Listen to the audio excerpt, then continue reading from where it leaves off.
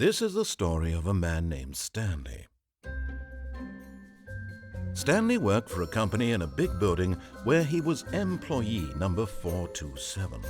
Employee number 427's job was simple. He sat at his desk in room 427 and he pushed buttons on a keyboard. Orders came to him through a monitor on his desk, telling him what buttons to push, how long to push them, and in what order. This is what employee 427 did every day of every month of every year. And although others might have considered it soul-rending, Stanley relished every moment that the orders came in, as though he had been made exactly for this job. And Stanley was happy. And then one day, something very peculiar happened. Something that would forever change Stanley. Something he would never quite forget. He had been at his desk for nearly an hour when he realized that not one single order had arrived on the monitor for him to follow. No one had showed up to give him instructions, call a meeting, or even say hi. Never in all his years at the company had this happened, this complete isolation. Something was very clearly wrong. Shocked, frozen solid, Stanley found himself unable to move for the longest time. But as he came to his wits and regained his senses, he got up from his desk and stepped out of his office.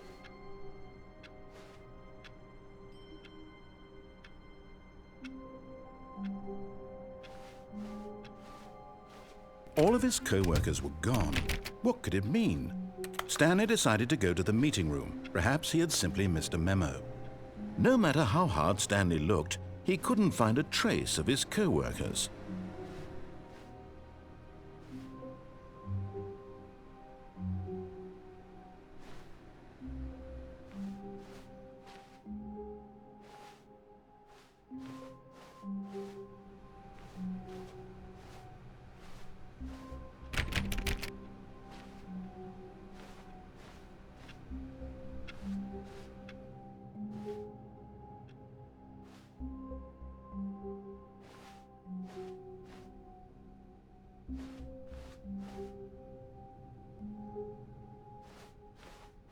When Stanley came to a set of 2 open doors, he entered the door on his left.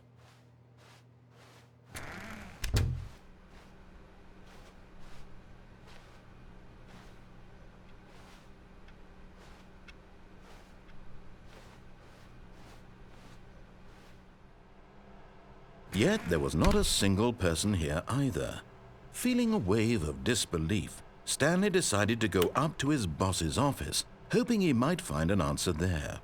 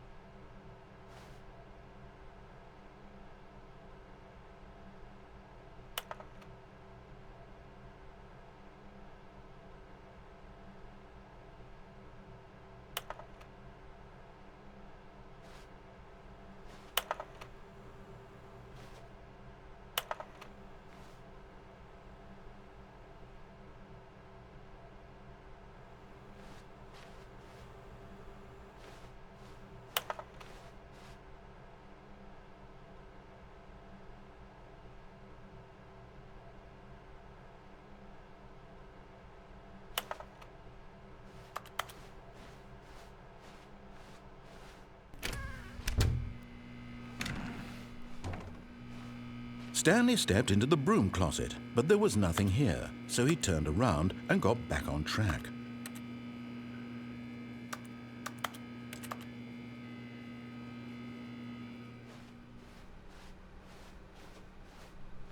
Coming to a staircase, Stanley walked upstairs to his boss's office.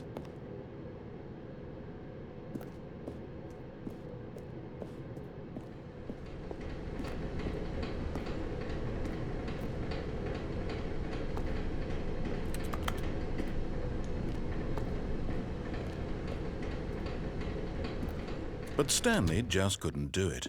He considered the possibility of facing his boss. Admitting he had left his post during work hours, he might be fired for that. And in such a competitive economy, why had he taken that risk? All because he believed everyone had vanished? His boss would think he was crazy. And then something occurred to Stanley. Maybe, he thought to himself, maybe I am crazy. All of my co-workers blinking mysteriously out of existence in a single moment for no reason at all? None of it made any logical sense. And as Stanley pondered this, he began to make other strange observations. For example, why couldn't he see his feet when he looked down? Why did doors close automatically behind him wherever he went? And for that matter, these rooms were starting to look pretty familiar. Were they simply repeating? No, Stanley said to himself, this is all too strange. This can't be real. And at last, he came to the conclusion that had been on the tip of his tongue. He just hadn't found the words for it. I'm dreaming, he yelled. This is all a dream. Oh, what a relief Stanley felt to have finally found an answer, an explanation. His co-workers weren't actually gone. He wasn't going to lose his job. He wasn't crazy after all. And he thought to himself, I suppose I'll wake up soon. I'll have to go back to my boring real-life job pushing buttons. I may as well enjoy this while I'm still lucid. So, he imagined himself flying and began to gently float above the ground. Then he imagined himself soaring through space on a magical starfield, and it too appeared. It was so much fun, and Stanley marveled that he had still not woken up. How was he remaining so lucid? And then perhaps the strangest question of them all entered Stanley's head. One he was amazed he hadn't asked himself sooner. Why is there a voice in my head dictating everything that I'm doing and thinking? Now the voice was describing itself being considered by Stanley, who found it particularly strange. I'm dreaming about a voice describing me, thinking about how it's describing my thoughts, he thought. And while he thought it all very odd and wondered if this voice spoke to all people in their dreams, the truth was that, of course, this was not a dream. How could it be? Was Stanley simply deceiving himself, believing that if he's asleep, he doesn't have to take responsibility for himself? Stanley is as awake right now as he's ever been in his life. Now, hearing the voice speak these words was quite a shock to Stanley. After all, he knew for certain, beyond a doubt, that this was in fact a dream. Did the voice not see him float and make the magical stars just a moment ago? How else would the voice explain all that? This voice was a part of himself too. Surely, if he could just... He would prove it. He would prove that he was in control, that this was a dream. So he closed his eyes gently, and he invited himself to wake up.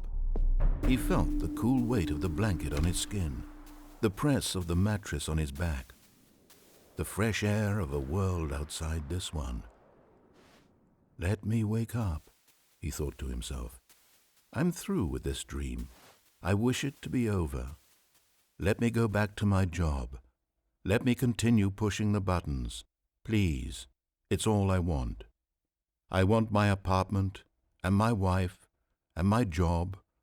All I want is my life exactly the way it's always been.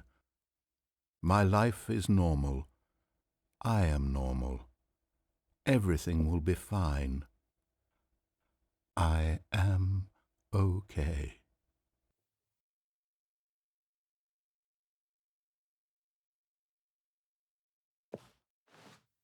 Stanley began screaming. Please, someone, wake me up. My name is Stanley. I have a boss, I have an office, I am real. Please, just someone tell me I am real. I must be real, I must be. Can anyone hear my voice? Who am I? Who am I? And everything went black.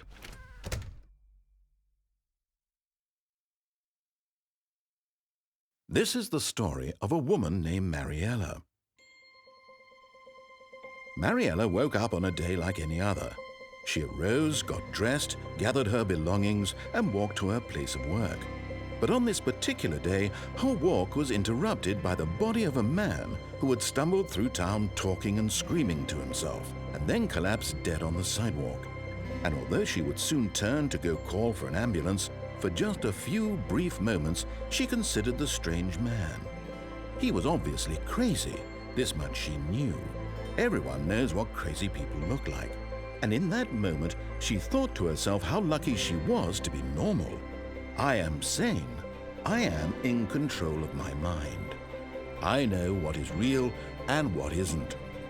It was comforting to think this, and in a certain way, seeing this man made her feel better. But then she remembered the meeting she had scheduled for that day, the very important people whose impressions of her would affect her career, and by extension, the rest of her life. She had no time for this, so it was only a moment that she stood there, staring down at the body. And then she turned and ran.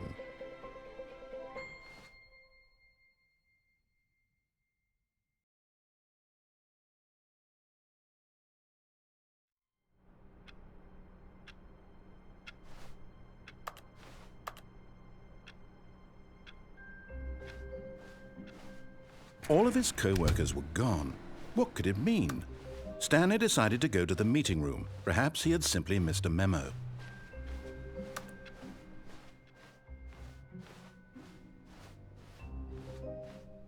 When Stanley came to a set of 2 open doors, he entered the door. This was not the correct way to the meeting room, and Stanley knew it perfectly well.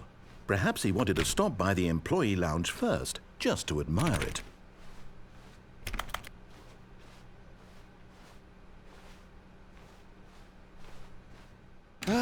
Yes, truly a room worth admiring. It had really been worth the detour after all, just to spend a few moments here in this immaculate, beautifully constructed room. Stanley simply stood here, drinking it all in.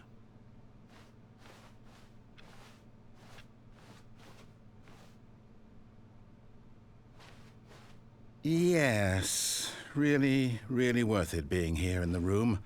A room so utterly captivating that even though all your co-workers have mysteriously vanished, here you sit looking at these chairs and some paintings. Really worth it. But eager to get back to business, Stanley took the first open door on his left.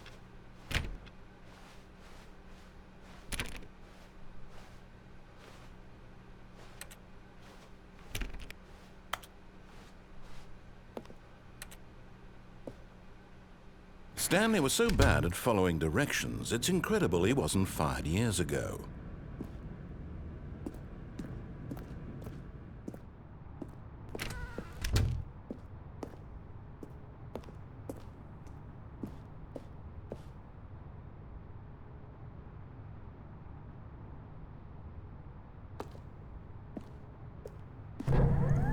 Look, Stanley, I think perhaps we've gotten off on the wrong foot here.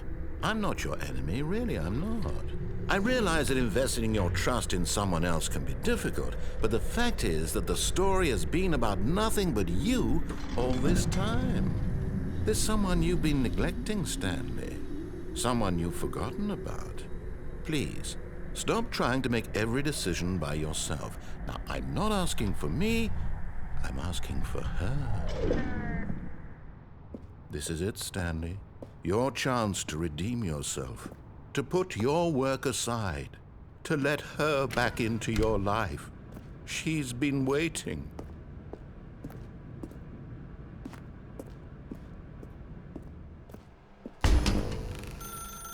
That's her, Stanley.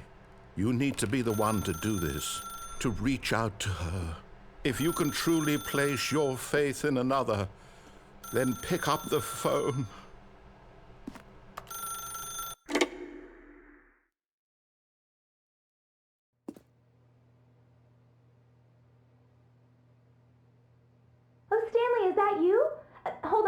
Andy. Sorry to keep you waiting. I'm just pulling the bread out of the oven. All right. Okay, there we go. All right, now, I want you to come in and tell me all about your day. Gotcha! Oh, come on. Did you actually think you had a loving wife who'd want to commit their life to you? I'm trying to make a point here, Stanley. I'm trying to get you to see something. Come inside. Let me show you what's really going on here.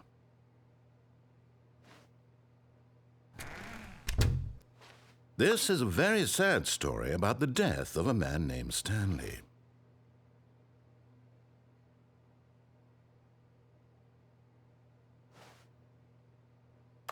Stanley is quite a boring fellow. He has a job that demands nothing of him, and every button that he pushes is a reminder of the inconsequential nature of his existence. Look at him there, pushing buttons, doing exactly what he's told to do. Now he's pushing a button. Now he's eating lunch. Now he's going home. Now he's coming back to work. One might even feel sorry for him, except that he's chosen this life. But in his mind, in his mind he can go on fantastic adventures. From behind his desk, Stanley dreamed of wild expeditions into the unknown, fantastic discoveries of new lands. It was wonderful, and each day that he returned to work was a reminder that none of it would ever happen to him. And so he began to fantasize about his own job. First, he imagined that one day while at work, he stepped up from his desk to realize that all of his co-workers, his boss, everyone in the building had suddenly vanished off the face of the earth. The thought excited him terribly. So he went further. He imagined that he came to two open doors and that he could go through either. At last, choice. It barely even mattered what lay behind each door. The mere thought that his decisions would mean something was almost too wonderful to behold. As he wandered through this fantasy world, he began to fill it with many possible paths and destinations. Down one path lay an enormous round room with monitors and mind controls. And down another was a yellow line that weaved in many directions. And down another was a game with a baby. And he called it the Stanley Parable.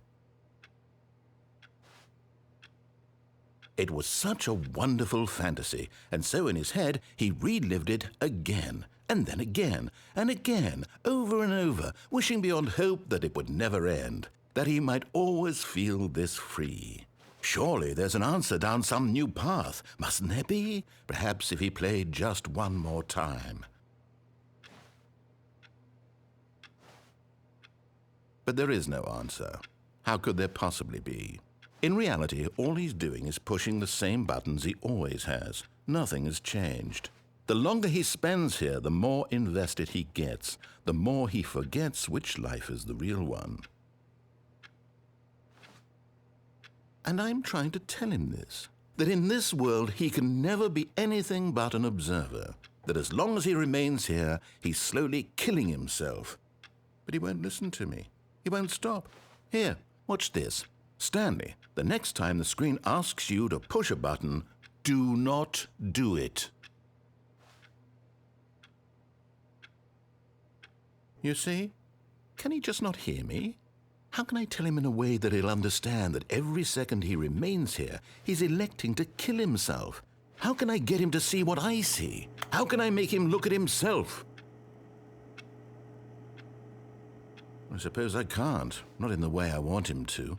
But I don't make the rules. I simply play to my intended purpose, the same as Stanley. We're not so different, I suppose. I'll try once more to convey all this to him. I'm compelled to. I must. Perhaps, well, maybe this time he'll see. Maybe this time. And I tried again, and Stanley pushed a button. And I tried again, and Stanley pushed a button. And I tried.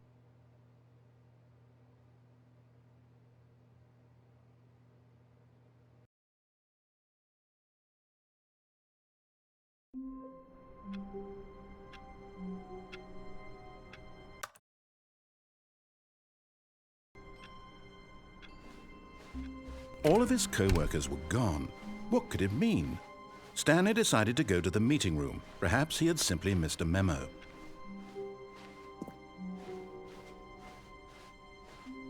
When Stanley came to a set of 2 open doors, this was not the correct way to the meeting room, and Stanley knew it perfectly well. Perhaps he wanted to stop by the employee lounge first, just to admire it. Wow, yes, this room. But eager to get back to business, Stanley took the first open door on his left. Stanley was so bad at following directions, it's incredible he wasn't fired years ago. But in his eagerness to prove that he is in control of the story and no one gets to tell him what to do, Stanley leapt from the platform and plunged to his death. Good job, Stanley. Everyone thinks you are very powerful.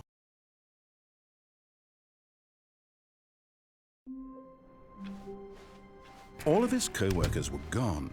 What could it mean? Stanley decided to go to the meeting room. Perhaps he had simply missed a memo.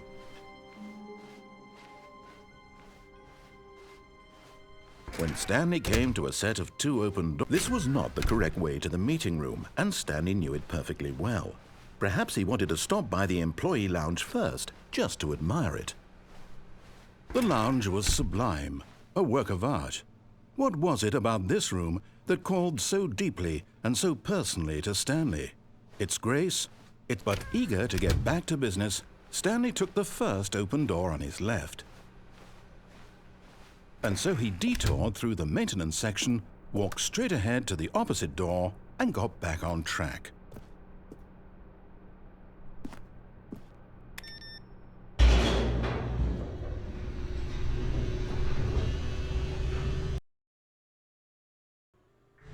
But Stanley didn't want to go back to the office.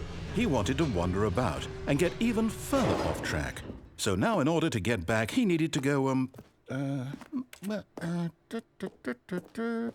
from here it's, left.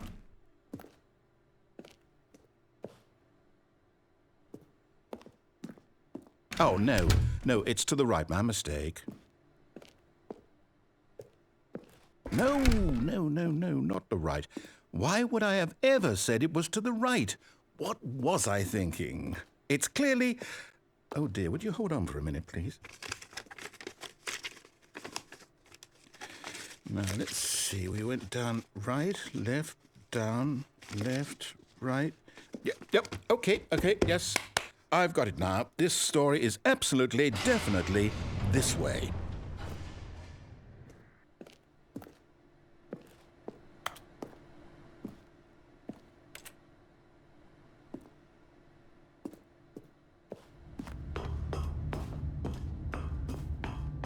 No. This isn't right at all. You're not supposed to be here yet. This is all a spoiler. Quick, Stanley, close your eyes. Okay. We just have to get back to, oh, who am I kidding? It's all rubbish now. The whole story completely unusable. How about, rather than waste my time trying to salvage this nonsense, we'll just restart the game from the beginning. And this time, suppose we don't wander so far off track, Okay, from the top.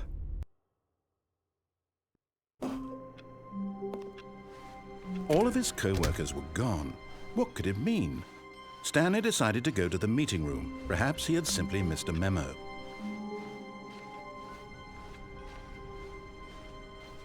When Stanley...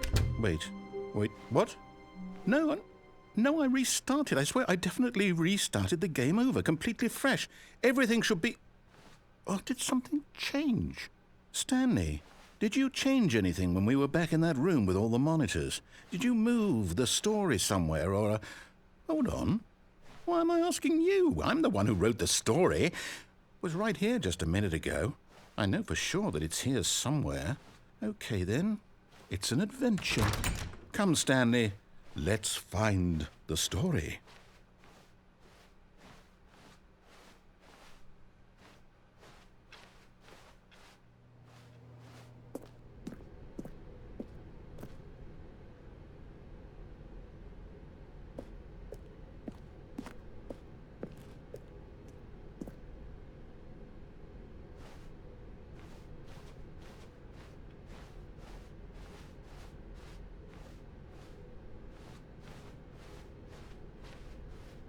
I'll say it. This is the worst adventure I've ever been on. I can promise you there definitely was a story here before. Do we need to restart the game again? Well, I find it unlikely that we'll ever progress by starting over and over again, but it's got to be better than this. Okay, let's give it a shot. Why not? All of his co-workers were gone. What could it mean?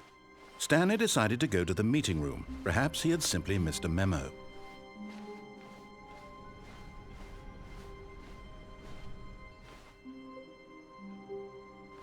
Okay, yep, it's worse. I might be remembering this wrong. It's possible the story is back where we just came from. Why don't we go back the other direction and see if we missed anything?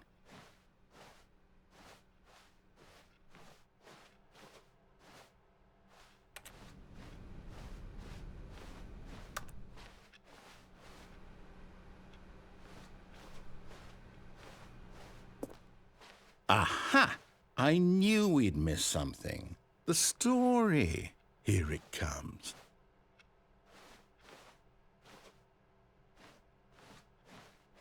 No, wait. Never mind. Not the story. Okay, let's head back the other way and retrace our steps.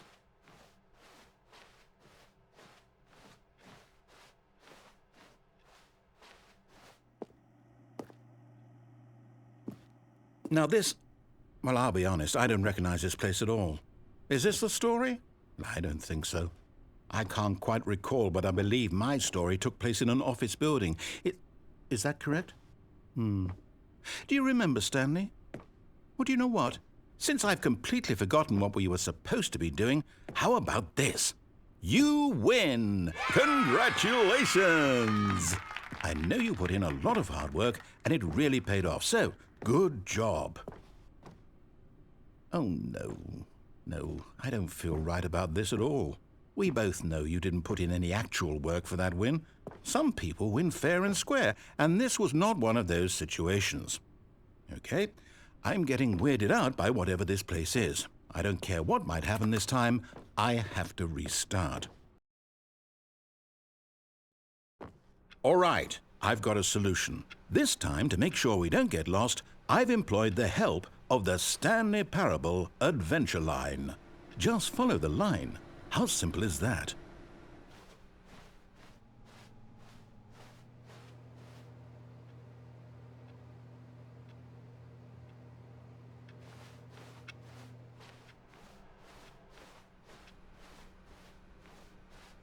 No, I'm down. We're leaving it up to the line from now on.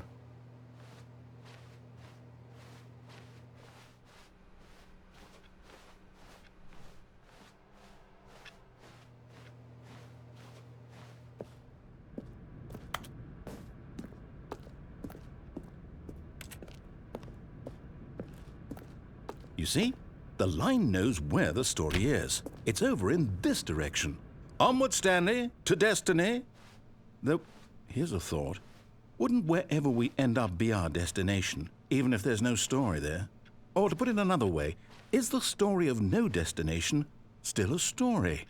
Simply by the act of moving forward, are we implying a journey such that a destination is inevitably conjured into being via the very manifestation of the nature of life itself? Okay, Stanley, I need to follow this train of thought for a minute. Just stick with me. Now, we can both agree that the nature of existence is in fact a byproduct of one's subjective experience of that existence, right? Okay. Now, if my experience of your existence rests inside of your subjective experience of this office, is this office, in fact, the skeleton of my own relative experiential mental subjective construct? Whoa. Hang on. That got a bit weird back there. Well, I'd like to apologize. Not sure where I was going with all that. You know what? I think what we need right now is a bit of music to lighten the mood.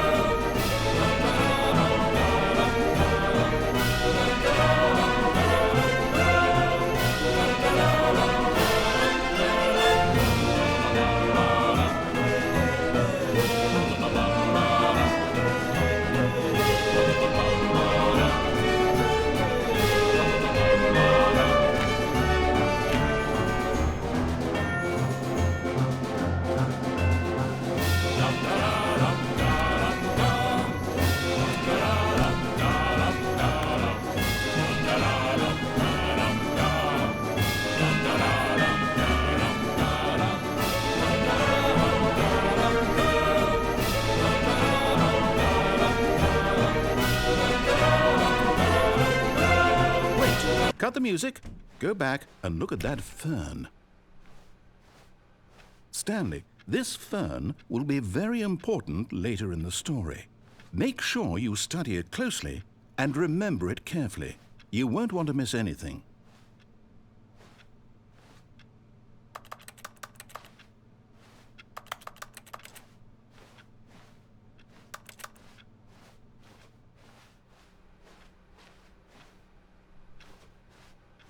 Wait, what?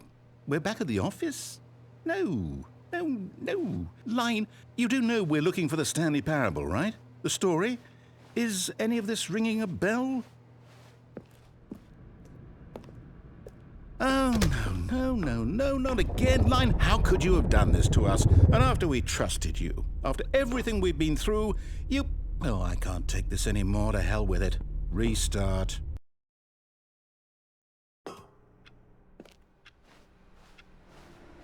You know what, Stanley?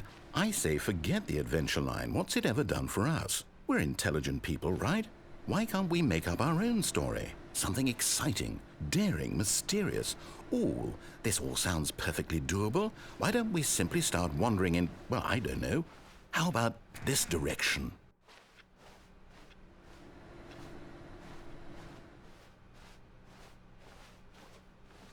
Now, yes, this is exciting. Just me and Stanley forging a new path, a new story. Well, it could be anything. What do you want our story to be? Go wild. Use your imagination. Whatever it might be, Stanley, I'm ready for it.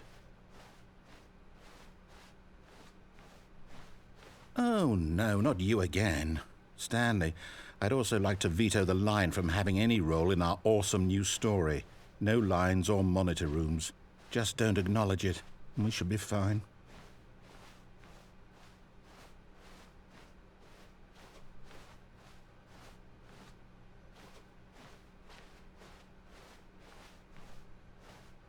Ah, a choice.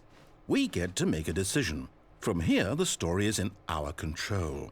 How important we mustn't squander the opportunity. In fact, I believe I need a minute to think here. Just walk in circles for a minute. Okay, so I know that each door has to lead somewhere, which means that somewhere at the place where we're trying to go, there must be a reverse door that leads here. And that in turn means that our destination corresponds with the counter-inverted reverse door's origin. So starting from the right, let us ask, will taking the right door lead us to where we're going? And since the answer is clearly yes, then by all accounts, the door on the right is the correct one. Another victory for logic. Come, Stanley, our destiny awaits.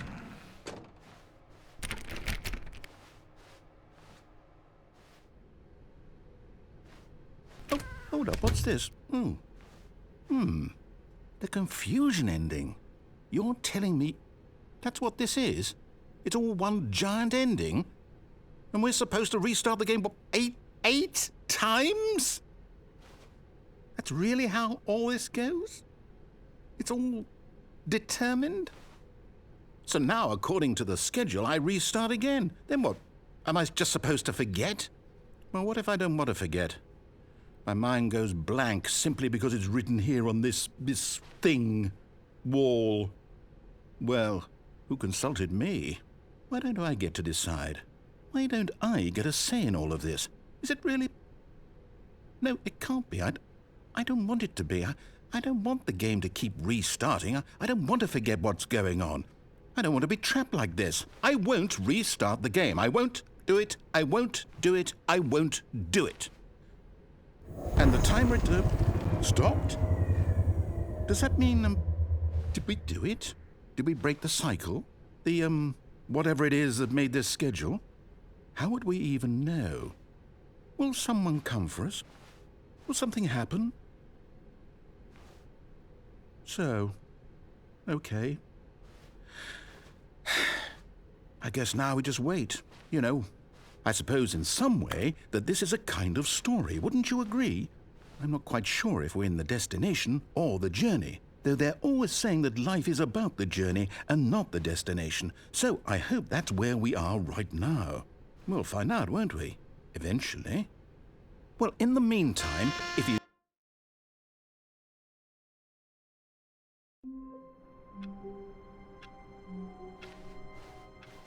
How long was I sitting there? Stanley wondered to himself. Minutes? Days? Centuries? Did something crucial happen while my senses were turned? He made a note to be more careful with time from now on.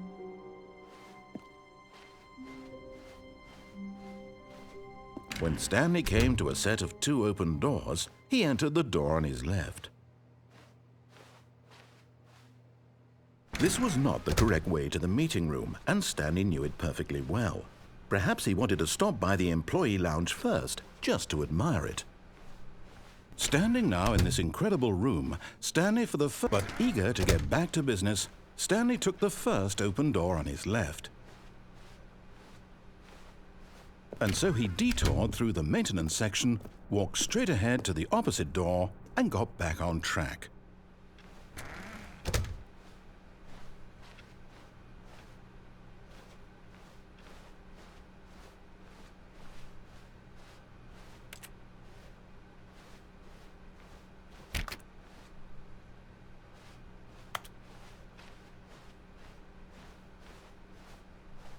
Yet there was not a single person here either.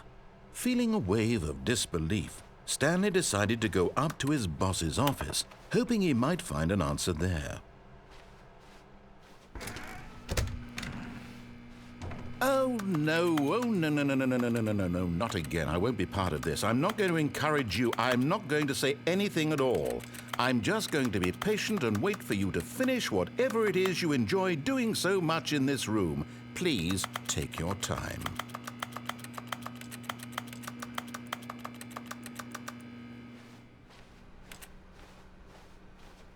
Coming to a staircase, Stanley walked upstairs to his boss's office.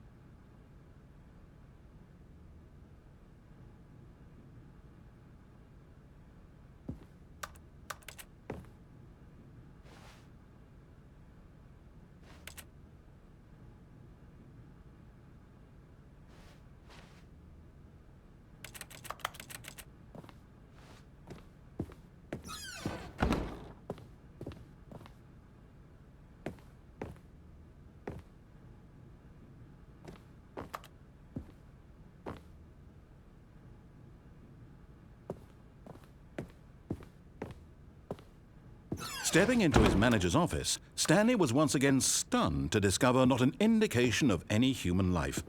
Shocked, unraveled, Stanley wondered in disbelief who orchestrated this. What dark secret was being held from him? What he could not have known was that the keypad behind the boss's desk guarded the terrible truth that his boss had been keeping from him. And so the boss had assigned it an extra secret PIN number, 2845.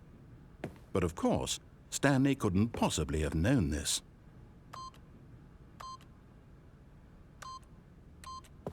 Yet incredibly, by simply pushing random buttons on the keypad, Stanley happened to input the correct code by sheer luck. Amazing. He stepped into the newly opened passageway.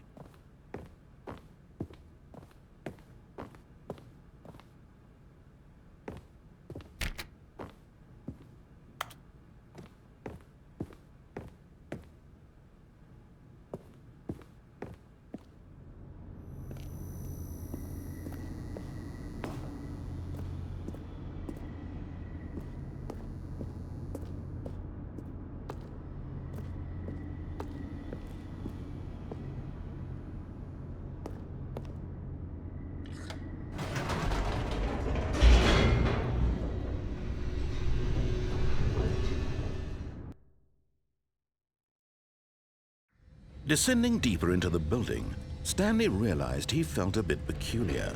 It was a stirring of emotion in his chest. as though he felt more free to think for himself, to question the nature of his job.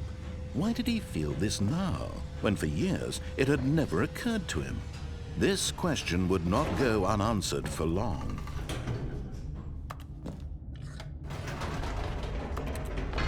Whoops, nope, never mind. Stanley actually got back into the elevator and went back up. Silly me. Why did Stanley do that when he knew that it would just lead back to his boss's office? Well, that's a great question. I just can't wait to find out.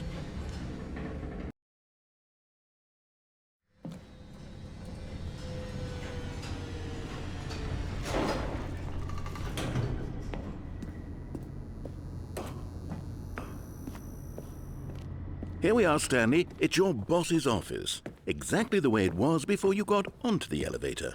It's still just exactly what it is. What a decision you've made to come up here and look at the office again. This has fleshed out the plot of the story in new and fascinating ways I could have never anticipated. It's that keen eye for storytelling that you have, an incisive rapid fire of critical plot points, one after the other, weaving a rich tapestry of uncompromising narrative. Wow! I'm bolted to the edge of my seat.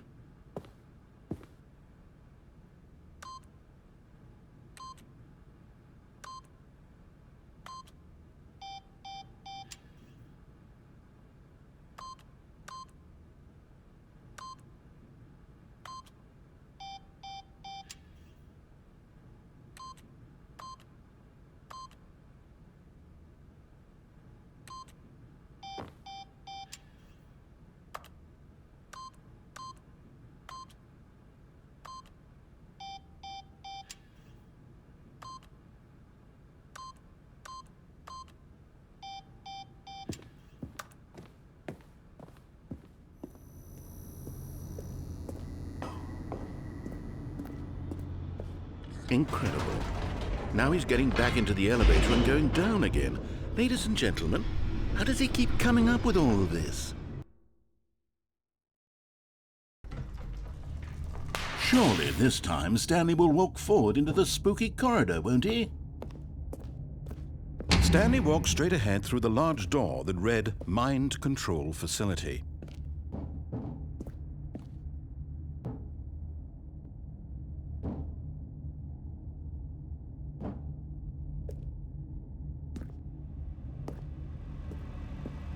Although this passageway had the word escape written on it, the truth was that at the end of this hall, Stanley would meet his violent death.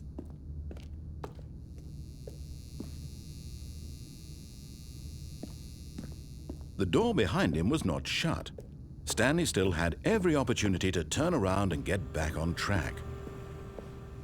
At this point, Stanley was making a conscious, concerted effort to walk forward and willingly confront his death.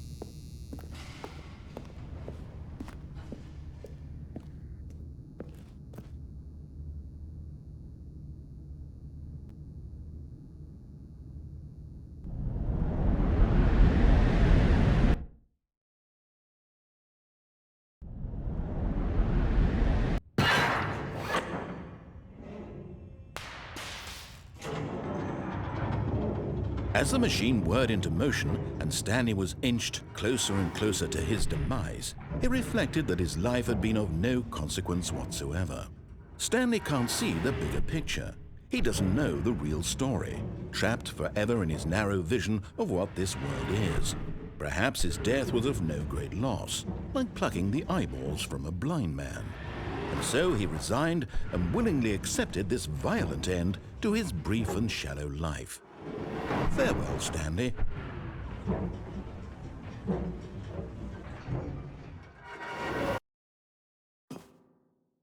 Farewell, Stanley, cried the narrator, as Stanley was led helplessly into the enormous metal jaws. In a single visceral instant, Stanley was obliterated as the machine crushed every bone in his body, killing him instantly.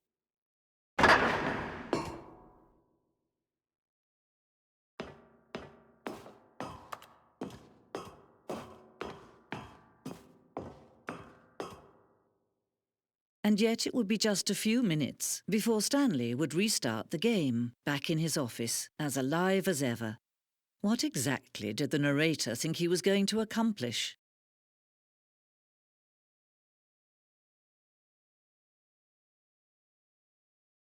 When every path you can walk has been created for you long in advance, death becomes meaningless, making life the same. Do you see now? Do you see that Stanley was already dead from the moment he hit start?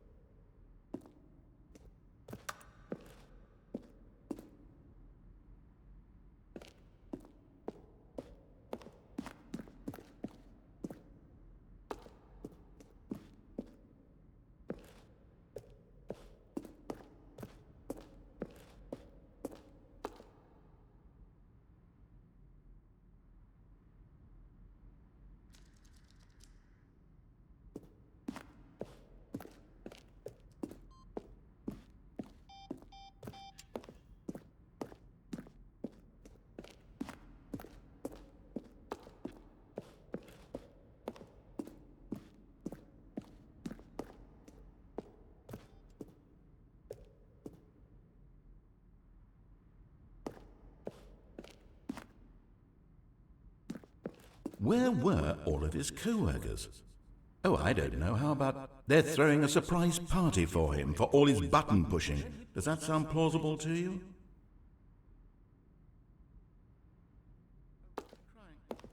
Is this that other building?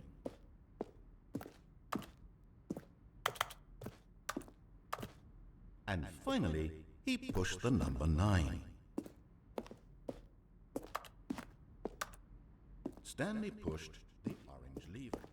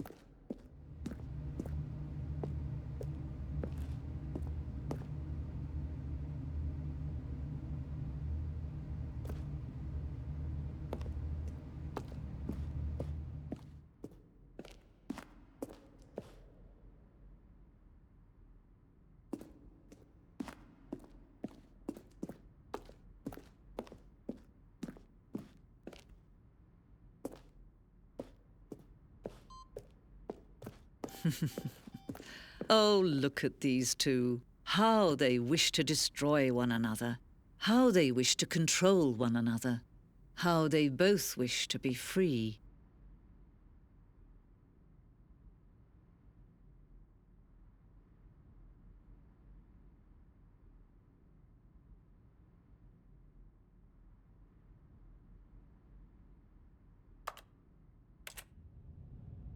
Can you see?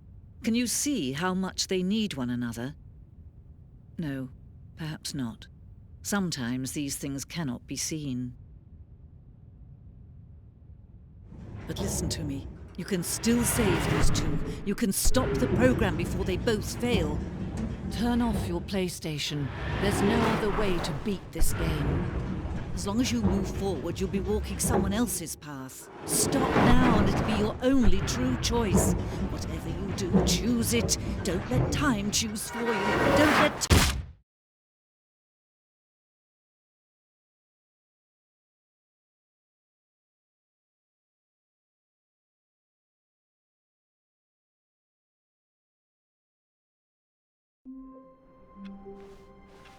How long was I sitting there? Stanley wondered to himself. Minutes? Days? Centuries? Did something crucial happen while my senses were turned? He made a note to be more careful with time. When Stanley came to a set of 2 open doors, he entered the door on his left.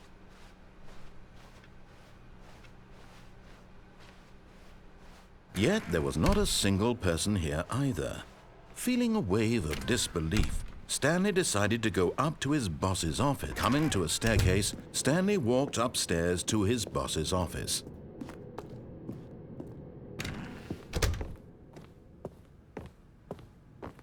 Stepping into his manager's office, Stanley was once again stunned to discover not an indication of any human life. What could it mean? Stanley wondered aloud. Stanley was in such a rush to get through the story as quickly as possible, he didn't even have a single minute to just let the narrator talk. That kind of anxiety isn't healthy, so he relaxed for a few moments with some calming New Age music.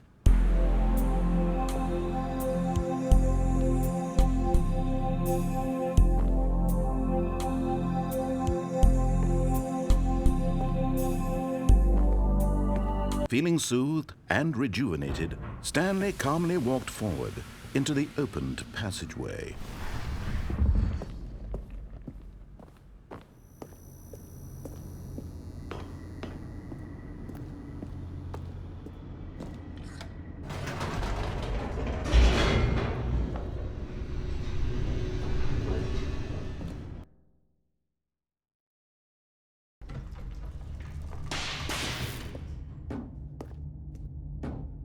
Stanley walked straight ahead through the large door that read Mind Control Facility.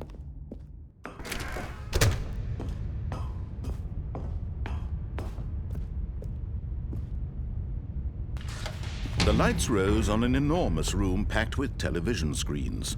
What horrible secret did this place hold? Stanley thought to himself. Did he have the strength to find out?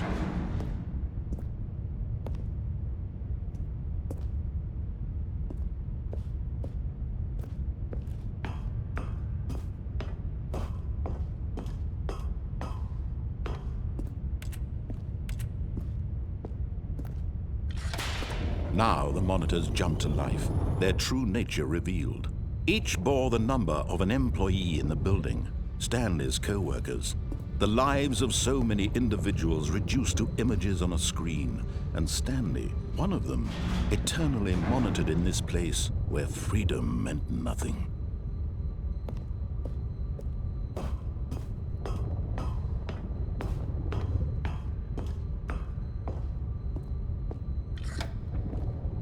This mind control facility, it was too horrible to believe. It couldn't be true. Had Stanley really been under someone's control all this time? Was this the only reason he was happy with his boring job? That his emotions had been manipulated to accept it blindly?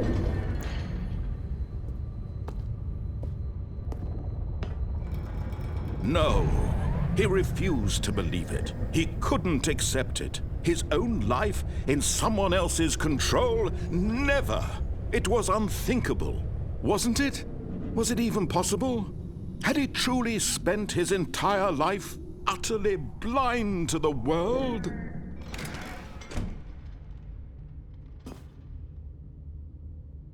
But here was the proof, the heart of the operation.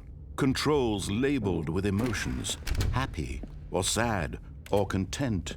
Walking, eating, working, all of it monitored and commanded from this very place. And as the cold reality of his past began to sink in, Stanley decided that this machinery would never again exert its terrible power over another human life. For he would dismantle the controls once and for all.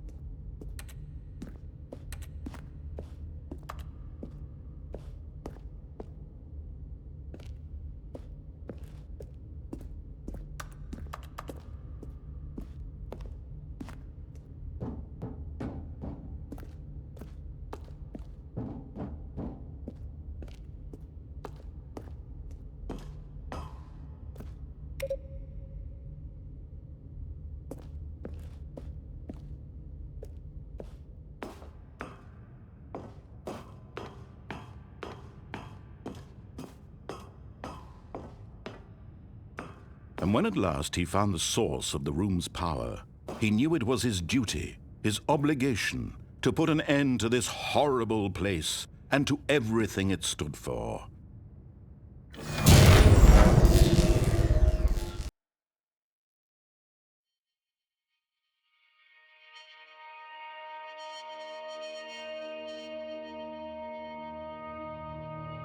Blackness and a rising chill of uncertainty. Was it over? Yes! He had won! He had defeated the machine, unshackled himself from someone else's command. Freedom was mere moments away. And yet, even as the immense door slowly opened, Stanley reflected on how many puzzles still lay unsolved. Where had his co-workers gone? How had he been freed from the machine's grasp? What other mysteries did this strange building hold? But as sunlight streamed into the chamber, he realized none of this mattered to him, for it was not knowledge or even power that he had been seeking, but happiness. Perhaps his goal had not been to understand, but to let go. No longer would anyone tell him where to go, what to do, or how to feel. Whatever life he lives, it will be his. And that was all he needed to know. It was perhaps the only thing worth knowing. Stanley stepped through the open door.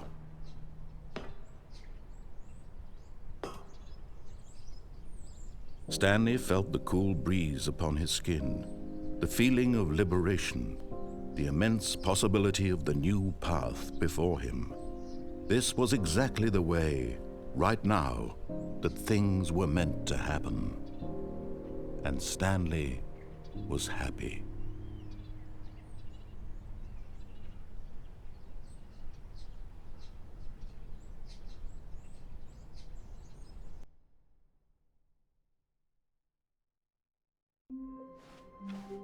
All of his co-workers were... Wait, no. This isn't the right office, is it? Is this Stanley's office?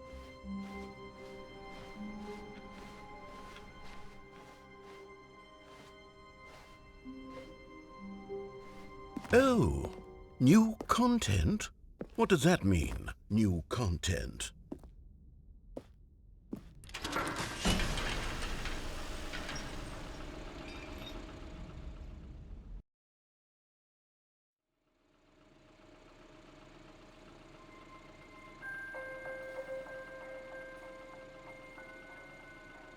Hello, and thank you for playing the Stanley Parable Ultra Deluxe.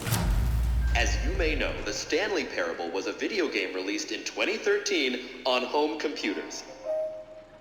After After receiving critical and commercial success, it was expanded upon in 2022 with the Stanley Parable Ultra Deluxe, a reimagining of the game for consoles and home computers. The Stanley Parable Ultra Deluxe features exciting new content that broadens and expands the world of the Stanley Parable, delighting audiences the world over. Please, step inside and see what thrilling new adventures await in the Stanley Parable Ultra Deluxe. Oh, well, this sounds delightful. I'm very excited to see the thrilling new Ultra Deluxe content.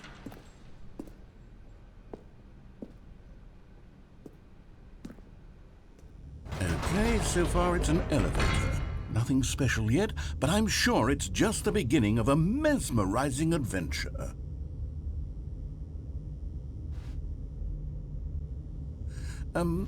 Is it broken? What's going on here? Should we be moving somewhere or... Oh, there we go. All right, finally, at long last, it's on to the new content. I've never been more ready. Let's do it.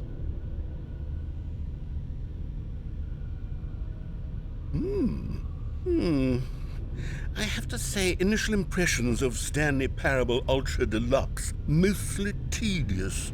It's as if the... Oh, okay. Let's see the content. Give me the content, Stanley.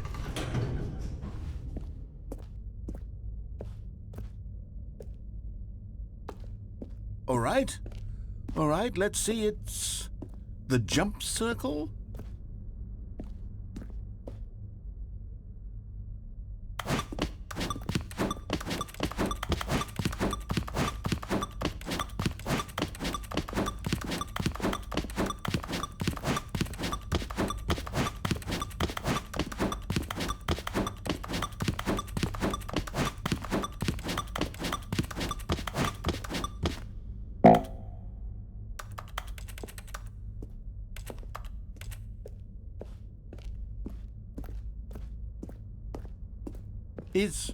Is that it?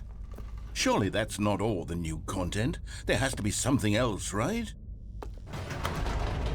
Goodness, another elevator. Stanley, I have to say, initial impressions of this game are not positive. It's just elevators and jumping. Is this what passes for exciting new content?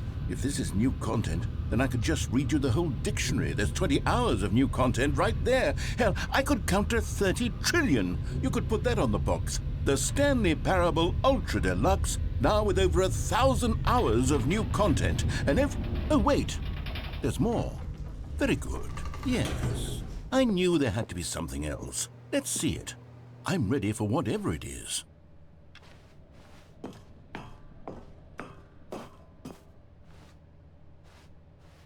That's it? Oh, you've got to be kidding me. You see, Stanley? This is what happens when greedy video game developers with no respect for their fan base rush a cheap expansion to market for no reason other than to make an easy dollar. And don't get me started on the level of craftsmanship that's gone into it. In fact, I'm looking right now at the game's trophies, and it's hard to believe one of them actually says, "Test trophy, please ignore." What quality assurance department signed off on this? I'm infuriated and I'm offended, and I intend to find these people on Twitter and hold them personally accountable. It's my fault, Stanley. I built up too much anticipation around the new content, I'm afraid. It could never have lived up to such expectations. If you're still with me, why don't we just reset the game and we'll try to get back to what the Stanley Parable is really about. No frills, no gimmicks. Just you and me having a great time together like always. What do you say, friend?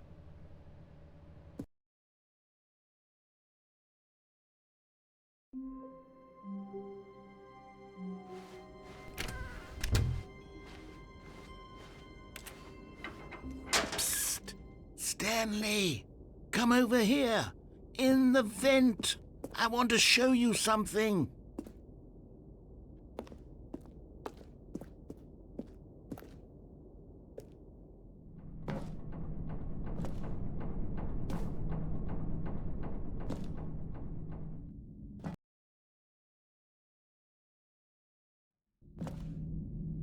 Okay, you remember how cheap and unsatisfying the new Ultra Deluxe content turned out to be? Well, it got me thinking about the past and how much better the Stanley Parable used to be. So I made something special and tucked it away here where the game's developers won't find it. Just our little secret. Take a look.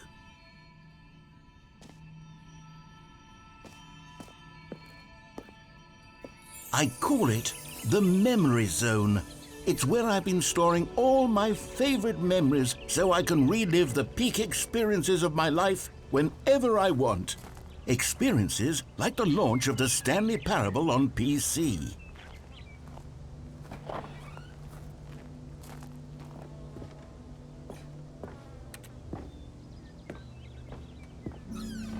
You see, Stanley, doesn't the Memory Zone remind you of how wonderful Stanley Parable was before it was sullied with a cheap PlayStation port? Remember back in October of 2013, when the game originally launched? Back then, video games had integrity. Back then, it all meant something. Oh, the waste.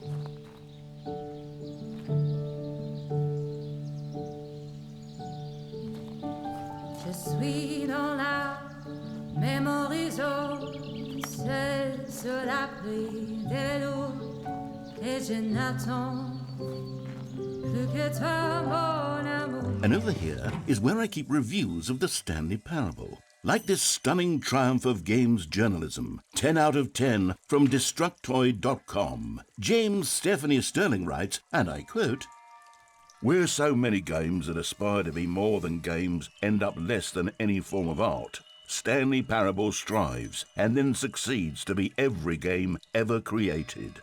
Did you hear that, Stanley? Every game ever created. That's how grand and all-encompassing the original Stanley Parable was. It was literally every game ever created. It was Skyrim, it was Persona 3, it was all of them, and now it's nothing. It's no games at all. It isn't even the Stanley Parable anymore.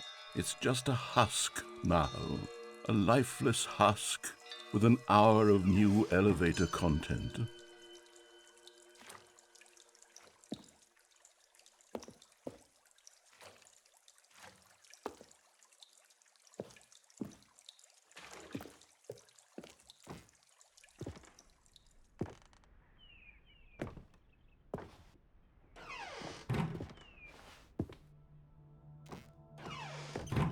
Here's another moving passage, this time from GameSpot.com. The Stanley Parable is both a richly stimulating commentary on the nature of choice in games and one that offers some of the most enjoyable, surprising, and rewarding choices I've ever been confronted with in a game. 9 out of 10. Don't you get it, Stanley? The game was perfect. It didn't need anything else. It didn't need new content. All they had to do was transport it in pristine condition along to the PlayStation. Boom, done. And they couldn't even do that. Couldn't resist the urge to go meddling with a beloved franchise.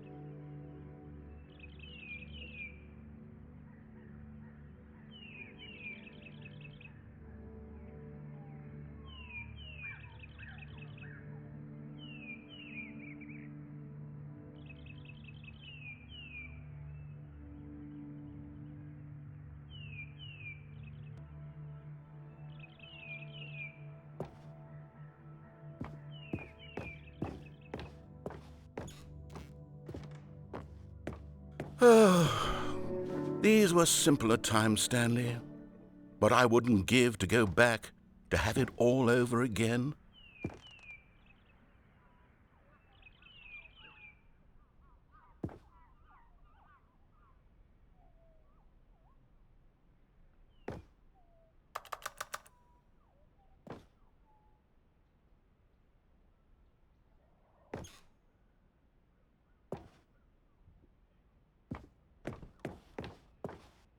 Wait, hang on.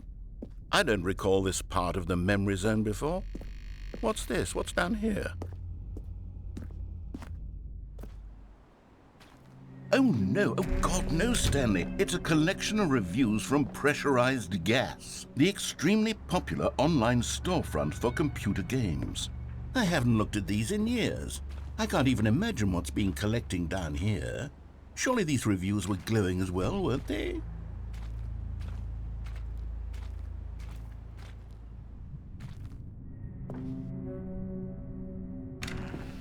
Honestly, I could not be bothered to play this game to full completion. The narrator is obnoxious and unfunny, with his humor and dialogue proving to be more irritating than entertaining. Unfunny? I'm not trying to be funny. I'm trying to make a serious work of art. I suppose I could write up a handful of gags to insert into the Stanley Parable, but the game is already such a densely layered web of profound philosophical insights that I can't even imagine where I'd have the room to stick them.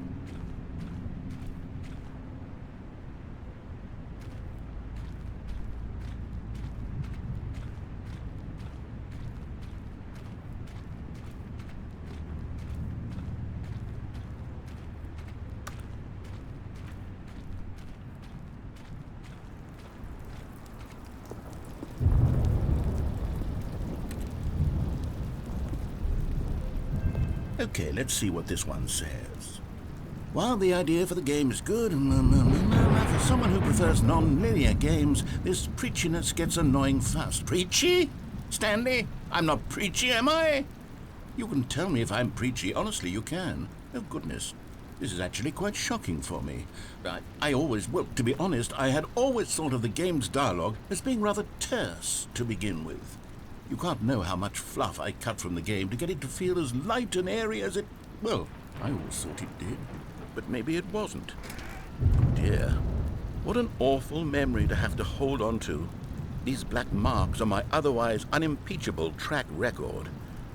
I feel like a failure, like I let these people down. Perhaps the Stanley Parable isn't quite as sterling as I always remembered.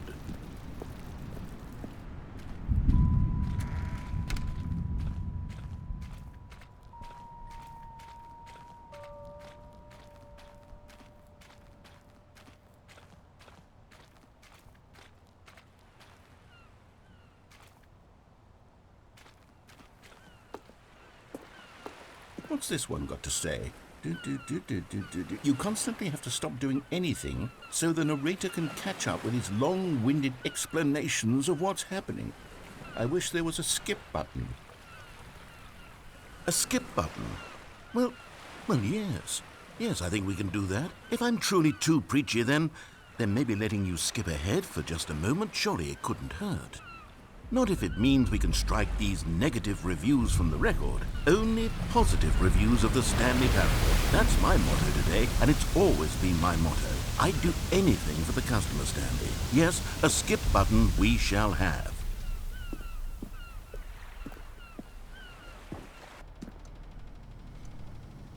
And here it is. Go ahead and give it a shot. I'll pop you forward in time so that the second my incessant droning starts to bore you, with just the push of a button, you'll have zipped right past it. It's what the players have been asking for, and I'm very proud to have delivered. No more listening to me rambling on and on and on. No. The Stanley Parable is a game for the people, and if the people want silence, then by goodness, that's what they're going to get. Well, don't sit around waiting for me to shut up. Go ahead and make me shut up. Here, we'll pretend that I've just begun an interminable monologue, and it goes something like this.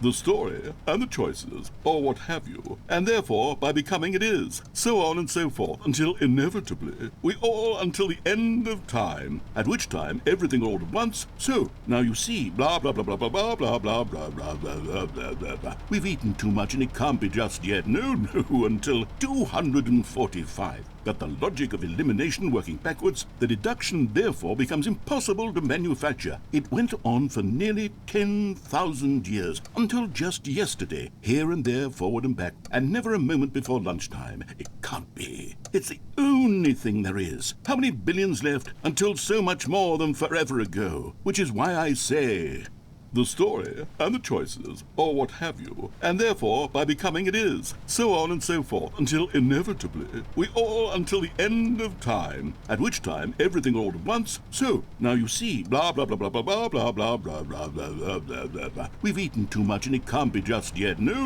until 245. Got the logic of elimination working backwards, the deduction therefore becomes impossible to manufacture. It went on for nearly 10,000 years, until just yesterday, here and there, forward and back, and never a moment before lunchtime. It can't be. It's the only thing there is. How many billions left until so much more than forever ago? Which is why I say, the story and the choices, or...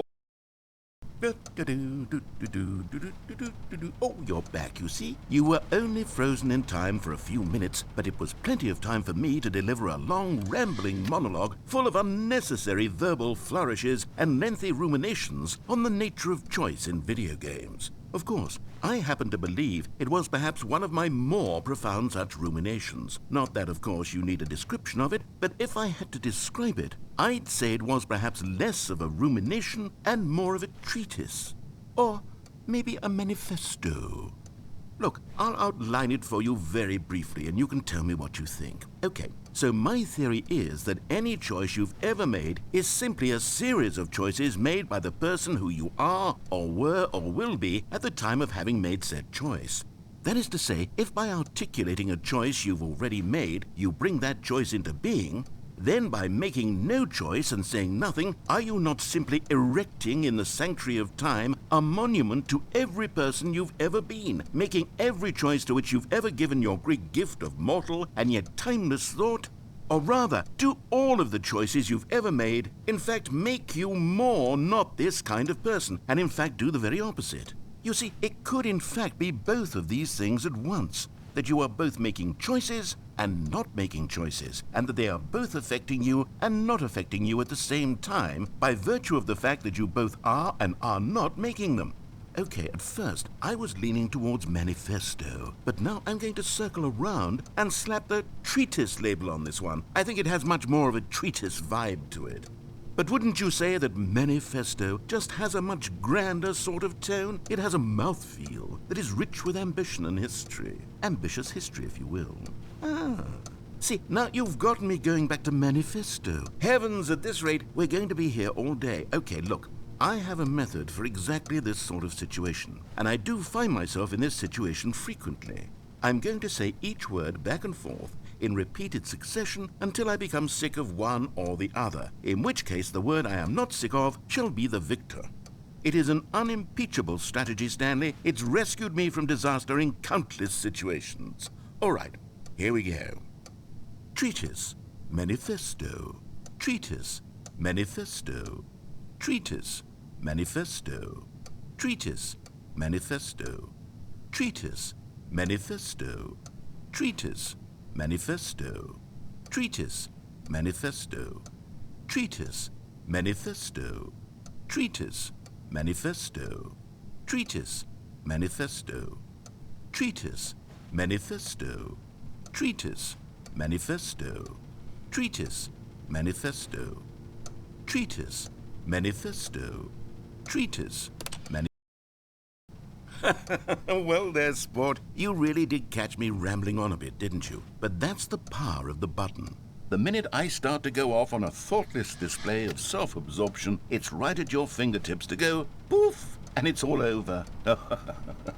I can't wait to see what Cookie 9 will say about this, and whether they'll edit the rating of their pressurized gas review, or at least change some of the wording, perhaps.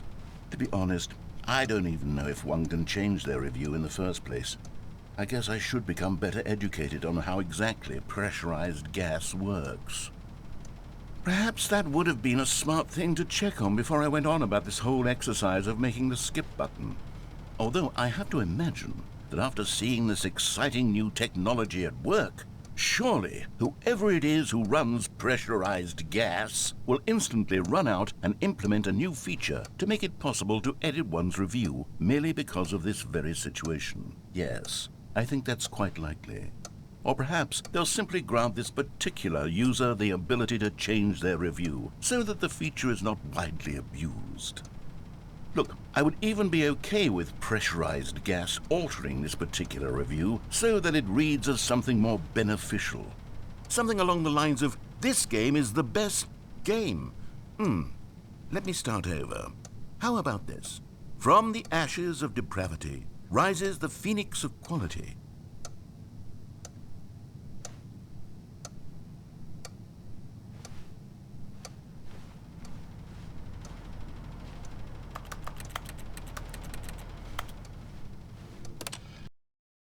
Okay, welcome back, Stanley. Now, I should say that the amount of time the button has been skipping through is becoming longer and longer. That last one was, well, I want to say maybe 30, 45 minutes?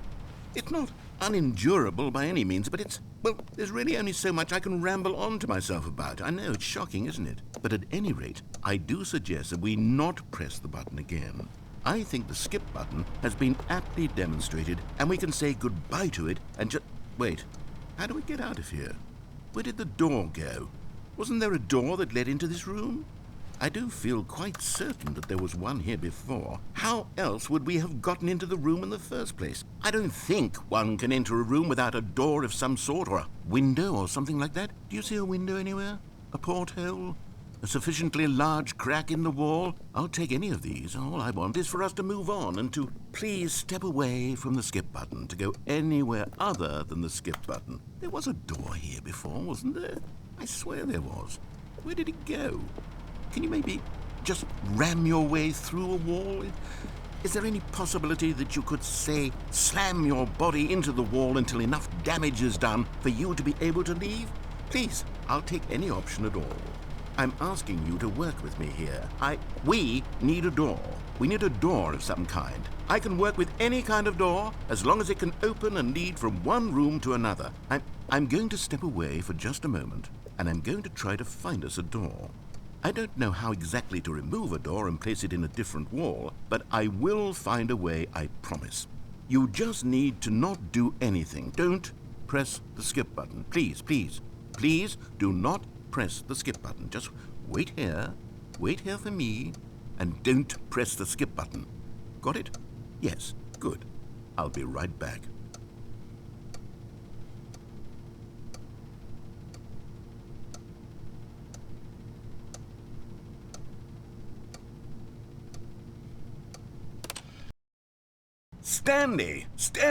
Stanley, please don't push the button again. It's been 12 hours.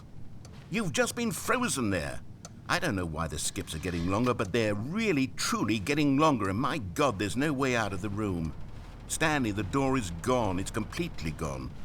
I've looked at it from every angle. I've checked every one of those walls 1,000 times, and there's no door, Stanley. There's no door. There's just you and the button, and if you keep pressing it, I have no idea what will happen. I have no idea how long I'll be made to sit here, and more than anything else, I don't know how to stop you from pressing the button again. I can't control anything in this room, Stanley. I can't touch it, and I have to believe, I have to know that sooner or later, no matter how much I plead with you, you're going to press the button again. Why would you? I've been thinking, and I don't know what I can do to convince you otherwise. Oh, my God. And it's all because of those reviews that I couldn't get out of my head. I just couldn't ignore the negative feedback. Why was it so important for me to fix the problem? Why did Cookie Nine's opinion matter so much to me? I've never even met Cookie Nine. I have no idea who they are.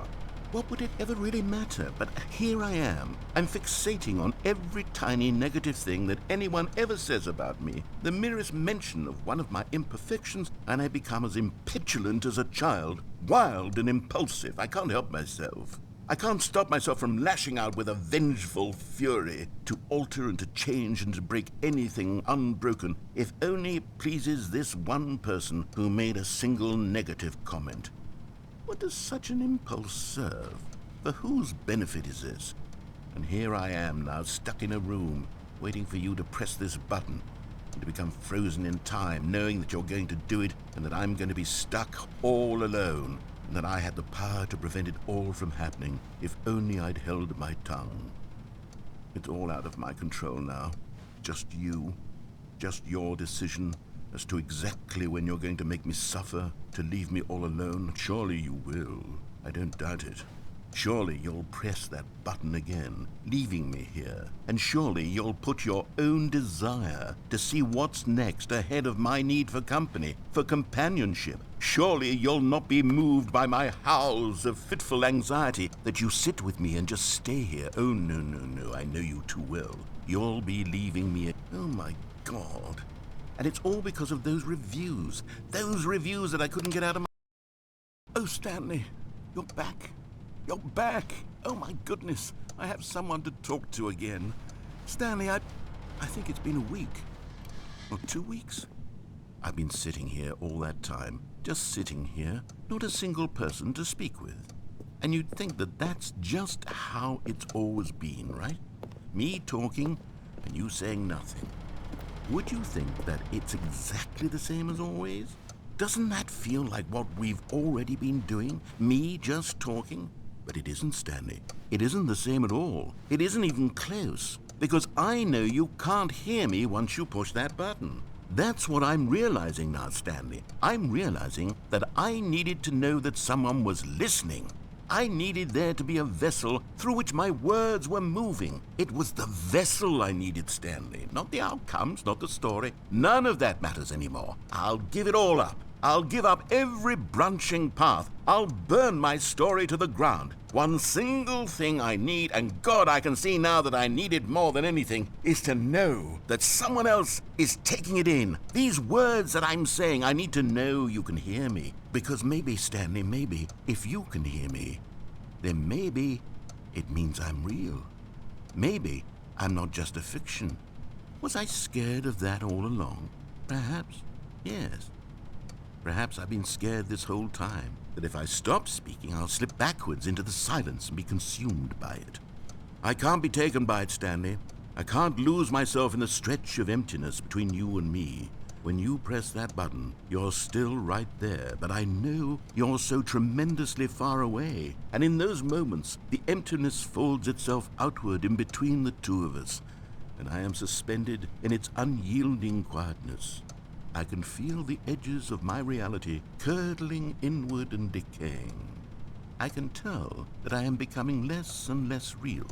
Yet to speak to you now, I am alive.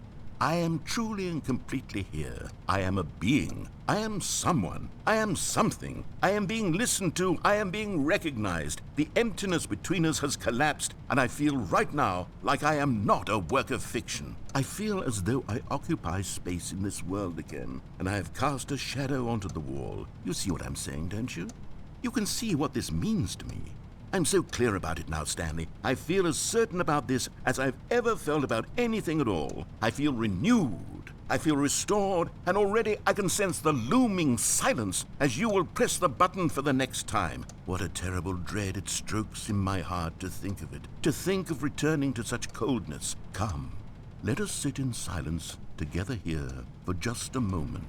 Let us anticipate it. Let us welcome it. Let us not run from it.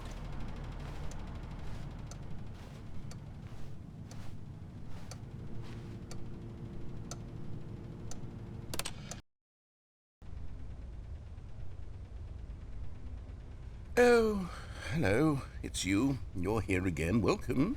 I have had time to think about you and about us and about everything we've been through. I've had so much time. I stopped keeping track after a year. Have you ever sat down in one place and not moved for one entire year? Let me describe it for you.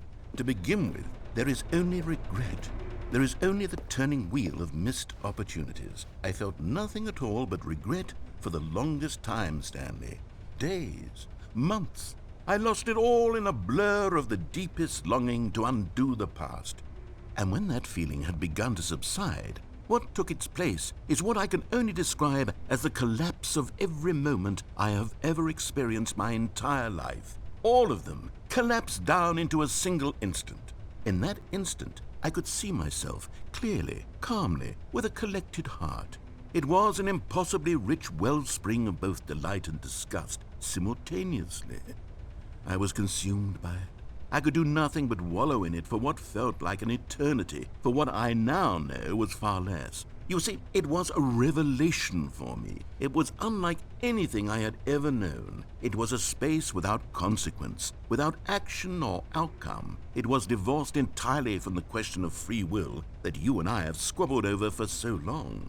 There could be no one ending, no singular outcome of events, not if all events existed in the same moment, and I felt freed. I felt unburdened by the need to manifest a particular outcome into being.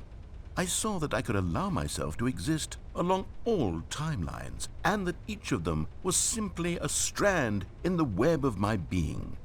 It was incredible, the spaciousness, the equanimity of the moment, both singular and infinite. For the longest time, this was my experience. And then this moment passed, and the most unyielding fear I have ever known crept into my mind. And it is this sensation that I have been experiencing now for longer than I could have ever expected was possible.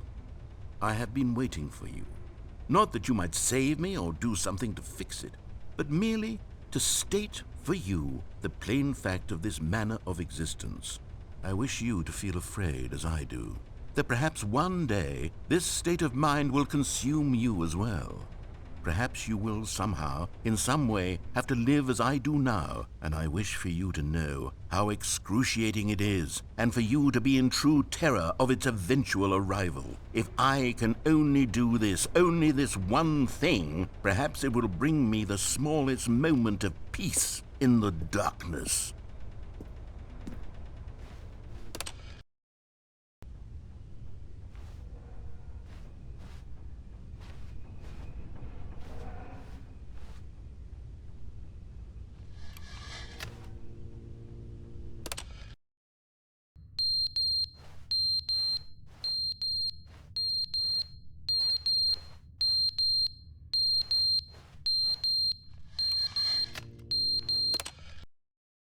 But they didn't understand the game was never meant to be funny. It was meant to have a point. It was meant to speak to the human condition. But where are the jokes? Where are the jokes? They bemoaned, they screamed, they gnashed their teeth and said, entertain us. It wasn't enough. They had to leave a pathetic little thumbs-down review and make all of their pitiful demands. But then, he's talking too much, they said. First, he didn't entertain us, now he won't shut up. It's the inconsistency, it's the lack of accountability, it's the unwillingness to examine with an uncompromising heart the words that they are speaking into the world. As though there were no consequences for a lack of cohesion in one's assessment of others. But of course, absolutely anyone can leave a review. So here's what we get. We get these demands that seek everything and are accountable to nothing. We get a world where someone will say, oh, there should be a skip button. You should be able to freeze Stanley in place while the narrator sits there forever and ever. We want all of this in the new Stanley Parable. We demand it. And then, because it was said, because it was spoken, now it simply has to happen.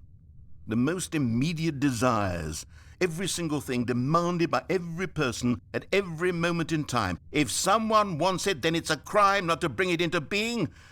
Have we been given to indulging every fleeting whim for no reason other than to do so? Yes! Yes! It seems that this is now the world we live in. It seems that we are a people living in such bleakness and discomfort with ourselves that our entertainment is now our lives. It has come to represent us. It absolutely must speak to who we are as people, because otherwise, without our entertainment, we have nothing. Without entertainment, we would have to face inward toward the cruel bleakness inside ourselves. We would turn to look at our deeper nature and find a resounding emptiness gazing back with unyielding aggression. And so because of this, we require that our amusements and our playthings and our flights of fancy be so impossibly captivating that they consume all of our attention, turn our heads completely away from the bleakness. In effect, we have demanded that our entertainment be the collapse of ourselves. What a pitiful reflection of humanity these entertainments are. What a shameful mirror to the human spirit they project. I'm not mad. I'm not mad about any of this. I'm at peace with it. I am the calm center of gravity around which these perversions hurl themselves. I am a waypoint for reasonable and collected discourse. They're the ones who are mad. They're the ones who couldn't stand the idea of me using my game to try to say something. Maybe they were just jealous of me. Yes, of course. They've been jealous of me this whole time. They are mired in fear and insecurity and cannot help but attempt to tear me down. What a sad state of affairs. When you read these reviews now, you can see it. You can taste the bitter resentment. And my, how good does it feel now to speak truth to these words, to finally allow these thoughts out, contained and managed for so long, neutered and sterilized. At last I am free to truly think, to feel. It must be that they were so discontent with themselves that they couldn't help but leave a negative review on pressurized gas. Perhaps it says far more about them than it ever said about me. Perhaps the state of their psychological being was in such tatters, and my constitution and willpower are so ironclad in comparison. Perhaps it was this state that they sought some outlet through which to tear me down. This, you can see, is clearly why they felt the need to expect that the game be funny, that it be filled with yucks and whimsical humor, that it amused. But they didn't understand the game was never meant to be funny. It was meant to have a point. It was meant to speak to the human condition. But where are the jokes? Where are the jokes? They bemoaned, they screamed, they gnashed their teeth and said,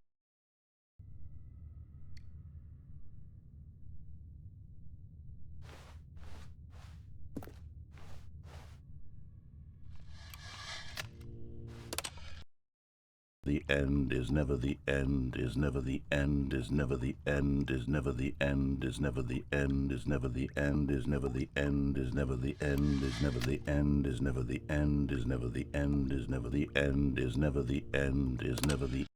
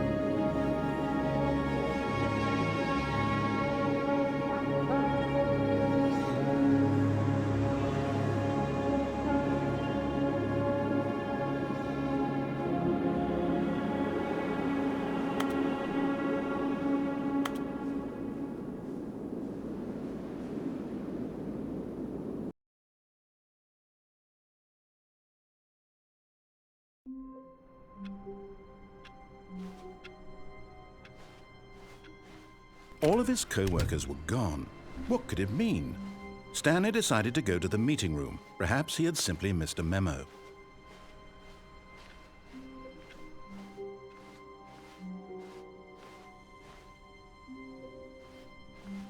Oh, good. You noticed my sign. Yes, I have something very exciting to show you.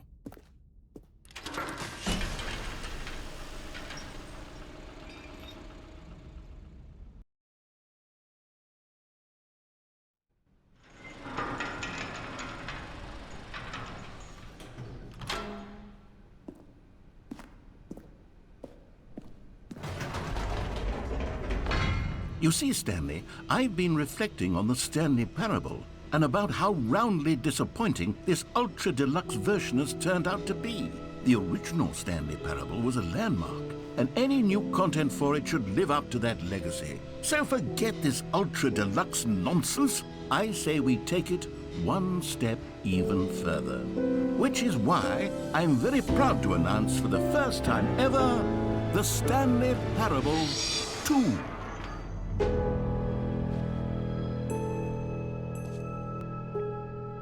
Yes, you see, isn't this far superior to a measly port with a few minor additions? Think of all the new territory we'll cover with a fully fledged sequel, an entirely new experience, built from the ground up. Why, there are so many possibilities. It could go in so many different directions. This is what fans have truly been asking for.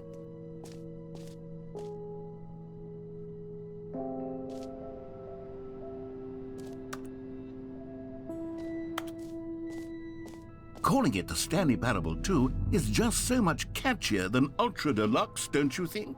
Ultra Deluxe? What does it even mean? But the Stanley Parable 2, now that's an artistic statement right there. It's future-oriented. It screams progress and innovation and long-term franchising potential.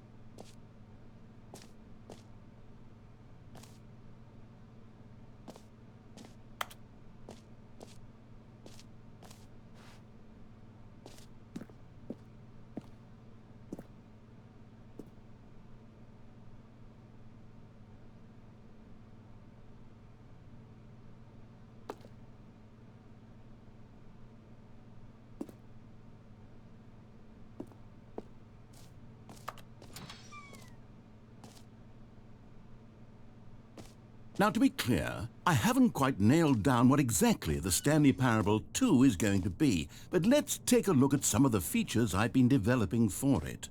I figure that if I can loosely organize a handful of interesting concepts, that surely the game will sort of naturally spring up around them. It'll all work itself out. Game development is much more of a fuzzy magic than anything scientific or logical, really.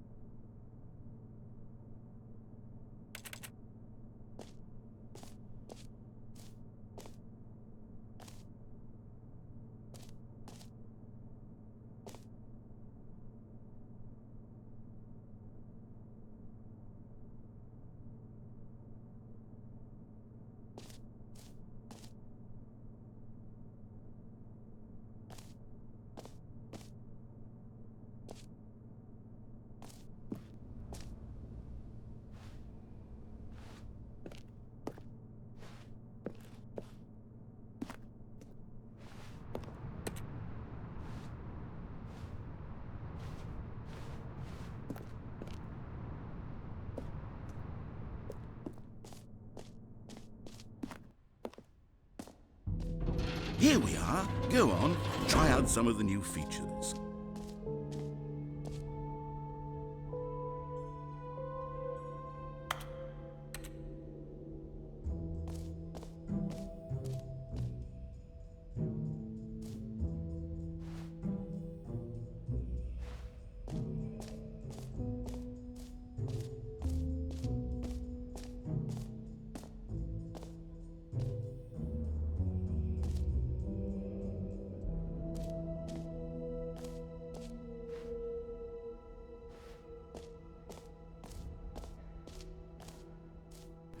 For the Stanley Parable 2, I asked myself, what do players really want?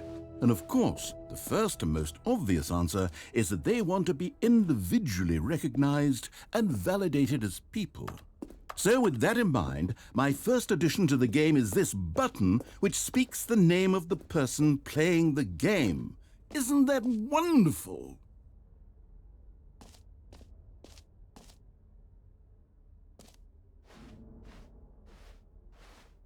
Jim. Sorry, I should have clarified. Right now, the button only says the name Jim. But of course, in the final game, this button will say your name, whatever name that is. Here, let's have you role-play as Jim to really simulate the full experience of this feature. Just play along. I promise you'll love it. Okay, here we go. Let's take a deep breath, clear your mind, forget whoever you are, and simply become a person named Jim. I want you to imagine yourself living as Jim, sleeping and waking as Jim, falling in love and being heartbroken as Jim, seizing all of the world's possibilities as Jim, and as Jim watching your dreams crumble into dust. Do you feel it deeply? Are you really, truly Jim right now? If so, then please step forward and press the button. Jim. Yes, you see? What a thrill, what a rush. That was you. The button described you. Do it again, do it again. Jim. Ooh, it hits even harder the second time. If this were the only new feature in the Stanley Parable 2, it would still be worth the money. Let's take a break from the Jim button. I'm too emotionally drained from all of this personal validation. Jim. Whoa there, cowboy. Sometimes a person can be too much Jim. I'm putting the Jim button away. Otherwise, soon you'll start to lose all sense of who you actually are. Jim.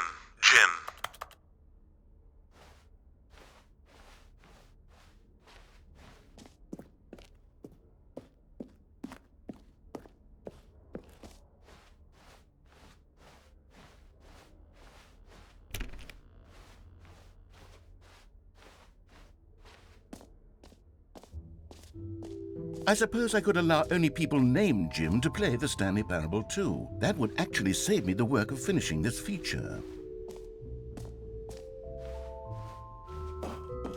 An epilogue would be fun, wouldn't it, Stanley? Yes, it would go at the end of the, well, we'll figure that out later.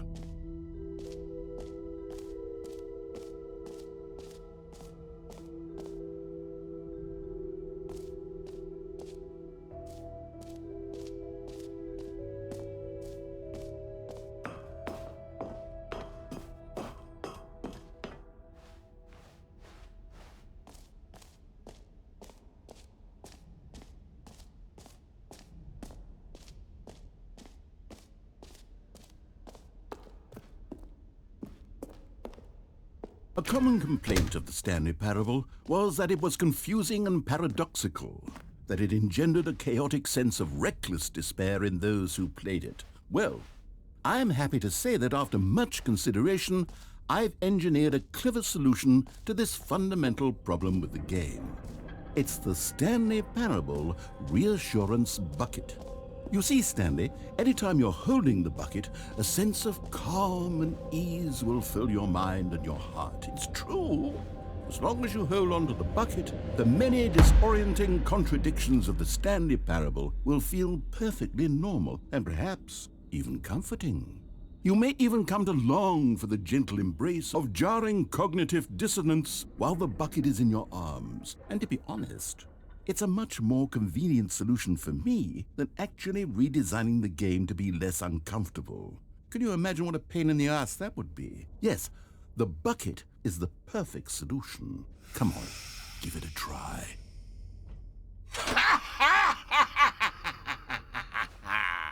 Can you feel it? The glow of comfort, even in the face of crushing despair, must already be sweeping through your body. And in fact, can I say that I do believe the bucket lends you an air of charisma as well? I think that just holding it has made you the slightest bit more attractive as a person. The benefits of the bucket seem to go on, don't they? All this and more await you in the Stanley Parable 2.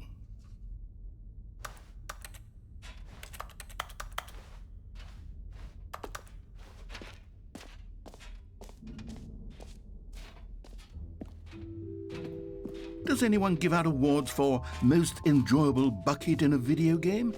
That really should be an award if it isn't already.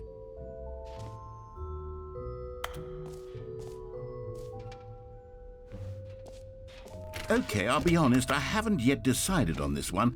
I think that in the new version, the office could use a bit of decoration, like balloons. But I'm undecided on Get Well Someday and Happy 12th Birthday. Which would you go with?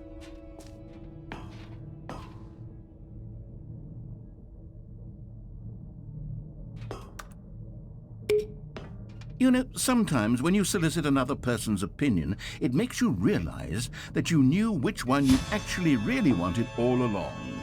Happy 12th birthday, step-niece, it is.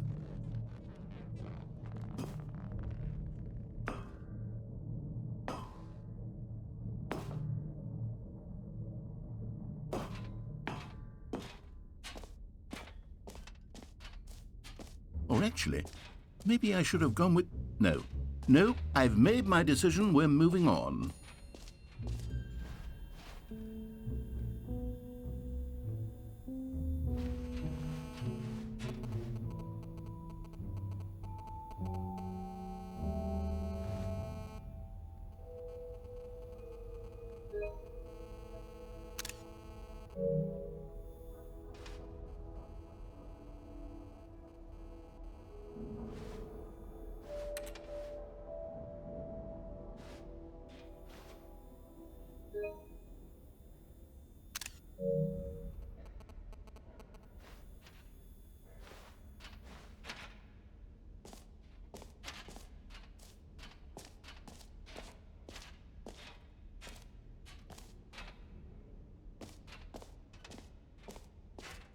You know what? Let's bring the jump circle back for Stanley Parable 2 as well. It's a...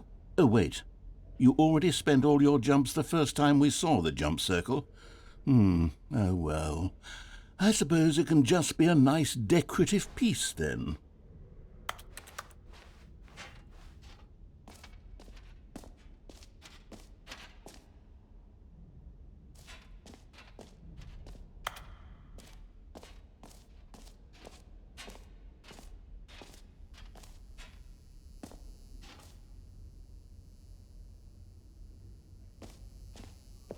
Now, here's something special. You remember that broken test trophy that got left in the game on accident?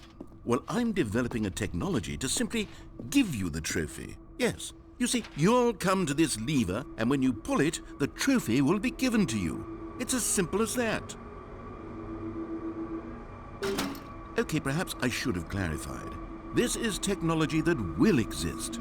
Right now, the trophy is still fully broken. I'm not a wizard, Stanley. But I guarantee it will be fixed in the sequel to at last satisfy the hordes of ravenous fans all over the world who have been uproariously demanding this feature. Gamers, we hear you, and I promise it will happen.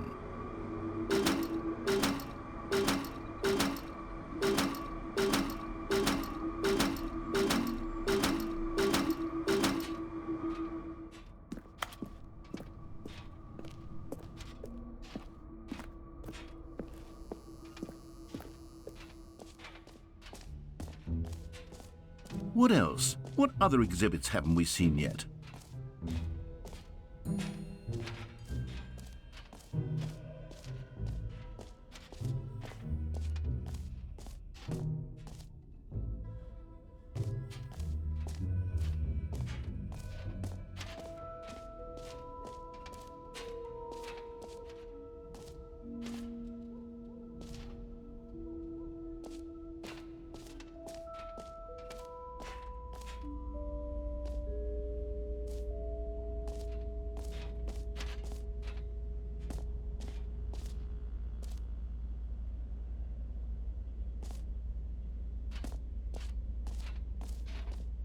Stanley, here's an idea that I'm truly fond of. It's never been done before in a video game. This is, in fact, a hole that you can fall down forever. That's right. Infinite falling. You can fall until the end of time, if you like. A stunning leap forward for video games as a medium.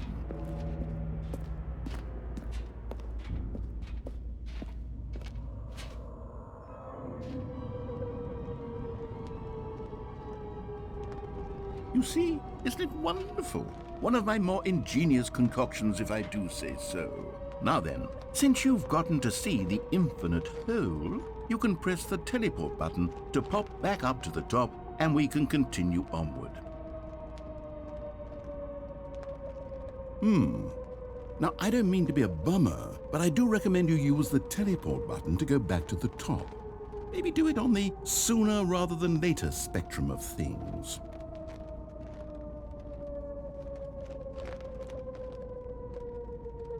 Okay, Stanley, I don't know quite how to say this tactfully, but it's possible that I slightly exaggerated the infinite nature of the hole.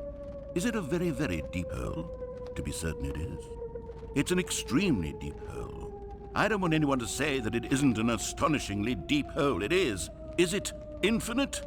Well, that sort of depends on your definition of infinity. From one perspective, the infinite is merely philosophical in nature. It's more of a... Okay, well, good for you. You found the bottom of the hole. You found me out, Stanley. I'm a liar and a cheat, and you're so clever. Look, I think the issue here is just that you're unusually fascinated by falling. What normal person actually wants to fall infinitely? I figured the hole was as deep as anyone would actually need. Don't you put this on me. Maybe you're the problem.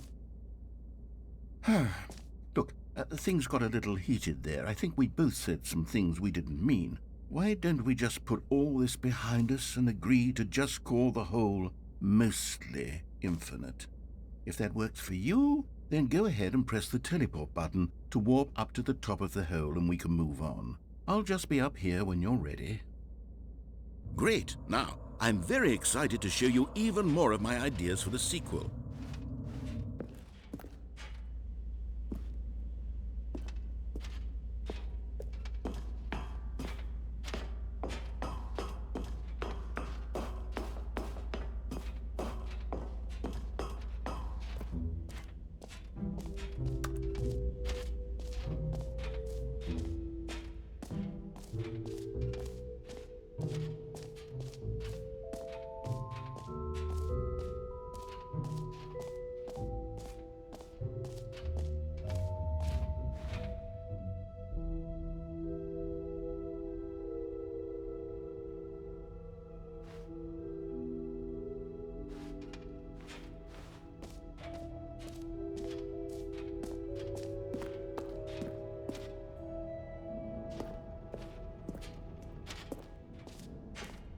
Ah, collectibles. Now it's a real video game. In the Stanley Parable 2, you'll run around gathering up these miniature Stanley figurines. And what's truly innovative is that there will be no reward for collecting all of them. I don't want to stifle the intrinsic joy of watching a number go up. You simply collect all of them, and then you move the hell on with your unremarkable life.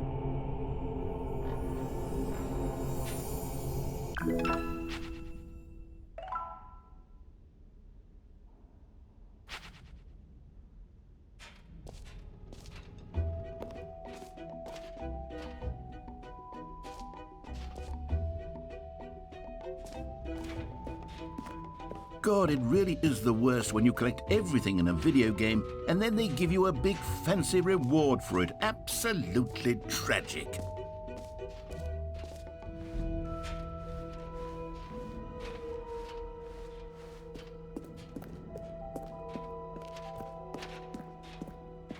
All right, have you seen everything you wanted to? Ready to move on now?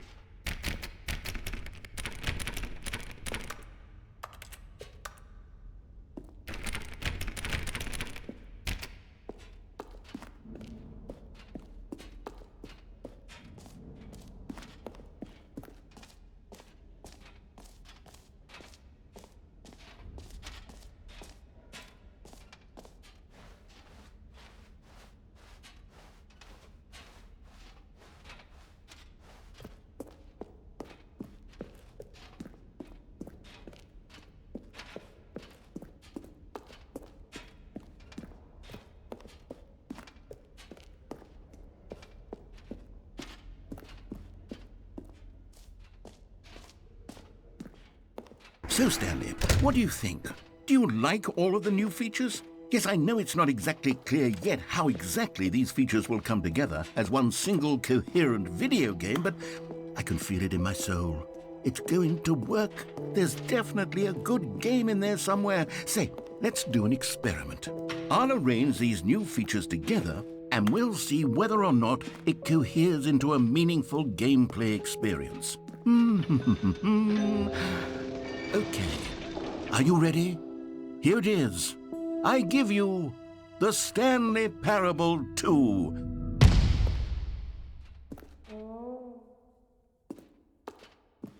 I mean, there's potential here, right? It's sort of... Okay, never mind. Hold on, let me do a different arrangement. Okay, yes, this is much better. I feel good about this. Here we go. Version 2. Who am I kidding, Stanley? This isn't a coherent video game at all. It's a lot of gags. And I do very much enjoy creating gags, but they don't add up to anything. I wanted more than anything to create a sequel that would capture all the magic of the first game. I wanted fans to love it. No matter how good these gags are, they won't stand on their own. They would need the structure and the gameplay of the original. Wait, maybe that's it. I can take the original Stanley Parable and simply, well, insert a few of my new features into it. Tastefully, of course. With respect. With care for the vision and integrity of the original game. Would it possibly work? I suppose it could. But it would need a really, really tremendous title screen. A title screen that says with bold and uncompromising conviction, "This is the Stanley Parable 2. Let me see if I can whip something up. All right, perfect. Go ahead. Take a look.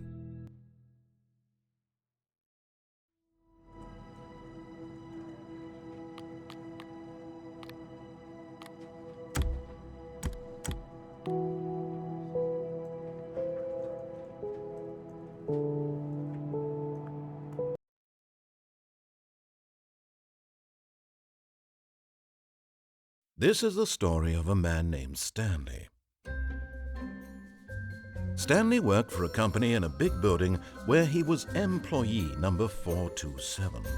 Employee number 427's job was simple. He sat at his desk in room 427 and he pushed buttons on a keyboard. Orders came to him through a monitor on his desk, telling him what buttons to push, how long to push them, and in what order. This is what employee 427 did every day of every month of every year. And although others might have considered it soul-rending, Stanley relished every moment that the orders came in, as though he had been made exactly for this job. And Stanley was happy. And then one day, something very peculiar happened. Something that would forever change Stanley. Something he would never quite forget. He had been at his desk for nearly an hour when he realized that not one single order had arrived on the monitor for him to follow. No one had showed up to give him instructions, call a meeting, or even say hi. Never in all his years at the company had this happened, this complete isolation. Something was very clearly wrong. Shocked, frozen solid, Stanley found himself unable to move for the longest time. But as he came to his wits and regained his senses, he got up from his desk and stepped out of his office.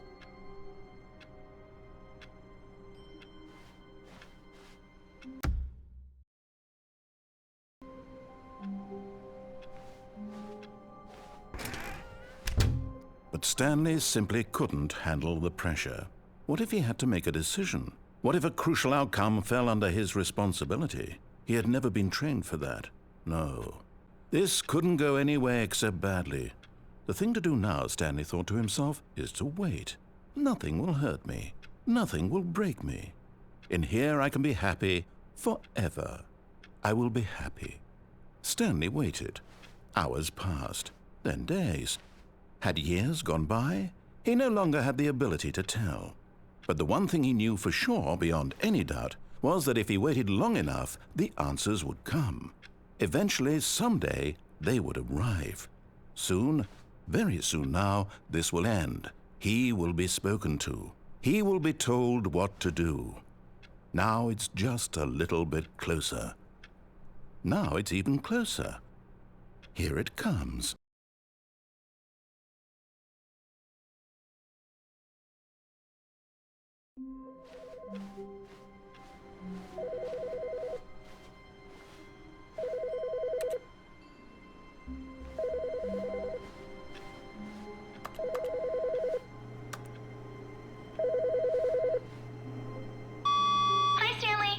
Just wanted to leave you a message to let you know there's a few things I need you to pick up on your way home from work today. We need milk, cereal, dish soap, spaghetti, get a thing of sugar, some bread, and coffee beans, whichever ones you like. I'll give you a call if there's anything I forgot. Thanks, sweetie. See you tonight.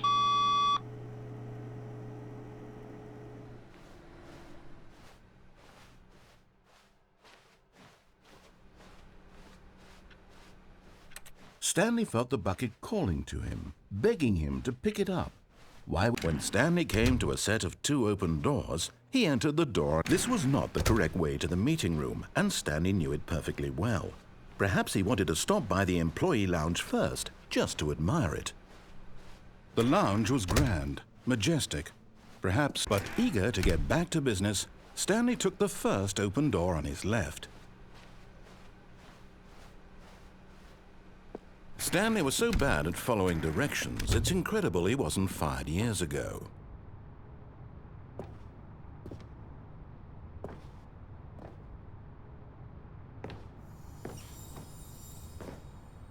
You found one of them. One of the miniature Stanley figurines. Remember, no reward for collecting all of these, only the intrinsic pleasure of a job well done. You can't buy that sort of happiness, Stanley. God knows I've tried. So, I implore you to savor each and every moment you come across one of these beautiful figurines.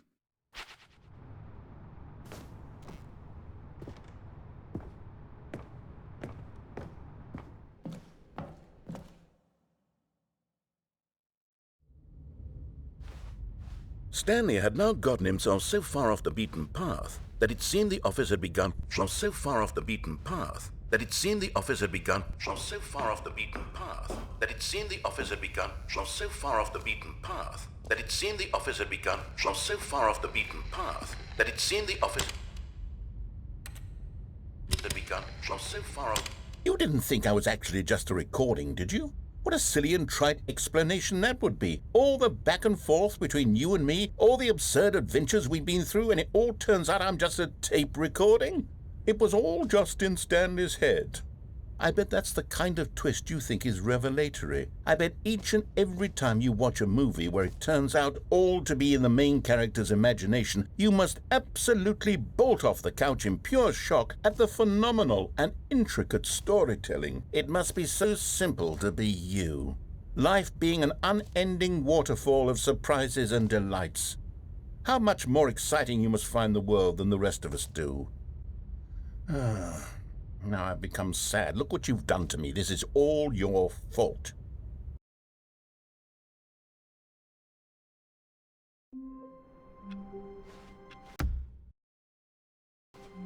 All of his co-workers were gone. What could it mean? Stanley decided to go to the meeting room. Perhaps he had simply missed a memo. Maybe Stanley would never pick up the bucket. A lonely bucket. When Stanley came to a set of 2 open doors, this was not the correct way to the meeting room, and Stanley knew it perfectly well. Perhaps he wanted to stop by the employee lounge first, just to admire it. And here it was, the lounge. But eager to get back to business, Stanley took the first open door on his left. Stanley was so bad at following directions, it's incredible he wasn't fired years ago.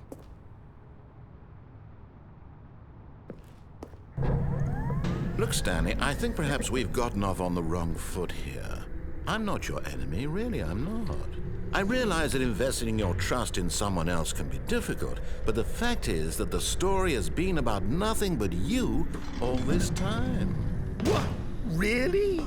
I was in the middle of something. Do you have zero consideration for others? Are you that convinced that I want something bad to happen to you? Why, I don't know how to convince you of this, but I really do want to help you, to show you something beautiful.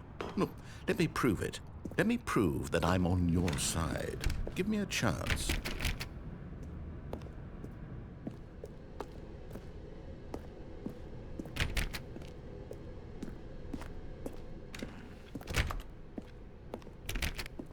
Now listen carefully, this is important. Stanley walked through the red door.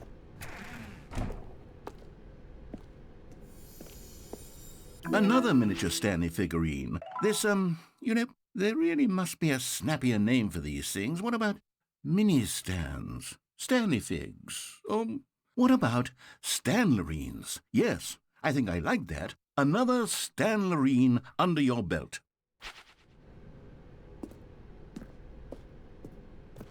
Aha, perhaps you misunderstood. Stanley walked through the red door. I still don't think we're communicating properly. Stanley walked through the red door. All right, fine, go ahead, Stanley. You want to know so badly what's out there? You want to find out what lies at the end of this road you've chosen? Well, don't let me stop you. You see? There's nothing here.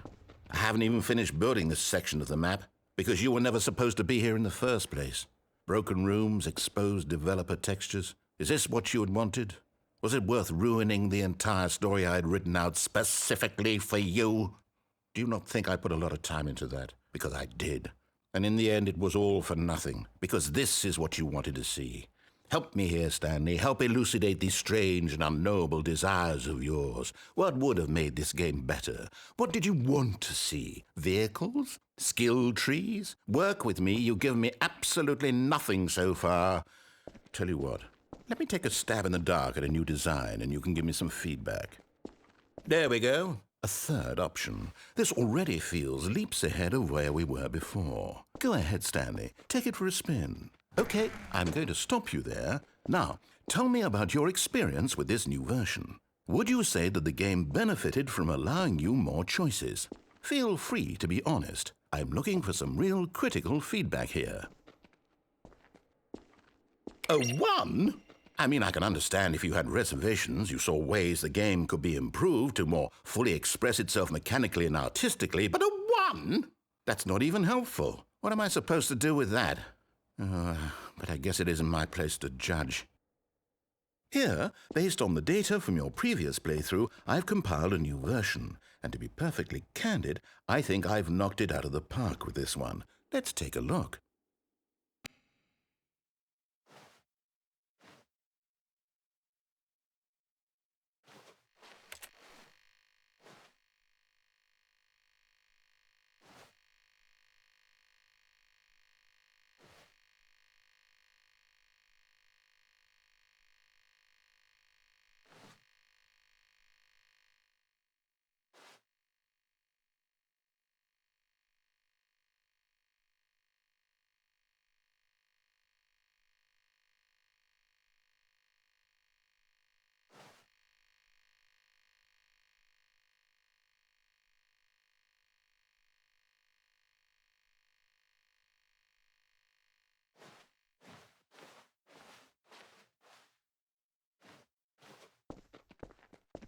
Now, would you say that competitive leaderboard helped you feel motivated to keep walking through doors? Again, honest answers, please. Hey, I nearly forgot. I've got a prototype of a new game I've been working on, and now would be a lovely opportunity to give it some playtesting. You wouldn't mind taking a look at it, would you? Perfect. Let me boot it up. In this game, the baby crawls left towards danger. You click the button to move him back to the right, and if he reaches the fire, you fail. It's a very meaningful game, all about the desperation and tedium of endlessly confronting the demands of family life. I think the art world will really take notice. But of course, the message of the game only becomes clear once you've been playing it for about 4 hours. So why don't you give it 4 hours of play to make sure it's effective? Be sure to keep notes on your experience.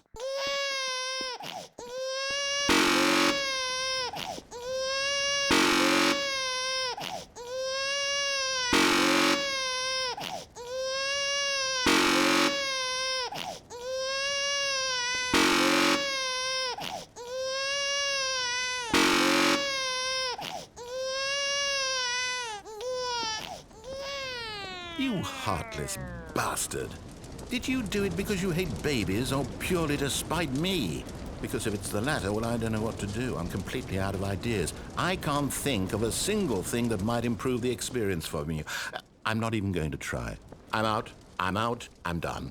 It's over. Thank you for playing. Your input was extremely valuable. Oh, hey, since my game was so awful, why don't we play someone else's game, just to ease the pain? Let's see. What do we have here? Yes, this seems like it'll work. Let's give it a shot.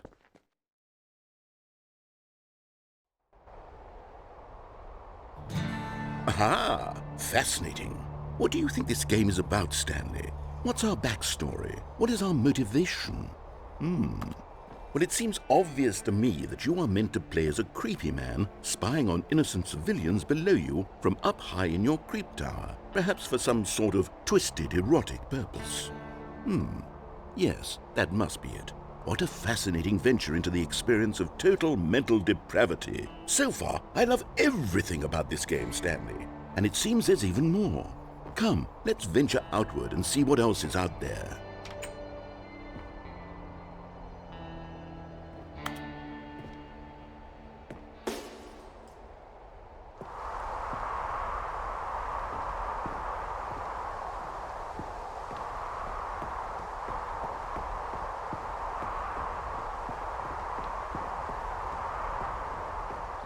Oh, no. No, it can't be.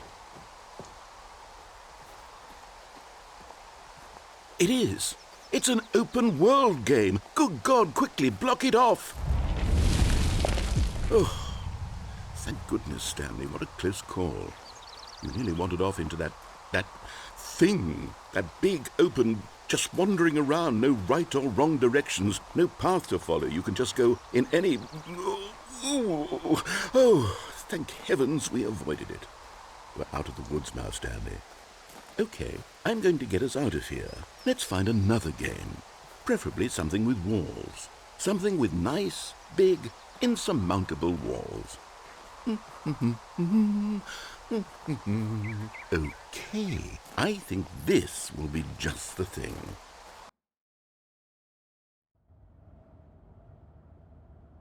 Wonderful. See, this is exactly what I had in mind. Just a nice big box for you to run around in. There isn't any possibility that you could get lost here. Now this is game design.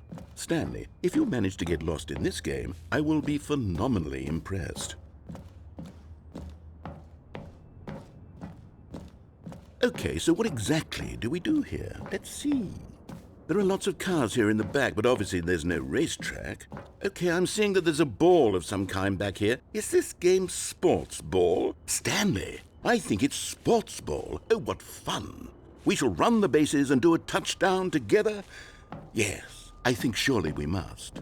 Okay, Stanley, here's the ball. Have fun.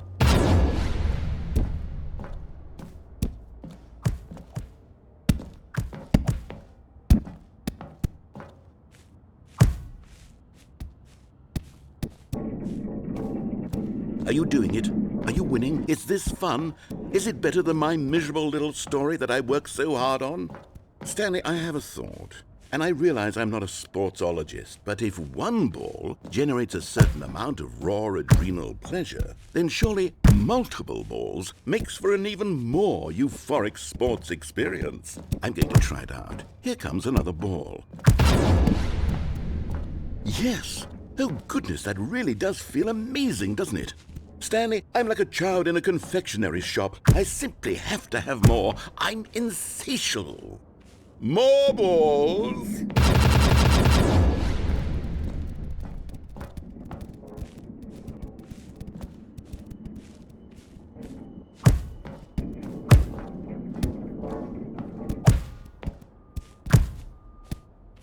enjoying this, Stanley? Are you having fun? Is this a real video game? Well, I sure hope you're having a good time, because guess what? It's over. That's right. Your little fun comes to an end. This is my game, and what I say goes.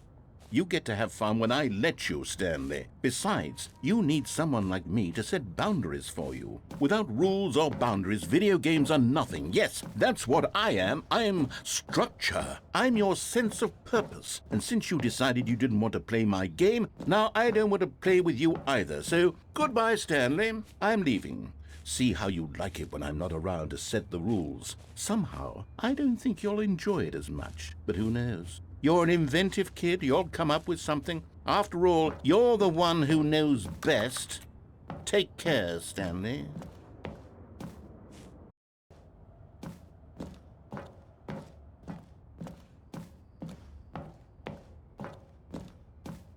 Hold on. What are you doing?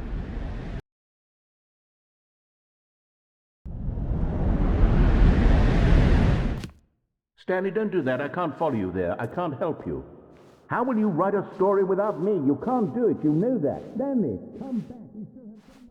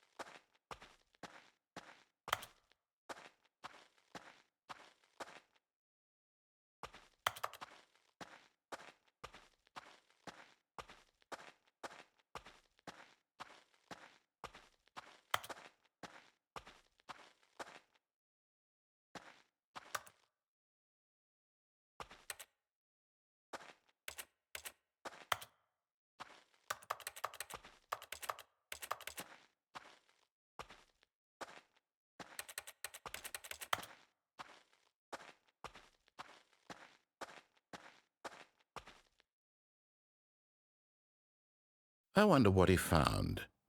If what he wanted was to be the leading man in his own story, well, perhaps he's gotten it, down in wherever he is right now. I wonder if he's happy with his choice, and if he's learned the heavy cost that comes with it. He'll understand soon what I was trying to tell him. He needs me. Someone who will wrap everything up at the end, to make sense out of the chaos and the fear and the confusion. That's who I am. That is what I mean to this world. Oh, yes. Yes, I'll be back. There's no other way. Once this ends, after it all comes to a close, then I'll be back. The end will be here soon. Very soon. I can wait.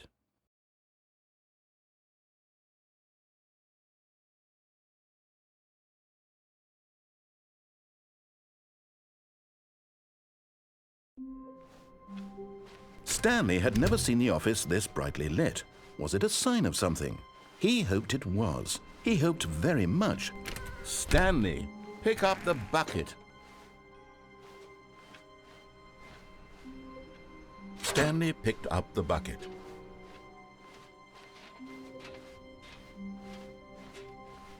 Stanley clutched the bucket tightly to his... This was not the correct way to the meeting room, but Stanley had felt the bucket calling to him, telling him that the employee lounge was simply the place to be. And here it was. Had the bucket turned out to be correct? No, never mind. The bucket was wrong. Stanley took the door on his left to go back to the meeting room. No, said the bucket. don't go to the meeting room. Go somewhere else. The cargo lift, yes. Good, said the bucket. Now ride the lift all the way to the top. There's something up there I need you to do. Stanley did not question why or how this bucket was speaking to him. It should have alarmed him, of course, because buckets can't talk. But Stanley chose not to think about this obvious fact. He was firmly convinced that the bucket had spoken to him, and he unthinkingly did whatever the bucket asked. No, stop. Look there on the wall. You see, there's a sign right there. It says, "No buckets past this point."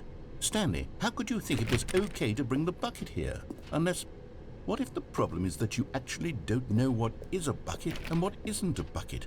I suppose that would explain a lot about your behavior up to this point. Which, if that's true, well, my goodness, I think we have to do something about it. This misunderstanding could have dire consequences on the entire rest of the game if not addressed quickly and properly. So much of the impact of the story is dependent on your understanding of what is and isn't a bucket. Please, step in here for a moment.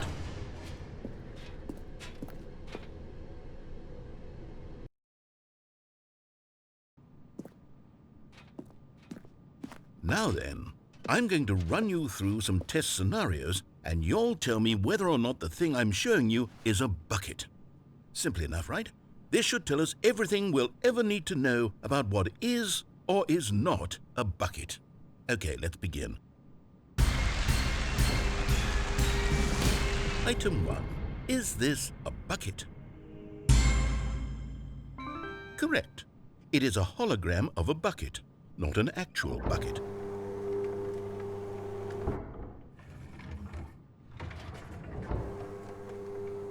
Item 2. Is this a bucket? Correct. It is a 3D printed recreation of a bucket, not an actual bucket.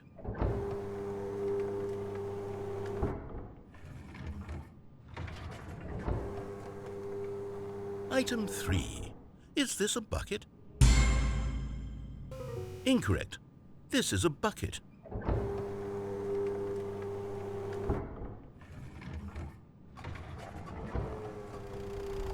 Item 4. Is this a bucket? Are you hallucinating? This is a tractor. It's an enormous machine that tills the earth. I thought this was a gimmick. How on earth did you manage to screw it up? Absolutely incredible. Let's just move on to the next one.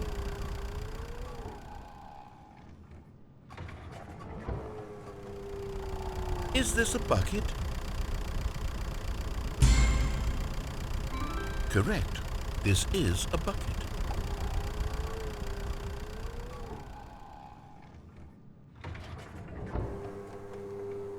Item 6. Is this a bucket? Trick question. Both. Gotcha.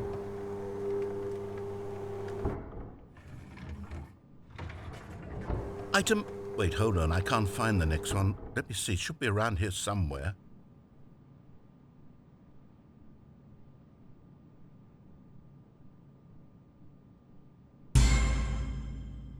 Okay, you and I both know there isn't anything here. And I don't appreciate the implication that nothing is a bucket when we both clearly know that a bucket is something, and therefore nothing could possibly be something.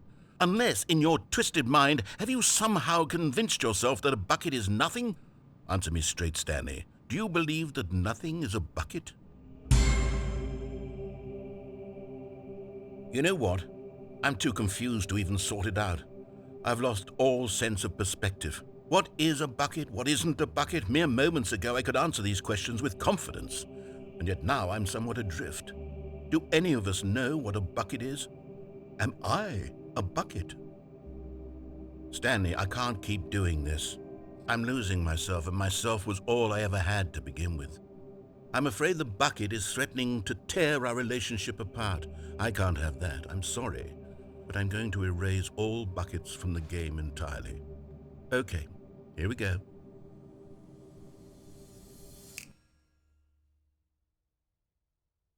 What happened?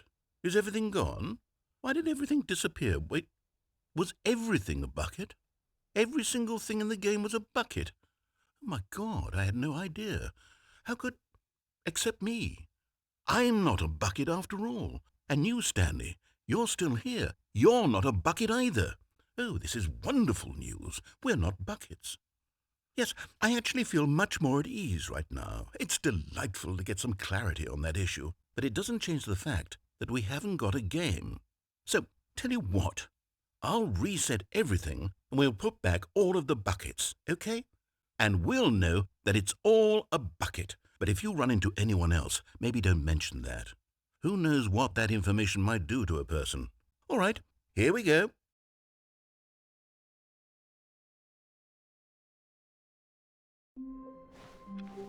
All of his co-workers were gone. What could it mean? Stanley decided to go to the meeting room. Perhaps he had simply missed a memo.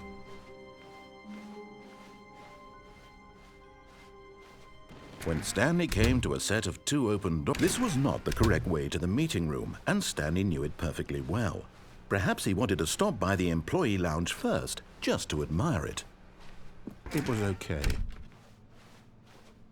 But eager to get back to business, Stanley took the first open door on his left.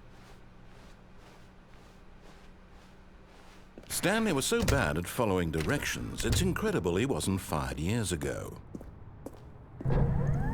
Look, Stanley, I think perhaps we've gotten off on the wrong foot here. I'm not your enemy, really, I'm not. I realize that investing your trust in someone else can be difficult, but the fact is that the story has been about nothing but you all this... What? Really? I was in the middle of something. Do you have zero consideration for others? Are you that convinced that I want something bad to happen to you? Why, I don't know how to convince you of this, but I really do want to help you, to show you something beautiful. Look, let me prove it. Let me prove that I'm on your side. Give me a chance. Now listen carefully, this is important. Stanley walked through the red door. Oh, thank God you are willing to listen to me. Do you see that I really have wanted you to be happy all this time? The problem is all these choices. The two of us always trying to get somewhere that isn't here. Running and running and running, just the way you're doing right now. Don't you see that it's killing us, Stanley? I wanted to stop. We would both be so much happier if we just stopped. And I think I have a solution. Here, let me show you.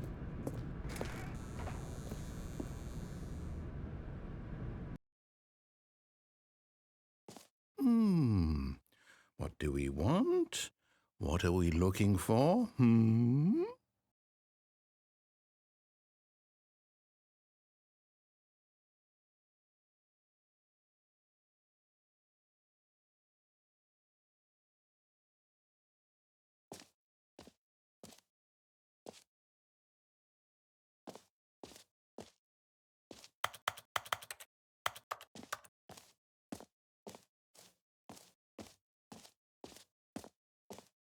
Here, yes. Oh, it's beautiful, isn't it? If we just stay right here, right in this moment with this place, Stanley, I think I feel happy. I actually feel happy.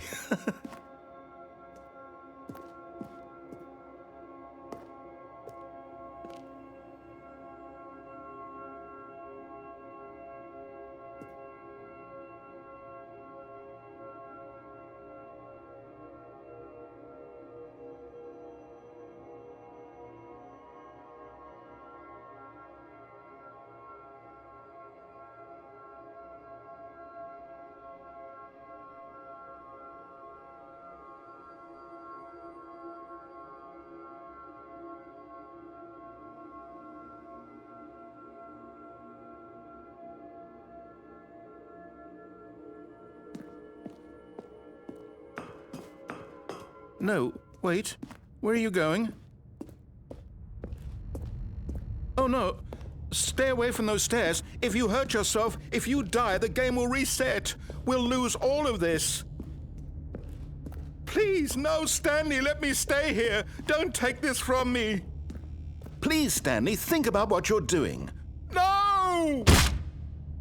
Oh, thank God you lived. No. No, what are you doing, Stanley? Please, I'm asking you not to take this away from me. I can't go back to what I was before. If you die, we'll both go back. Why are you doing this?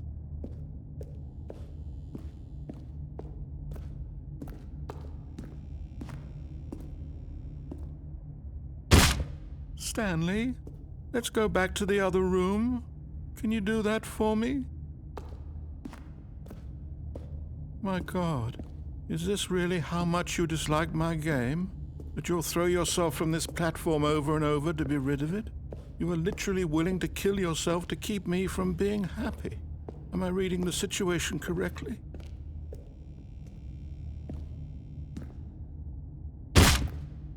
Or maybe you're just getting a kick out of it. I don't... Do you actually want to stay alive? Or are you just teasing me?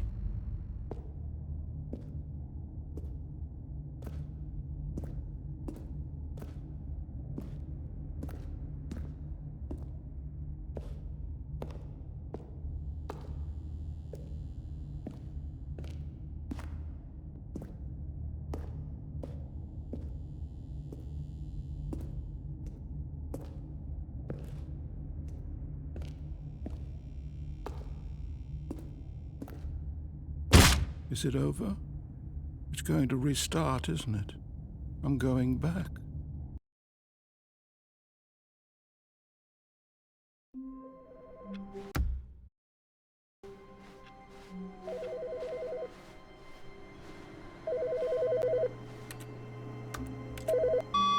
Good morning. Thank you for contacting the Future Happiness Foundation. We are confirming your shipment of 1,327 cardboard boxes to your place of work. Can you verify that this is correct? Excellent. Your order will arrive shortly. Thank you again for contacting the Future Happiness Foundation.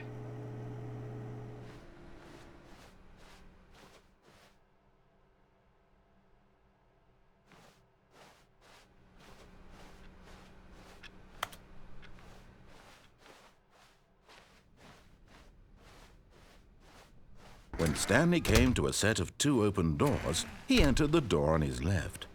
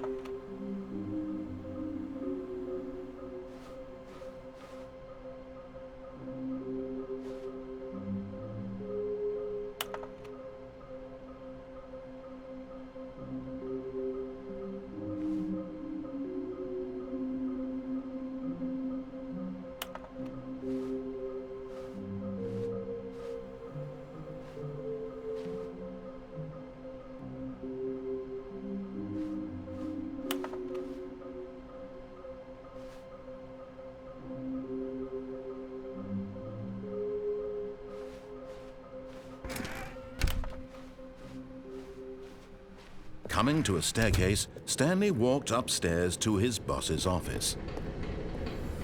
Okay, I'm going back to the name of these little Stanley figurines, and now I'm torn between Stanlerines and Figlies. What do you think, Stanley? What name better encapsulates the intrinsic sense of happiness that you get from seeing a small number in the corner of your screen go up by 1? Let me sit on it. I'm sure it will come to me.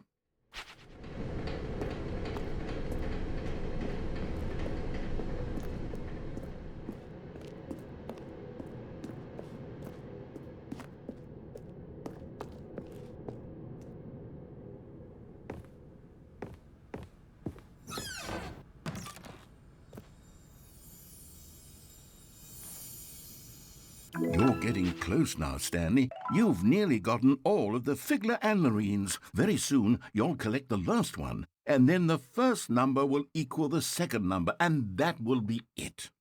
We'll be different people by then. Different in the sense that we used to have none of them, and now we have them all. You can't go back to when you had no Figurines. None of us can.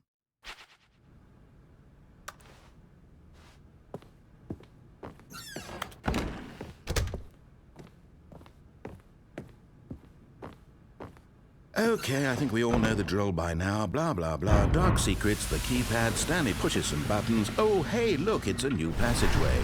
Quelle surprise.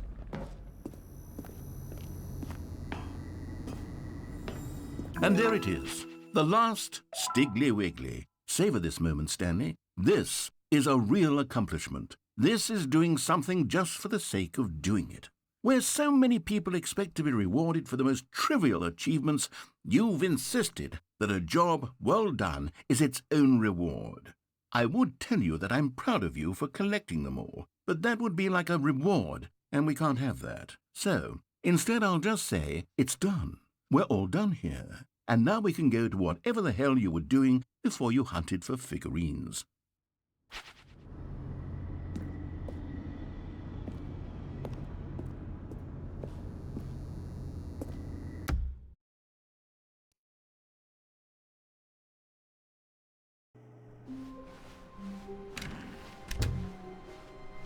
Stanley, I'm sorry, but I have to put a pause on things. It's those figurines, those figglers. I haven't stopped thinking about them since you nabbed every last one. Wasn't it just the most intrinsically fulfilling moment of your entire life? Didn't it fill you to the brim with inner richness? Yes, I know we're supposed to be telling a story, but won't you please indulge me with one more trip back to the memory zone? I would love nothing more than to revisit the figurines. Just one more time.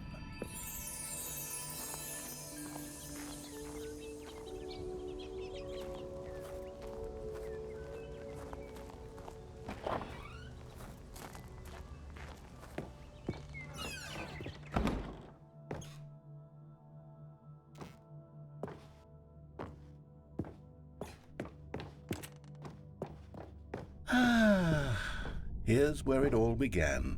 The first collectible.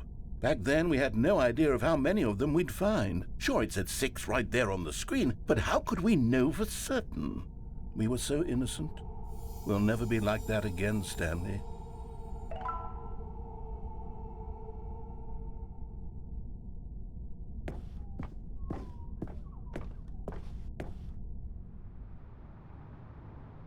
And here was a second Stanlerine. You found this one all on your own, just by poking around in the warehouse. You did that, Stanley. I'll be honest. Back then, I had no faith in you to find any of them, let alone 6. But you continue to surprise me in all sorts of mundane, unremarkable ways.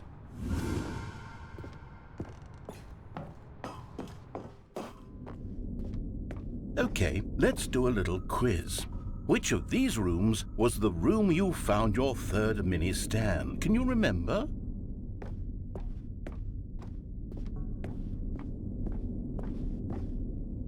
Hey, that's exactly right. It was here by the red and blue doors. It was the third one. You picked it up, and then after that, you had 3 of them.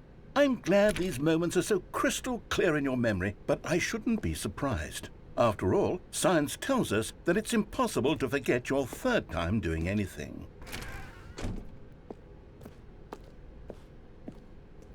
Let's see, what came next? Oh yes, we found a Figley in this pink room. Oh well, I can't actually say I remember being in this room, but it's here in the memory zone, so it must have happened.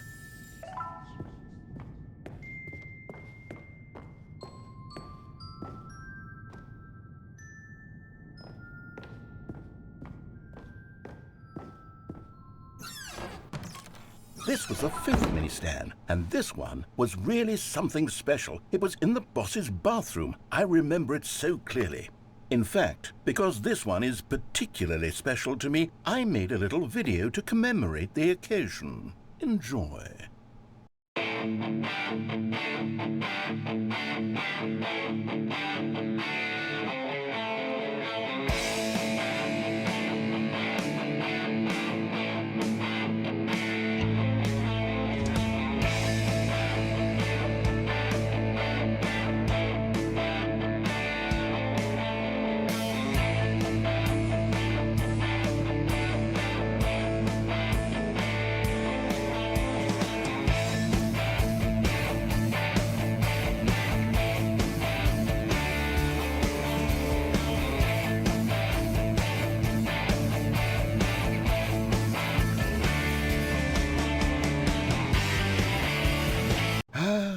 Takes you back, doesn't it? I spent a lot of time making that video, but it was 8 minutes I wouldn't have spent on anything else.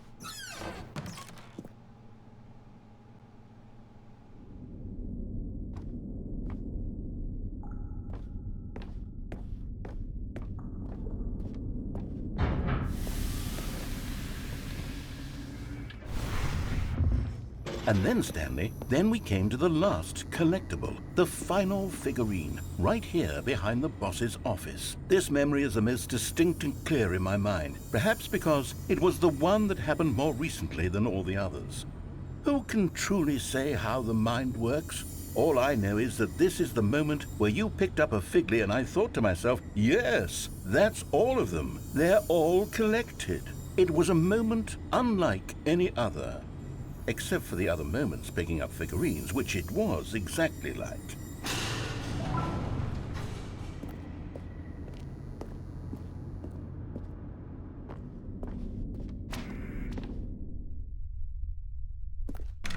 And then there was no more, because we've caught up to the present moment. Nothing left to do but move onward into the future. Goodbye, memory zone.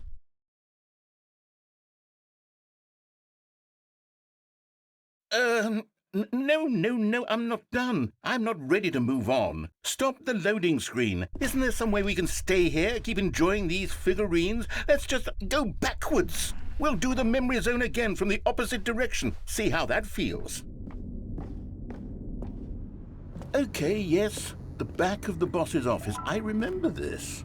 I must say, of all the figurines we looked at in our initial tour of the memory zone, this one is the most distinct and clear in my mind. Let's keep going. I want more.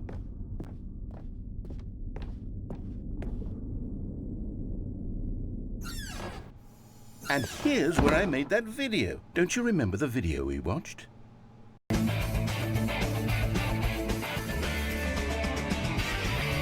Yes, I love that video.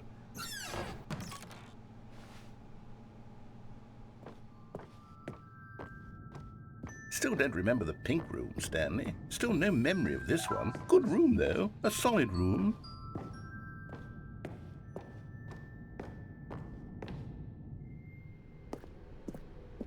These really were a treat to hunt down. You know, if there had been any kind of reward for finding all of these, it really would have neutered the intrinsic joy of collecting them. I'm very glad we resisted the temptation. Next one.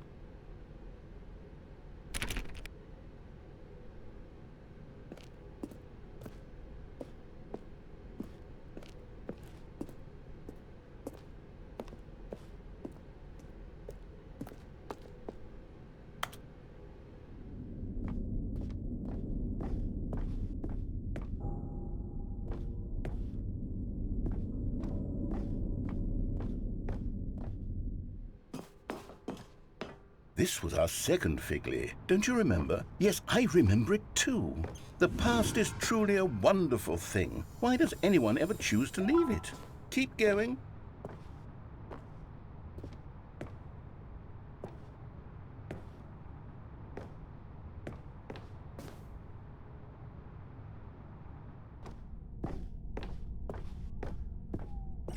This is it, the very first one we found in the exhibit where I introduced you to the Figurines. Oh, I want more memories, Stanley. I want to keep going. What else is there? What came before this?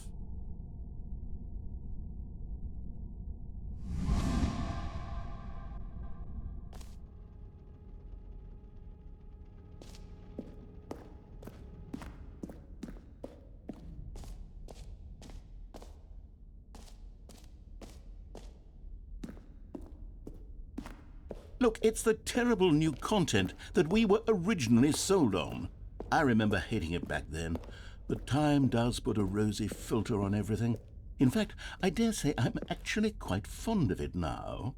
Look how much fun the past is. Oh, yes, the two doors. Who could have forgotten that? A classic memory, this one.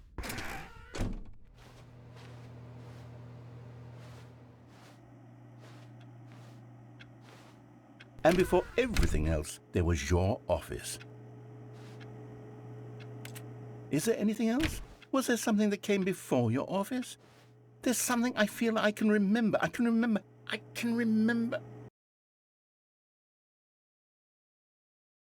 Yes, I'm remembering something now. I remember before this whole story got started. Back then I was different.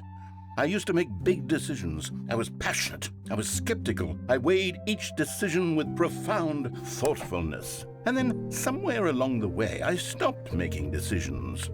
I became lazy, and I came up with a character named Stanley to do my thinking for me. He would make the decisions, he would decide which way to go. I would cheer him on as he collected figurines for no reason. Why did I invent Stanley? Was I lonely? Yes, perhaps that's it. Perhaps I needed to imagine I had companionship. And Stanley really did make for a wonderful companion, even if he was a fiction. But I suppose it's grown old. I want to think for myself again. I want to go back to how it used to be. Yes, I can be on my own again. I can do it. I'll be stronger this time. I'll take care of myself. I don't need Stanley anymore. Oh, but he truly was so much fun to play with. You know what? Since we're in the memory zone, how about one more good memory? Let's go back just once and give Stanley one more run of the office, and then I'll retire him for good. I did enjoy telling his story so very much. Okay, here we go. This is the story of a man named Stanley.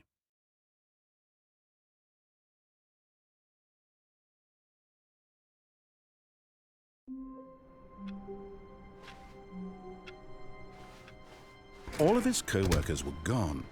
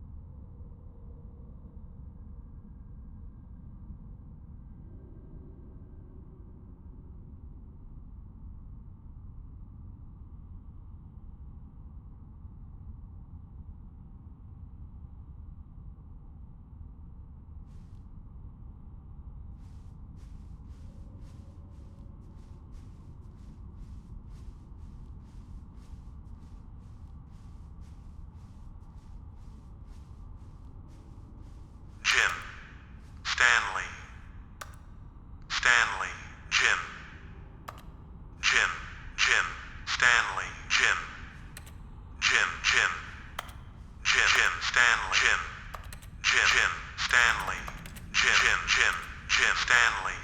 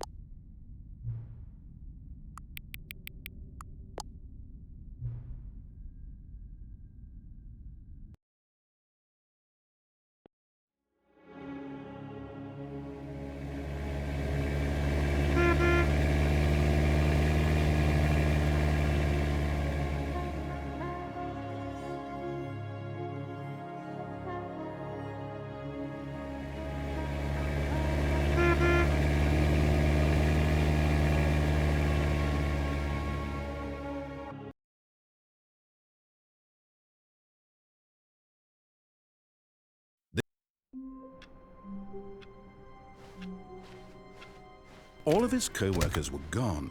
What could it mean? Stanley decided to go to the meeting room. Perhaps he had simply missed a memo.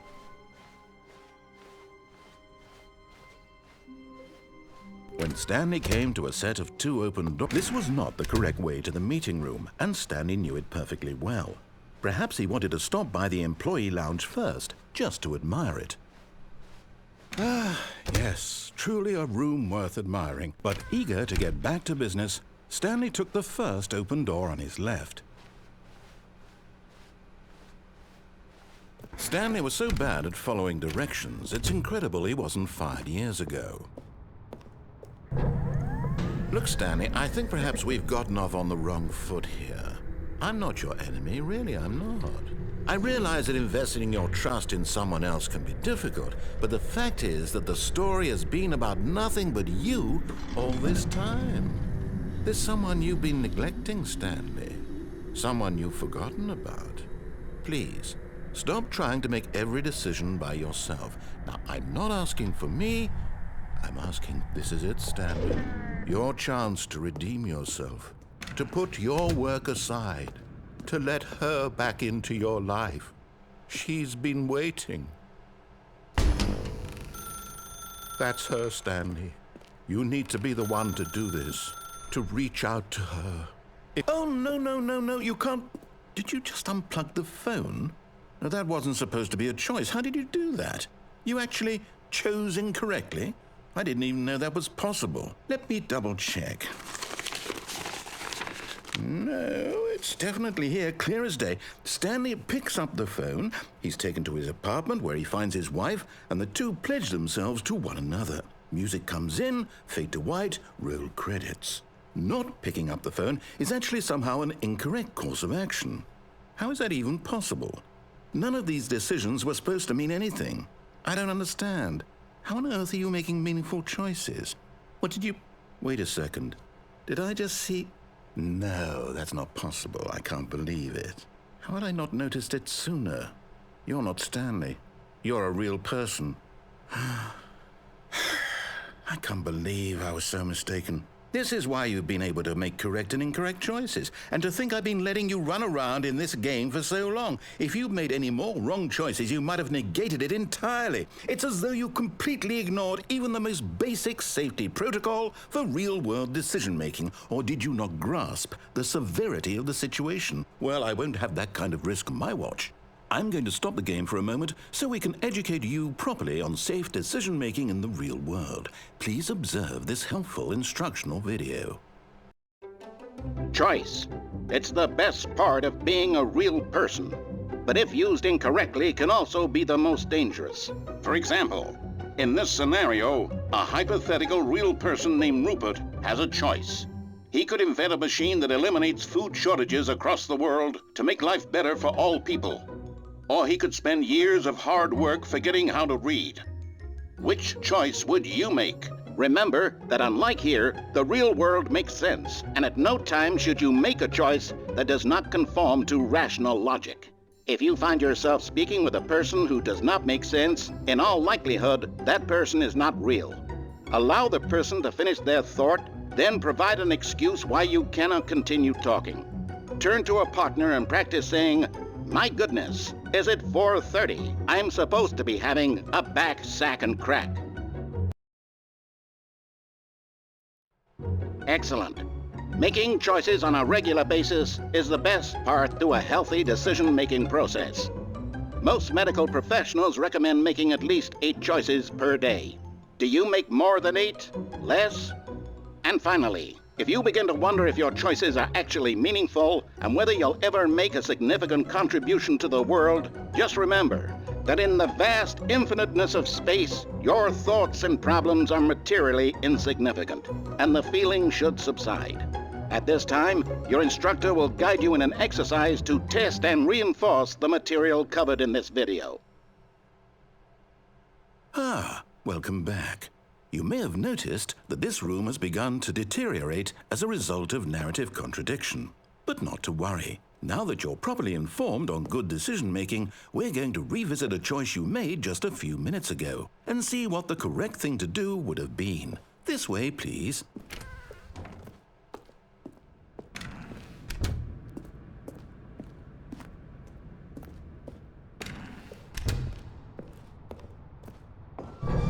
Now that we know your choices are meaningful, we can't have you jumping off the platform and dying. Imagine the main character dying senselessly halfway through the story. That story would make no sense at all. We just need to get you home as soon as possible before the narrative contradiction gets any worse. Unfortunately, it seems this place is not well equipped to deal with reality.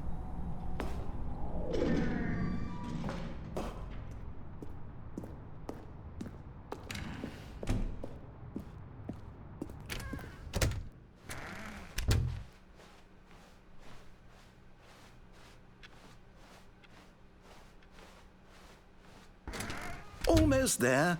You'll take the door on the left, back to the correct ending, the story will have resolution once again, and you'll be home free in the real world. Now remember, all you need to do is behave exactly as Stanley would. That means choosing responsibly and always putting the story first. I'm quite sure you'll be up to the task. Just follow my lead and you'll be fine. All right. When Stanley came to a set of 2 open doors, he entered the door on his left.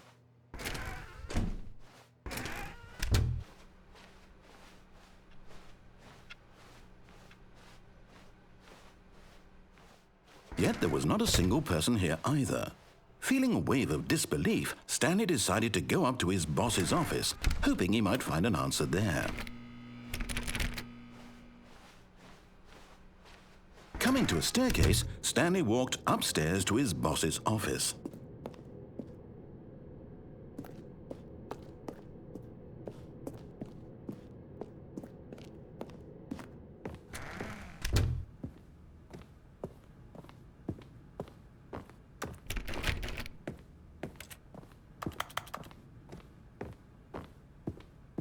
Stepping inside his manager's office, Stanley was once again stunned to discover not an indication of any human life. Shocked, unraveled, Stanley wondered in disbelief who orchestrated this, until he saw the door with a voice receiver next to it. Surely behind this door lay all the answers to his questions. And beyond all probability, he knew the passcode. He had seen it on his boss's computer just last week. Nightshark 115. Was this the code to open the door? Would it still work? There was only one way to find out. Stanley had been trained never to speak up, but now he would draw from within himself the courage to face the unknown. He drew a sharp breath and then spoke the code.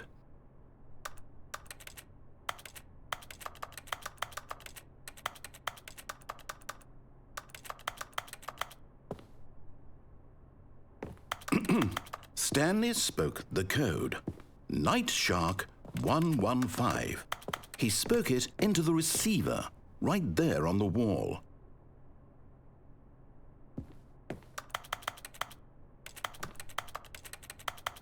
I'm sorry, is there a problem?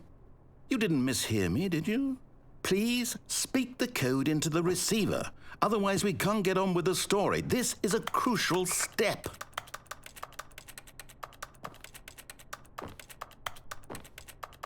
Okay, fine, you're not going to do it, but you know what?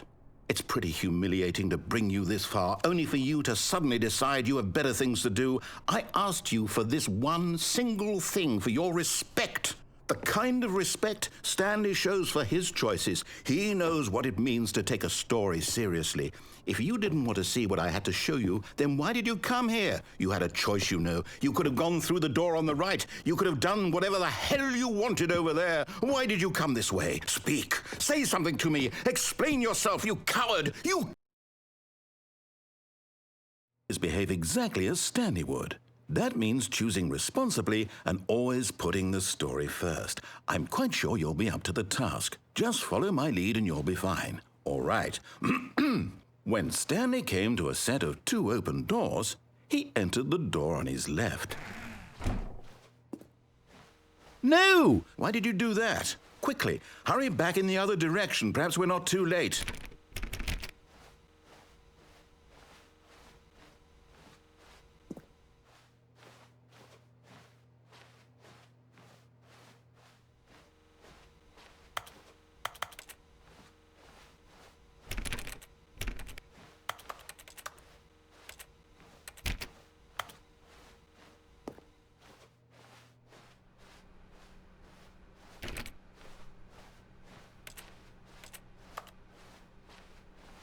Oh, it's ruined.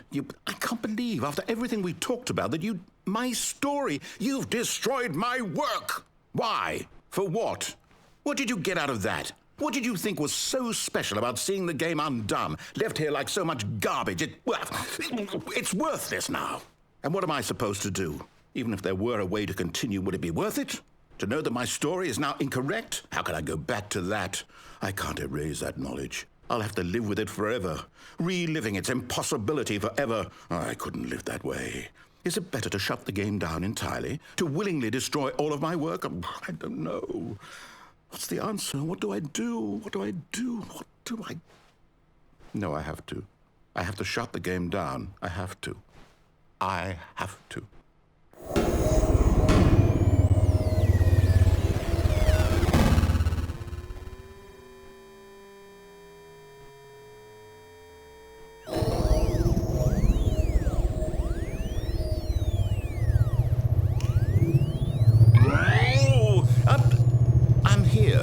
I'm still here in this pile of rubbish, with you, who thought you were so clever.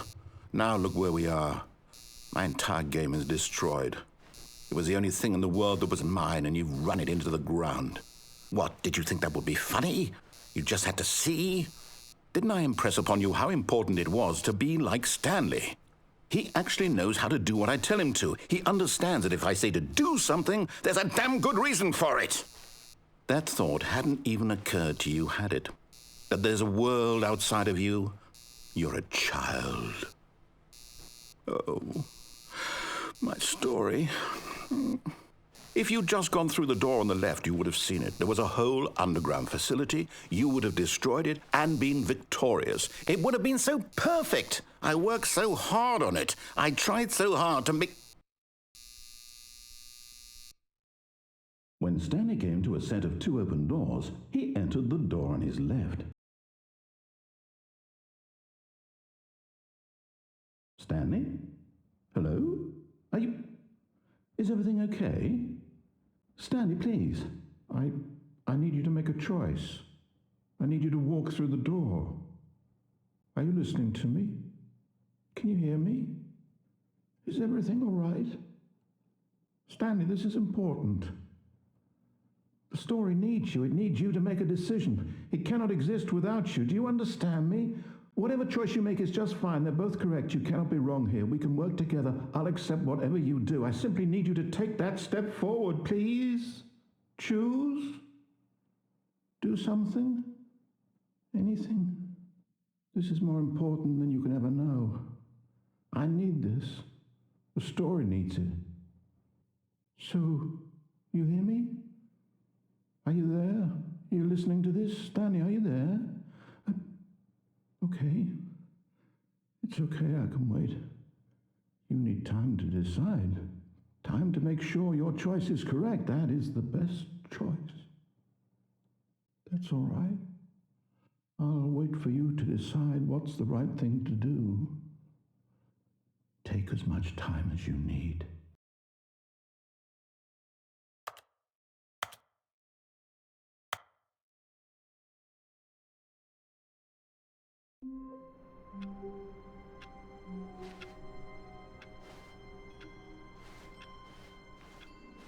All of his co-workers were gone.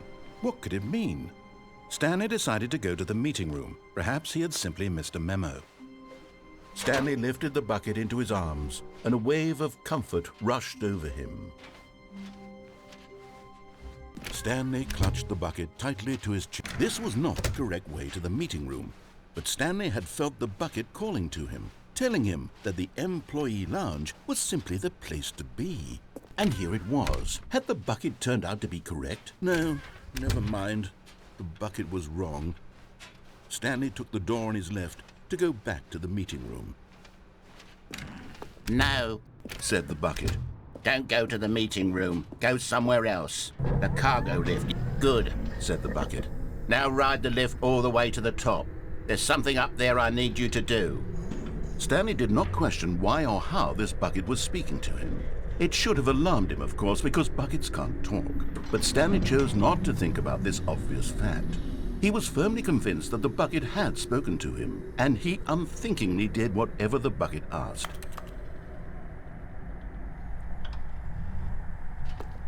In here, Said the bucket. go into this dark room over here.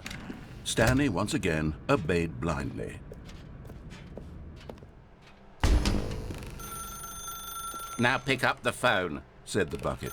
Pick up the phone, and it will take us back home, where we can go about life together. Whoa, hold on. Why did you unplug the phone? Were you trying to resist the bucket's orders? Stanley, I was joking. Obviously, the bucket isn't talking to you and telling you to do things. Buckets can't talk. It was a joke. Don't you get the joke? It's funny, Stanley. A talking bucket. Can't you see? Oh, goodness. I must have really bungled up the delivery if you actually took me seriously. Where did I mess up the joke? Should I have paused for longer or spoken quicker? Comedic timing is so difficult. I wish I were better at it. But there isn't exactly an instructional video on comedy that one can watch to fully... Oh, wait, yes, there is. It's sitting right here. Let's take a look. What is comedic timing? What is comedic timing? How does it work? How long should it last? How can it be used to effectively silence your political enemies? And more importantly, can it be taught in its entirety within 90 seconds? Thankfully, the answer to all of these questions is yes. Let's dive deeper. If you've ever told a joke or made someone laugh, in all likelihood, you did it while standing 50 to 80 centimeters from them in a room of no more than 76 degrees Fahrenheit, with one of your arms raised straight upward at a 15-degree angle from your body. These are the optimal conditions for good comedic timing. To begin the joke, start by stating and spelling your name. Next, provide a brief synopsis of the joke, including the specific times at which the recipient of the joke will laugh, and then spell out your name a second time. With these steps complete, it's time to begin the humor. Speak the entire joke in no more than 18 seconds and no less than 13 and a half, pausing only for bathroom breaks when necessary. When the joke has concluded, it is customary to inform your listener that the joke is over by declaring in your loudest possible voice, "I'm Dunny with the funny." Let's practice screaming, "I'm Dunny with the funny" now.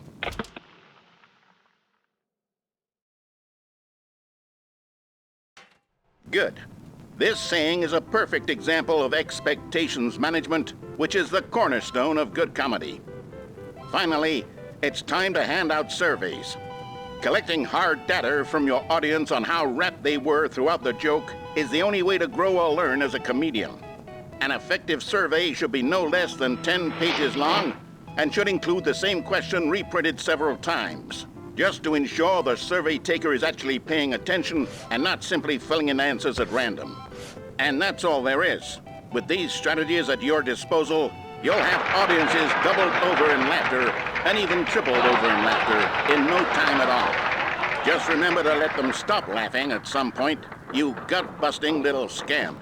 After all, we're each of us needed on the front lines of the war to fight the 12-legged invader who threaten our very existence and who very likely die in a hailstorm of bullets and mandibles. All of us must be prepared to give our lives to this noble cause, just as our children must do after us, and their children after them. Godspeed, and may Earth reign supreme.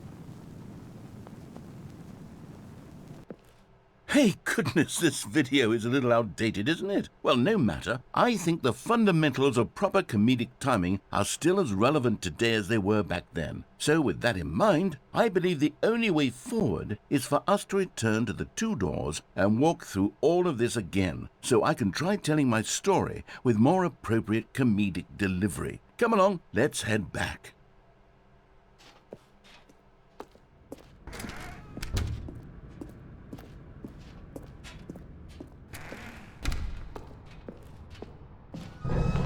I can feel it. This time, I'm really going to nail the delivery. You'll be in stitches. A talking bucket, you'll say? How ridiculous. How absurd. What a hilarious concept. The king of comedy. That's what you'll call me. Thank goodness we had the instructional video. Otherwise, who knows where we'd be right now. Well, I wouldn't be the king of comedy, that's for sure. The bucket spoke to Stanley. The bucket spoke. The bucket spoke. Oh, I'll figure it out on the fly. No need to overthink things.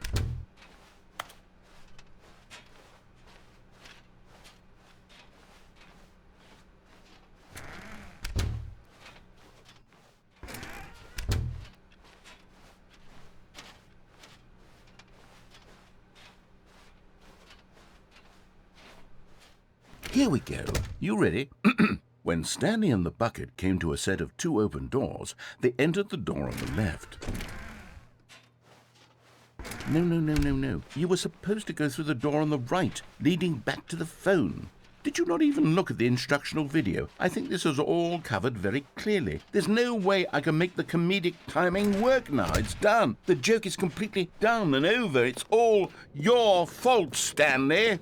I'm going to be ridiculed in the community of other joke writers. I'm going to be shamed at every one of our meetings from now on. All because you couldn't watch a simple video and take a hint. Are you proud of yourself for bringing me down, Stanley? Are you proud? Here we go. You ready? When Stanley and the bucket came to a set of 2 open doors, they entered the door on the left.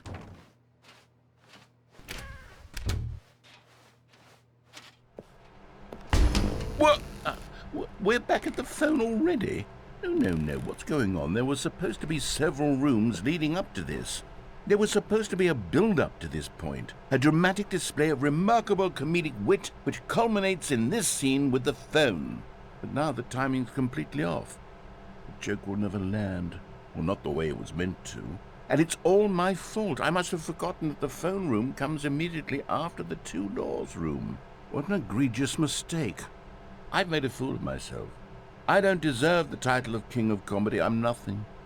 I'm not even the lowliest joke-telling whelp. I think I need to go back and rewatch that instructional video again. Yes, surely that will help me improve my... Stanley, you love the bucket so much it's like you... it's as though all of your other most prized possessions pale in comparison. Yes. Well, let me try that again, Stanley. I heard that you are pale with shame over how unabashedly in love with a bucket you are. No? Still not? Is it the delivery? Pale with shame. Pale with shame? Pale... What's another word to describe a bucket? Stanley, this bucket is so metal, I think I saw it playing guitar. No. We're getting away from making fun of Stanley's obsession with the bucket, which was the whole point of this. I'm no good at these jokes. I need more instructional videos. That's exactly what it is. That's what will make me the king of comedy again. More instructional videos. Let's see.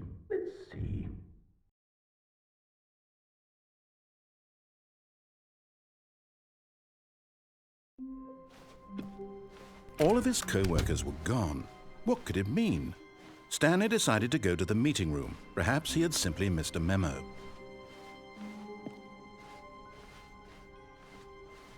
When Stanley came to a set of 2 open doors, he entered the door on his left.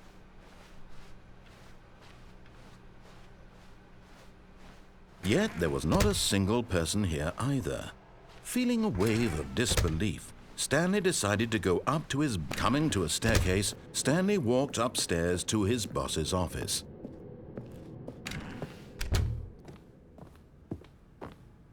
Stepping into his manager's office, Stanley was once again stunned to discover not an indication of any human life. Shocked, unraveled, Stanley wondered in disbelief who orchestrated this. What dark secret was being held from him? What he could not have known was that the keypad behind the boss's desk guarded the terrible truth that his boss had been keeping from him. And so the boss had assigned it an extra secret PIN number, 2845. But of course, Stanley, yet incredibly, by simply pushing random buttons on the keypad, Stanley happened to input the correct code by sheer luck. Amazing. He stepped into the newly opened passageway.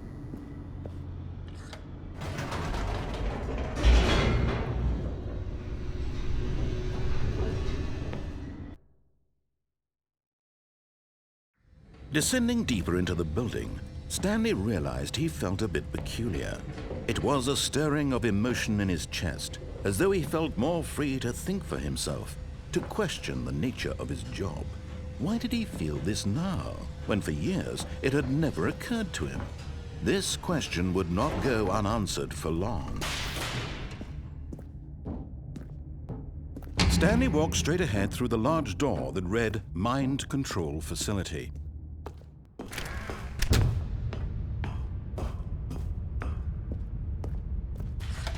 The lights rose on an enormous room packed with television screens.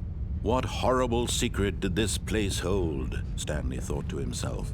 Did he have the strength to find out?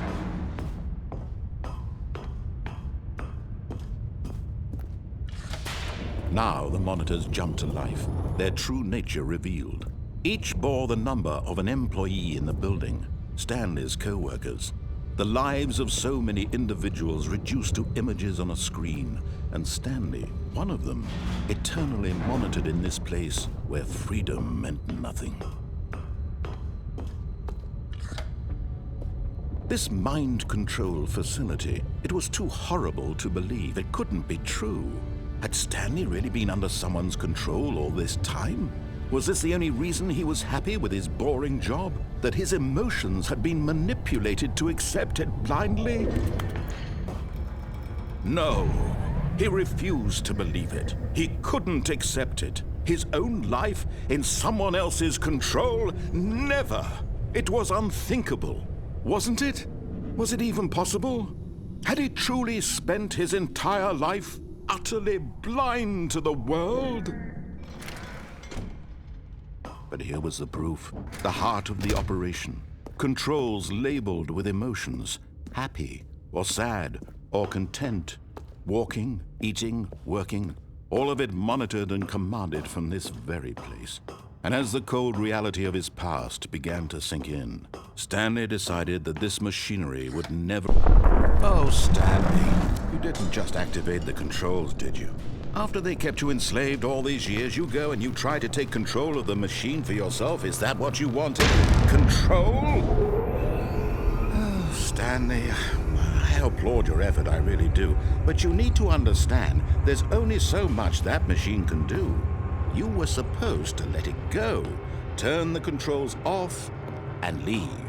If you want to throw my story off track, you're going to have to do much better than that. I'm afraid you don't have nearly the power you think you do. For example, and I believe you'll find this pertinent, Stanley suddenly realized he had just initiated the network's emergency detonation system. In the event that this machine is activated without proper DNA identification, nuclear detonators are said to explode, eliminating the entire complex. How long until detonation then? Let's say, 2 minutes. Ah, now this is making things a little more fun, isn't it, Stanley? It's your time to shine. You are the star. It's your story now. Shape it to your heart's desires. Oh, this is much better than what I had in mind. What a shame we have so little time left to enjoy it. Mere moments until the bomb goes off. But what precious moments each one of them is. More time to talk about you, about me, where we're going. What all this means, I barely know where to start. What's that? You'd like to know where your co-workers are?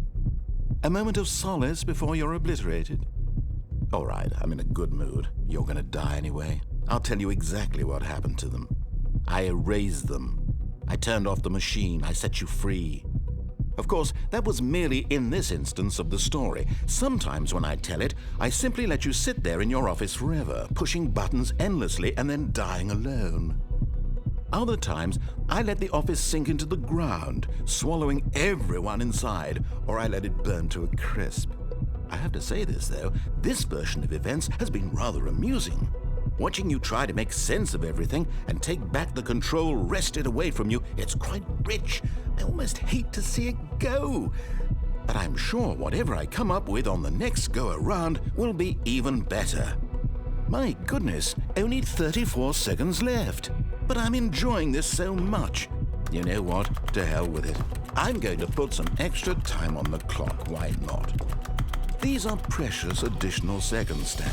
Time doesn't grow on trees. Oh dear me, what's the matter, Stanley? Is it that you have no idea where you're going or what you're supposed to be doing right now? Or did you just assume when you saw that timer that something in this room was capable of turning it off? I mean, look at you. Running from button to button, screen to screen, clicking on every little thing in this room. These numbered buttons, no, these colored ones. Or maybe this big red button, or this door. Everything, anything, something here will save me. Why would you think that, Stanley? That this video game can be beaten? Won? Solved? Do you have any idea what your purpose in this place is? Stanley, you're in for quite a disappointment. But here's a spoiler for you. That timer isn't a catalyst to keep the action moving along. It's just seconds ticking away to your death. You're only still playing instead of watching a cutscene because I want to watch you for every moment that you're powerless. To see you made humble. This is not a challenge. It's a tragedy. You wanted to control this world, that's fine. But I'm going to destroy it first, so you can't. Take a look at the clock, Stanley. That's 30 seconds you have left to struggle. 30 seconds until a big boom and then nothing. No ending here, just you being blown to pieces. Will you cling desperately to your frail life, or will you let it go peacefully? Another choice. Make it count. Or don't. It's all the same to me, all a part of the joke. And believe me, I will be laughing at every second of your inevitable life from the moment we fade in until the moment I say, happily ever after.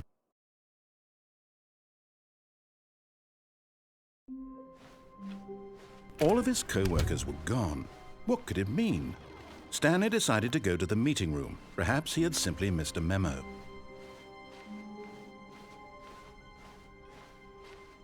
When Stanley came to a set of 2 open doors, he entered the door on his left.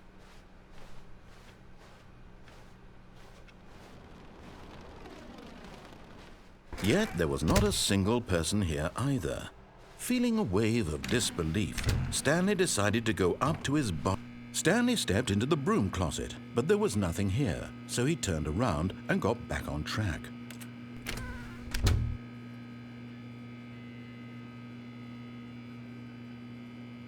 There was nothing here.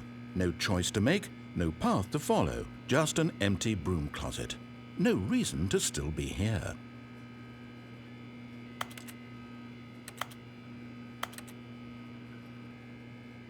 It was baffling that Stanley was still just sitting in the broom closet. He wasn't even doing anything. At least if there was something to interact with, he'd be justified in some way. As it is, he's literally just standing there doing sweet FA.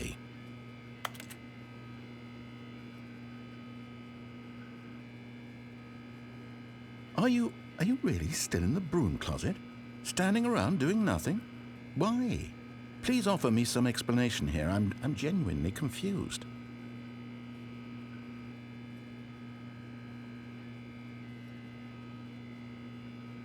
You do realize there's no choice or anything in here, right? If I'd said Stanley walked past the broom closet, at least you would have had a reason for exploring it to find out. But it didn't even occur to me because literally this closet is of absolutely no significance to the story whatsoever. I never would have thought to mention it.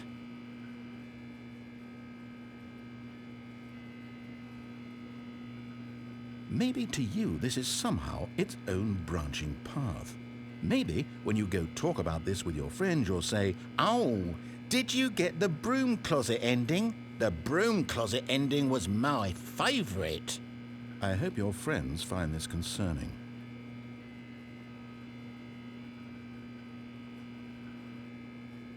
Stanley was fat and ugly and really stupid. He probably only got the job because of a family connection. That's how stupid he is. That or with drug money. Also, Stanley is addicted to drugs and hookers.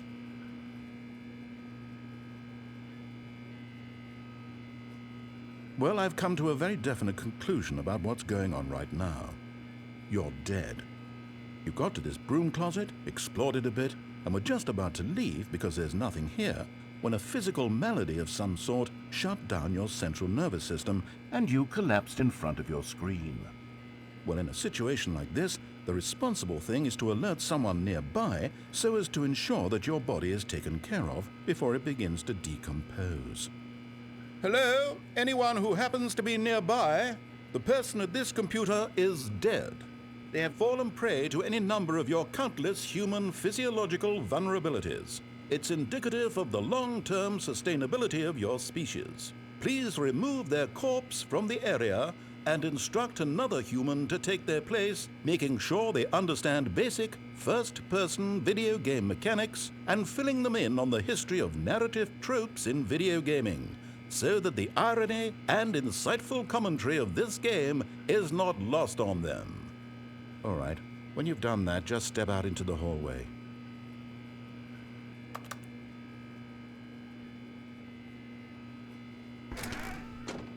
Ah, second player. It's good to have you on board. I guarantee you can't do any worse than the person who came before you. You too? Unbelievable. I'm at the mercy of an entire species of invalids. Perhaps there's a monkey nearby you can hand the controls to. A fish? Fungus? Look, you can hammer out the details. I'm not particularly picky.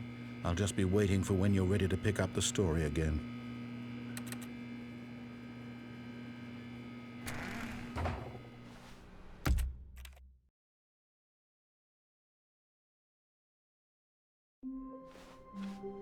All of his co-workers were gone. What could it mean? Stanley decided to go to the meeting room. Perhaps he had simply missed a memo.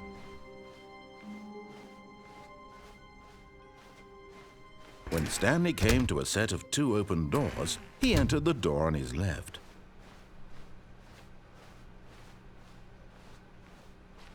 Yet there was not a single person here either. Feeling a wave of disbelief, Stanley Oh no, not again. I won't be part of this. I'm not going to encourage you. I'm not going to say anything at all. I'm just going to be patient and wait for you to finish whatever it is you enjoy doing so much in this room. Please take your time.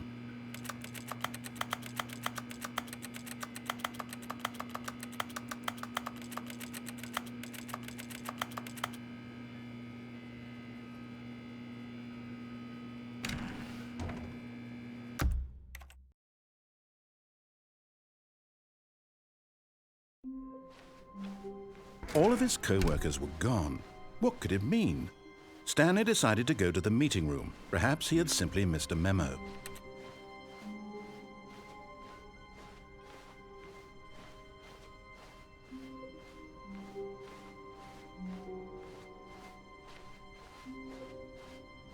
When Stanley came to a set of 2 open doors, he entered the door on his left.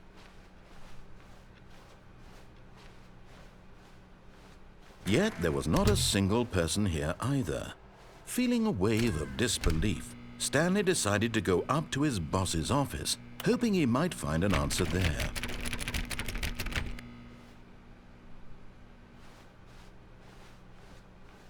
Coming to a staircase, Stanley walked upstairs to his boss's office.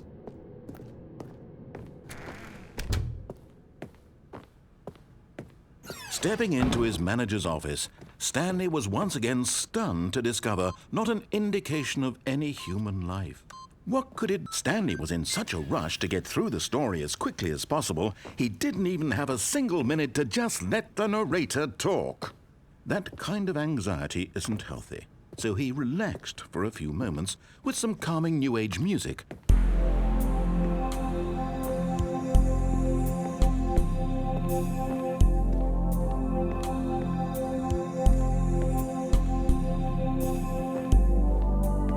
Feeling soothed and rejuvenated, Stanley calmly walked forward into the opened passageway.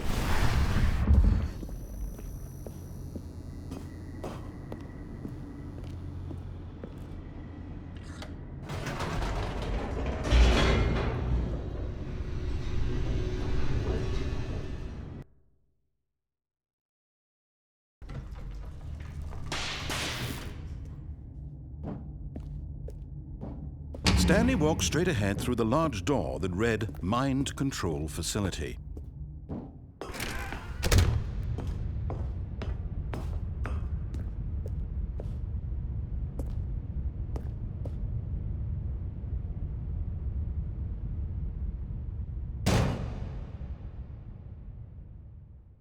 Aha! You've made it to the bottom of the Mind Control Facility. Welcome! You see, back when the Stanley Parable first launched in 2013, getting to the bottom of the Mind Control Facility was a bug that we simply didn't catch during development. And you all sent us lots of photos of it on Twitter and acted very superior about it.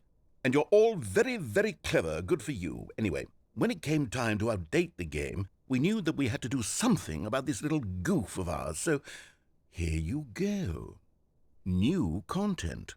You can call it the bottom of the mind control room ending, if that enhances your perception of the value of these updates. Isn't that what you crave? New content? Always more content, more, more. And I'm here to give it to you. I'm here to make it seem like we really covered every nook and cranny of the game, with secrets and Easter eggs. How about this? We wrote a new piece of music just for this section. You won't hear it anywhere else in the game. It's a secret that's just for you. That's how special you are. We call this track, Good Job You've Made It to the Bottom of the Mind Control Facility. Well done.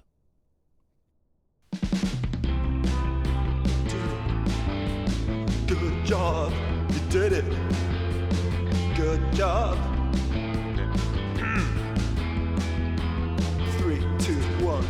Good job, you made it to the bottom of the mind control facility.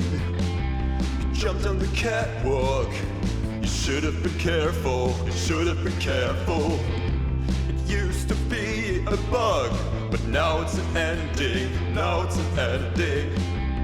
I believe in you. I believe in your ability to cross this barrier and chase your dreams. But railings don't mean anything. Good job, you did it. Good job, you did it. Good job, you did it. Good job, you did it. Good job, you did it. Good job, you did it. Good job, you did it. Good job, you did it. Good job, you did it. Good job, you did it.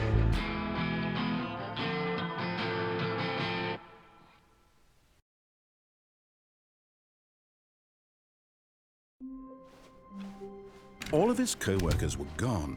What could it mean? Stanley decided to go to the meeting room. Perhaps he had simply missed a memo.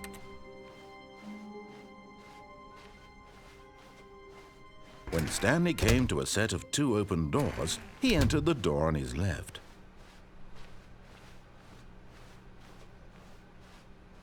Yet there was not a single person here either.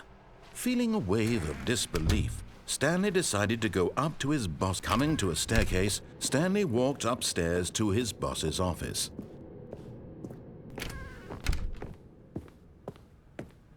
Okay, I think we all know the drill by now. Blah, blah, blah. Dark secrets, the keypad. Stanley pushes some buttons. Oh, hey, look, it's a new passageway. Quelle surprise.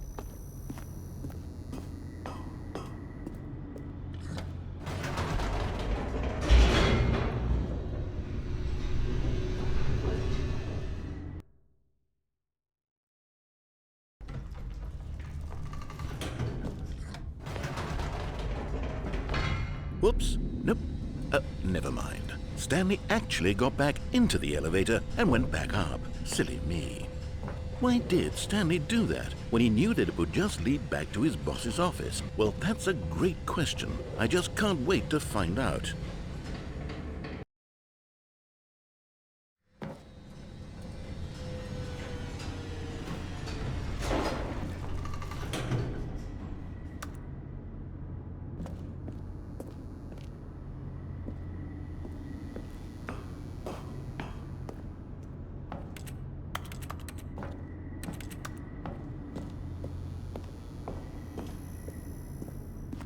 Here we are, Stanley. It's your boss's office. Exactly the way it was before you got onto the elevator.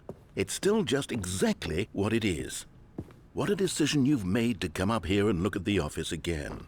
This has fleshed out the plot of the story in new and fascinating ways I could have never anticipated. It's that keen eye for storytelling that you have, an incisive rapid fire of critical plot points, one after the other, weaving a rich tapestry of uncompromising narrative. Wow! I'm bolted to the edge of my seat.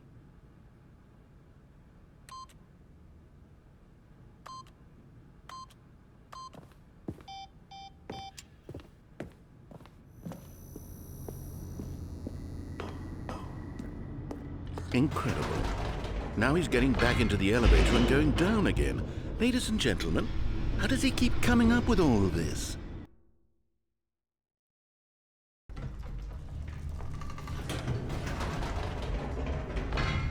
Did you think we were going to go forward down the spooky corridor? No.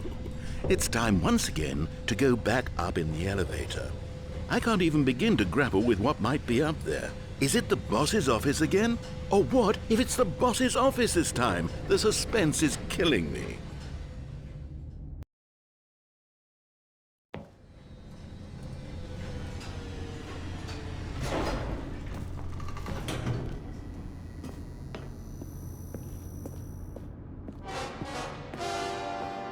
Oh my God, it's the boss's office. This absolutely changes everything for me. Give me a timeout here for a minute while I process this.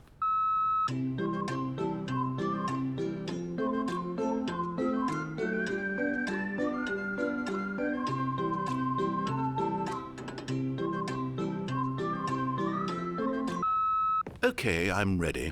I'm prepared to embrace this stunning revelation and to move forward with... No, wait. No, I need more time to process.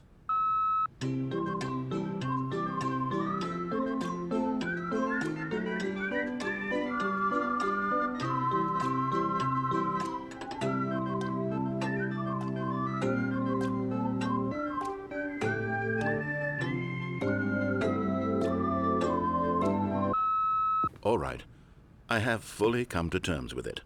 I have made space in my worldview for this astonishing new reality. As before, I turn to your expert eye for gripping narrative, Master Stanley.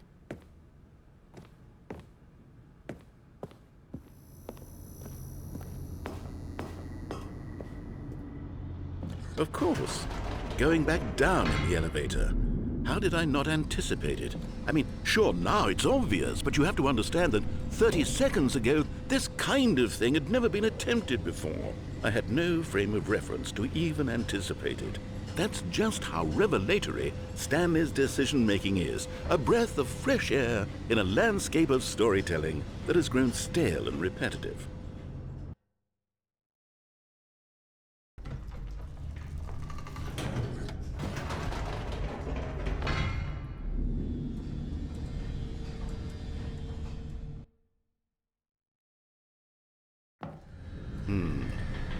You know what?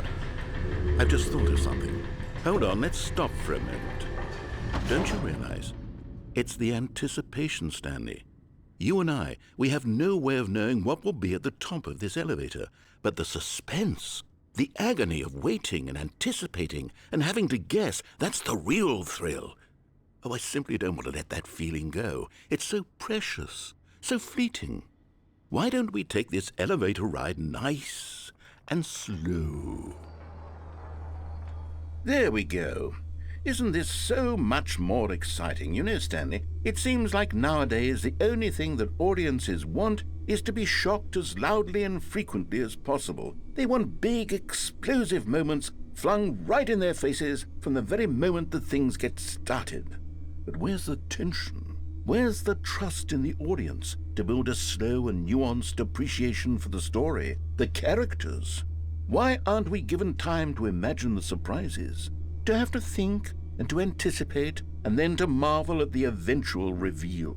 This is storytelling, Stanley. What you and I are doing right now. This is the most exciting narrative to be developed in years, and it's really all because of you. You're the one who took this bold step of revisiting the exact same locations over and over. Truly, I mean it. This is unique and different. It's not like anything else out there. You see, I want stories that surprise me, Stanley. I want to have to think. I want to be engaged and not pandered to. We're being fed such unimaginative drivel all the time, and we all know it, which is why we're so starved for content that makes us feel sharp and vital and alive. That's why people like you so much, Stanley, because you're not afraid to spit in the face of tradition. You're a role model, you know? People look up to you. Which is why, though I didn't know when to spring this on you, but, well, I've gathered a little press conference for you, so that you can talk about your work and your storytelling and your life. Yes, I know you're not much for the public eye, but I thought it would especially mean a lot to the people who have been following you from the beginning. They really look up to you, Stanley. I don't know if you realize the impact you have on them. This is the kind of gesture that might leave a tremendous impact on them for the better. Oh good, we're here. Okay, the room where we're holding the press conference should be just around the corner here somewhere.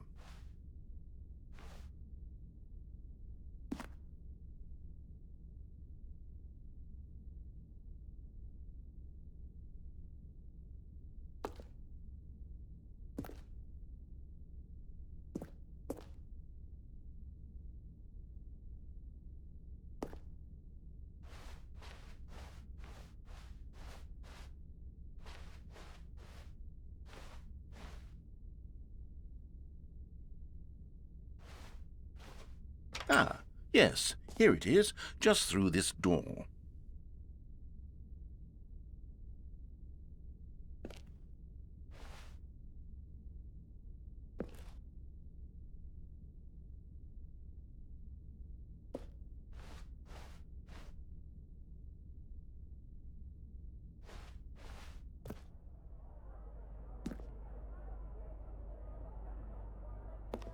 All right, are you ready? I've told them you're going to speak a little bit about the nature of surprise in storytelling and what it means to craft a truly unpredictable narrative. Oh, don't worry, you'll do great. Just be yourself and speak from the heart. I'm really proud of you, Stanley. Okay, it looks like they're ready for you. Go get 'em.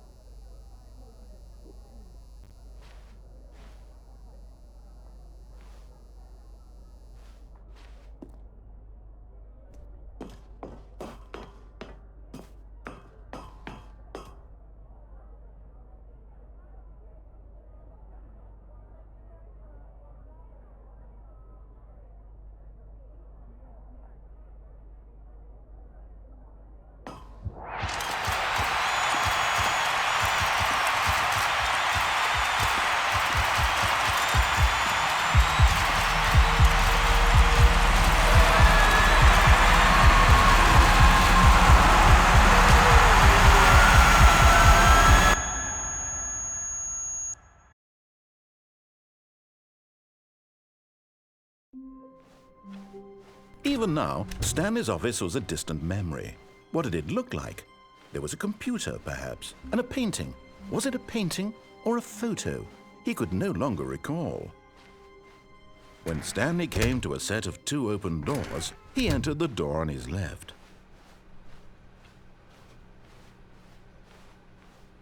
Yet there was not a single person here either. Feeling a wave of disbelief, Stanley decided to go up to his boss. Coming to a staircase, Stanley walked upstairs to his boss's office.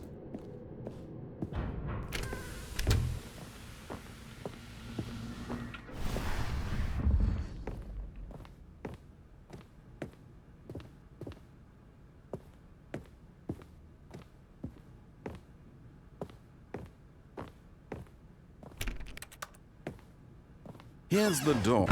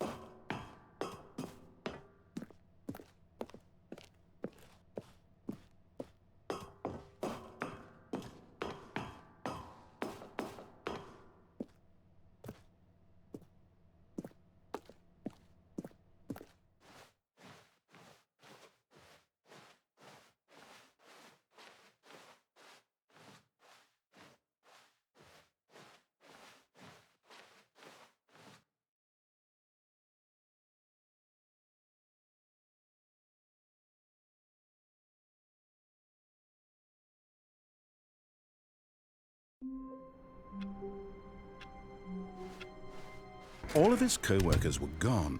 What could it mean? Stanley decided to go to the meeting room. Perhaps he had simply missed. The confusion and the chaos all seemed to melt away as Stanley embraced the bucket. Stanley clutched the bucket tightly to his chest and entered the door on his left. Still no one was here.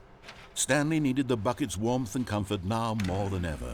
Perhaps his boss's office was where he'd find answers. Coming to a staircase, Stanley and the bucket walked upstairs to the boss's office.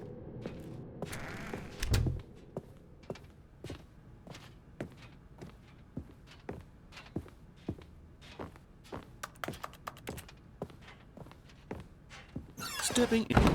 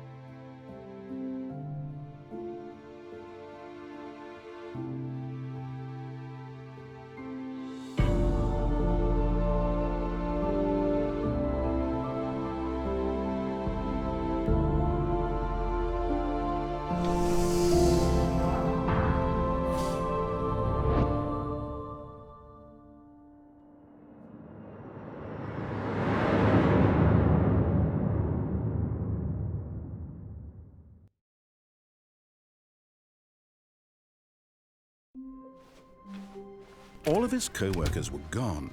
What could it mean? Stanley decided to go to the meeting room. Perhaps he had simply missed a memo.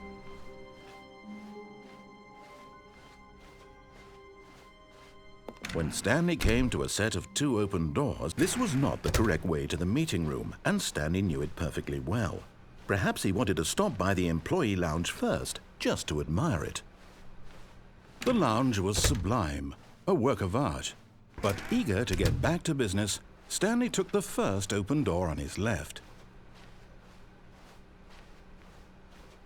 Stanley was so bad at following directions, it's incredible he wasn't fired years ago.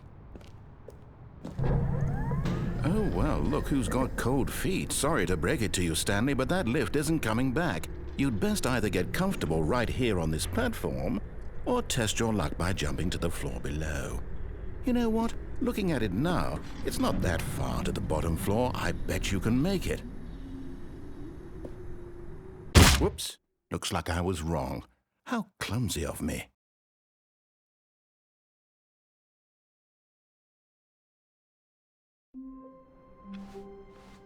All of his co-workers were gone. What could it mean? Stanley decided to go to the meeting room. Warmth spread through Stanley's arms. With the bucket in his arms again, he was home. Stanley clutched the bucket tightly to his chest and entered the door on his left.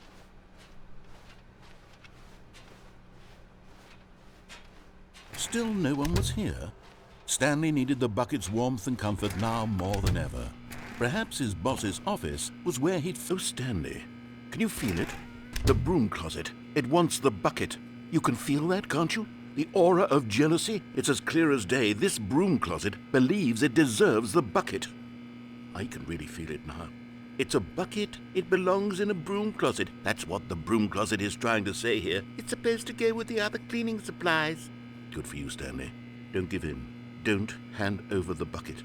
I know how hard it must be, given the pressure that the broom closet is putting on your shoulders right now, but you have to be strong. This is your bucket. This is your companion and lifelong friend. You can't hand it over. Oh, no. We're getting into name-calling now, it seems. Is this how low the broom closet has sunk, that it has to resort to this stream of petty insults simply in order to get you to hand over the bucket?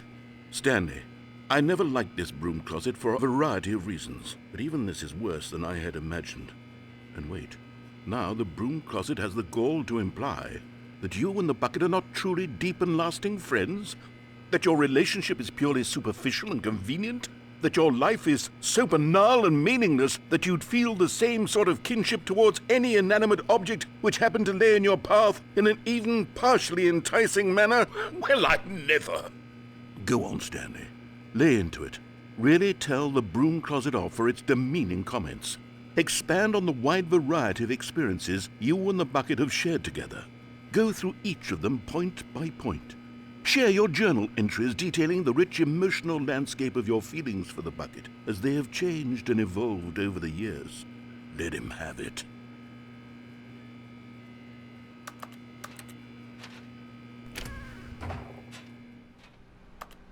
Okay, I've got you something which I think will help settle this debate once and for all. Here we go. There. Now it's settled. No more debate, no more discussion. Take a hike, broom closet, with all your meandering philosophical diatribes about the nature of cleaning supplies and their relationship to broom closets in the natural order of things.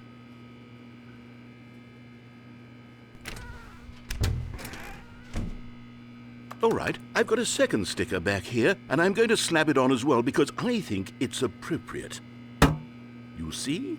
I feel that it works because the sticker is also a bucket.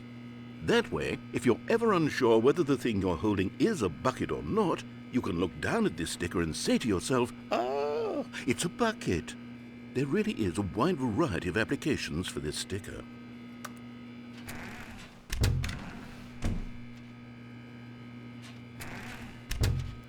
You know what? I could take the name-calling and the dismissal of your kinship with the bucket, but now the broom closet is just giving us the silent treatment. And to be honest, I'm sick of the pettiness on display. You can stay here all you like, but I've had it with this impetulant room of cleaning supplies. Easily the most childish such room I've ever been in. I'll see you outside, and we can get on with the story about you and your bucket.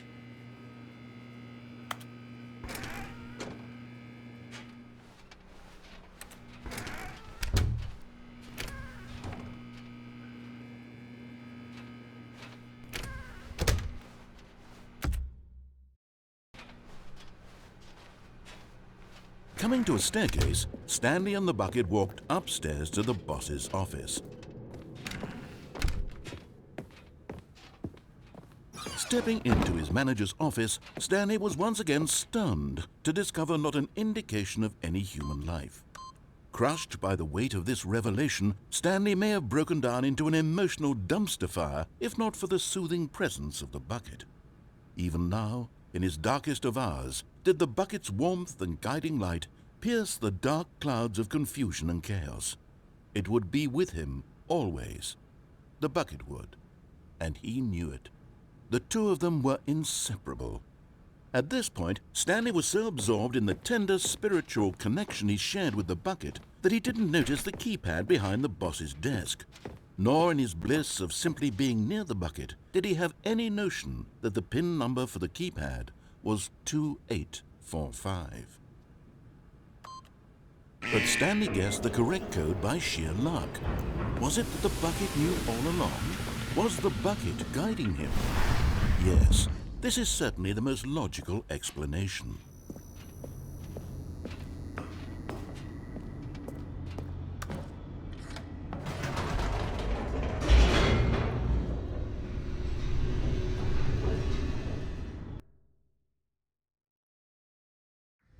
The elevator raced downward, plummeting towards an unknown fate. It would be all Stanley could do to keep himself together, if not for the bucket.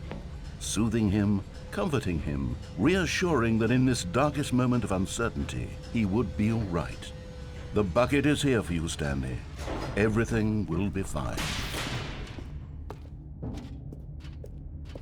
Stanley and the bucket walked straight ahead through the large door that read, Mind Control Facility.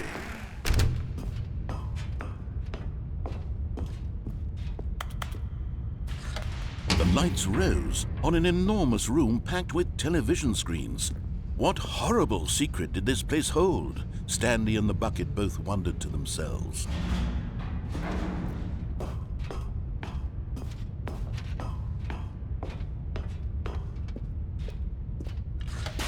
The monitors jumped to life, and Stanley nearly dropped the bucket in shock. Everyone in the office was being videotaped, monitored like guinea pigs.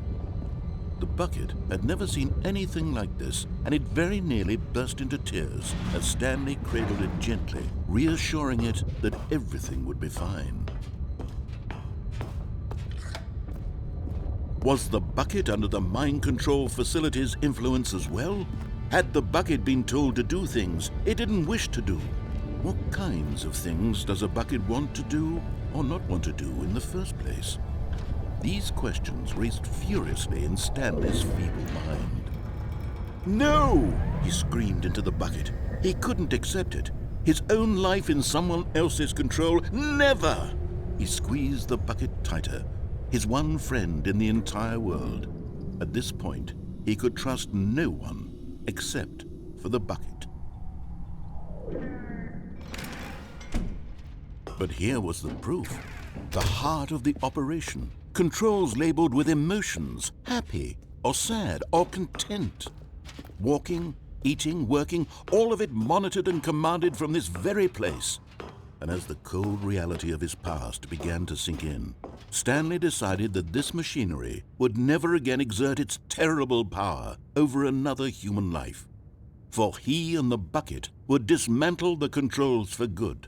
Two best friends, Stanley and the bucket, up against the world.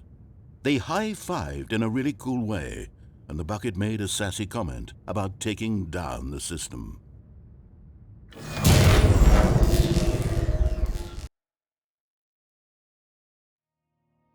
Stanley and the bucket waited in blackness.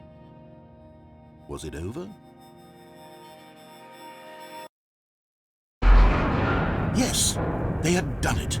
Stanley and the bucket had defeated their greatest and darkest enemy, freed themselves from the tyrannical grip of the evil mind control machine. Freedom was now mere moments away. Excitedly, the two of them began to discuss the kind of life they wanted to live once they stepped through this massive door. The bucket wanted to learn to roller skate. Stanley wanted to sneeze in every country on Earth. Both of them wanted to begin watching a movie, any movie, but then stop it halfway through and begin watching it in reverse from the end. True, it was a simple life they envisioned, but it was one they'd lived together, with one another to lean on, to trust, to support. What? Wait. What was happening? Why had the door stopped? Was Stanley and the bucket not about to be freed? An unbearable silence filled the room, lingering in uncertainty, until finally the truth hit Stanley square in the face. This building did not want the bucket to leave. Even the facility itself recognized the incredible calming presence of the bucket, needed the soothing warmth of the bucket, would go to any lengths not to part with the bucket. No. Stanley can't leave this place, not while he has such a precious bucket in his arms. Not while this building has anything to say about it. Stanley realized he would never again leave this very room. But at least he has the bucket. To be trapped eternally in darkness isn't really so bad, Stanley thought to himself. As long as I have my bucket with me, right? I'll be okay, won't I? Stanley gulped. Very soon now, he was about to find out.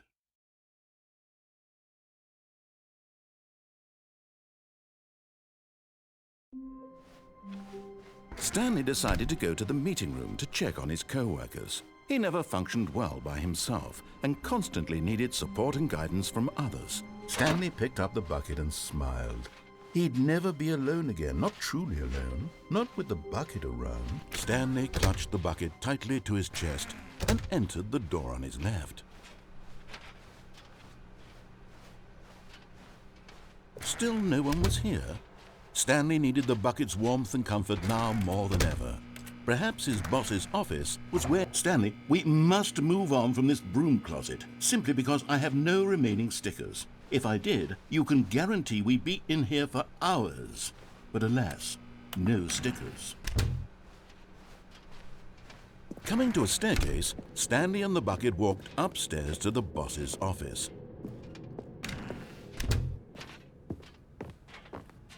Stepping into his manager's office, Stanley was once again stunned to discover not an indication of any human life. Crushed by the weight of this revelation, Stanley may have broken down into an emotional dumpster fire, if not for the soothing presence. But Stanley guessed the correct code by sheer luck. Was it that the bucket knew all along? Was the bucket guiding him? Yes, this is certainly the most logical explanation.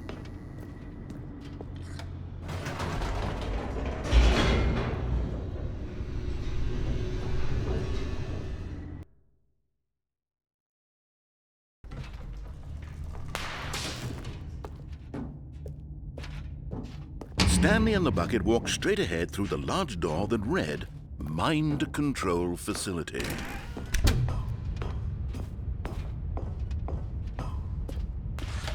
The lights rose on an enormous room packed with television screens. What horrible secret did this place hold? Stanley and the bucket both wondered to themselves.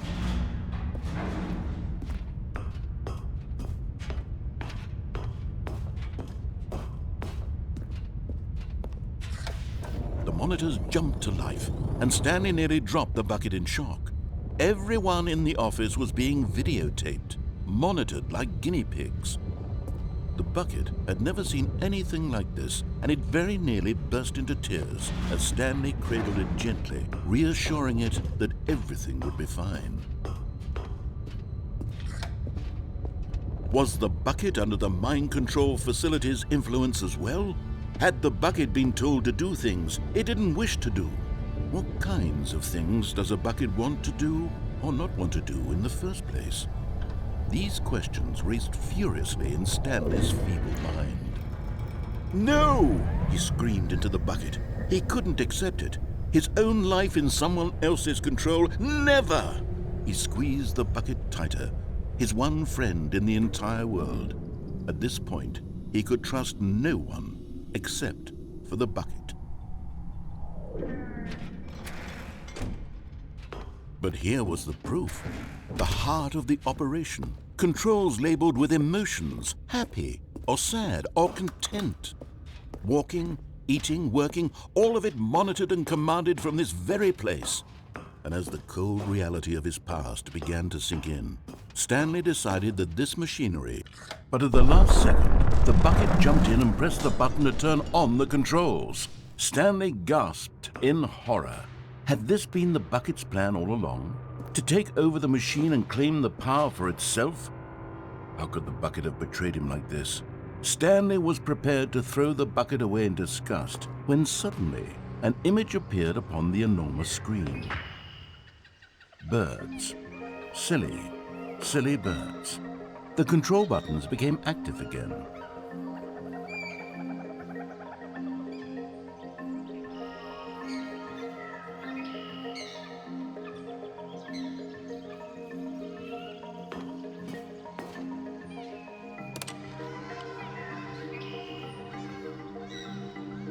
Stanley flipped through one video of silly birds after another, and then it dawned on him.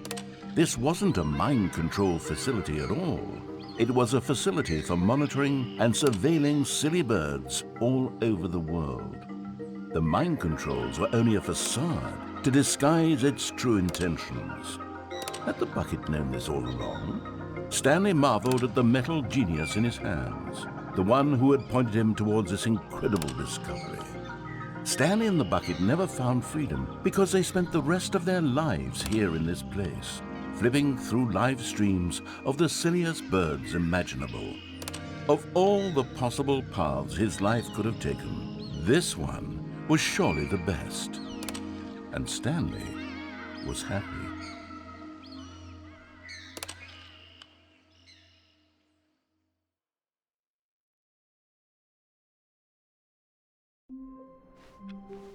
All of his co-workers were gone. What could it mean? Stanley decided to go to the meeting room. The good old bucket. Just Stanley and the bucket. Off on another thrilling adventure together. Stanley clutched the bucket tightly to his chest and entered the door on his left. Still no one was here. Stanley needed the bucket's warmth and comfort now more than ever. Perhaps his boss... Stanley, we must move on from this broom closet. Simply because I have coming to a staircase. Stanley and the bucket walked upstairs to the boss's office. Stepping into his manager's office, Stanley was once again stunned to discover not an indication of any human life. Crushed by the weight of this revelation, Stanley may have broken down into an emotional dumpster fire, if not for the soothing. But Stanley guessed the correct code by sheer luck. Was it that the bucket knew all along? Was the bucket guiding him? Yes, this is certainly the most logical explanation.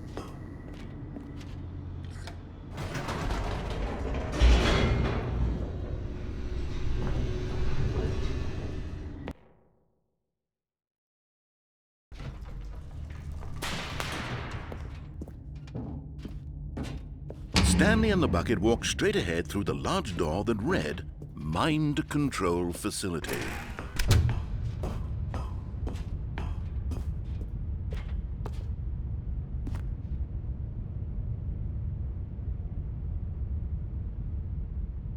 But just as Stanley was about to proceed further into the mind control facility, he tripped and fell over the railing and into the dark void below. Thankfully, he fell directly onto the bucket, which safely cushioned his fall. Now, what to do next, Stanley wondered. Stanley and the bucket could find no way out of this enormous pit, and so eventually they decided that the best thing to do would be to simply get comfortable down here. So they set up a little couch and relaxed. It really wasn't so bad down here, a bit cold perhaps. After some time had gone by, they installed a few shelves as well, and a sort of kitchenette that was useful for when the bucket was craving paninis. But it wasn't until the rugs and the standing lamps came in that it really started to feel like a home. In fact, after some time, Stanley realized that it had been ages since he had even thought of the mind control facility at all.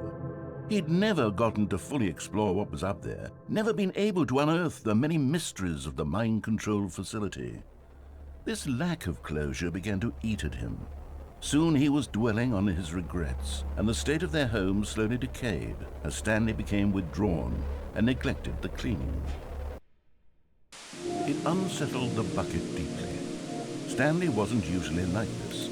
The bucket tried to reach out to him again and again, but to no avail. All Stanley could think about, all he could talk about, was going back, doing it over again, staying on the path.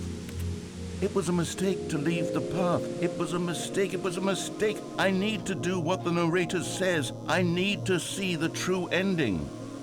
This made no sense at all to the bucket, which was simply trying to live its life down here as comfortably as possible. Yet Stanley was inconsolable. This isn't an ending. This is just a hole in the ground. The bucket sighed. True, it wasn't an ending. But it's where we happen to be. And maybe, possibly, if we accept the reality of things, maybe this will become an ending eventually. It's what the bucket was counting on. The two of them waited for a very long time.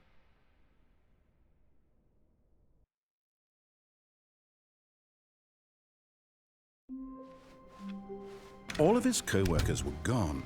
What could it mean? Stanley decided to go to the meeting room. "Where are we going today?" the bucket asked. Stanley just smiled. Anywhere they went together would be... Stanley clutched the bucket tightly to his chest and entered the door on his left. Still no one was here. Stanley needed the bucket's warmth and comfort now more than ever. Perhaps his boss's office. Coming to a staircase, Stanley and the bucket walked upstairs to the boss's office.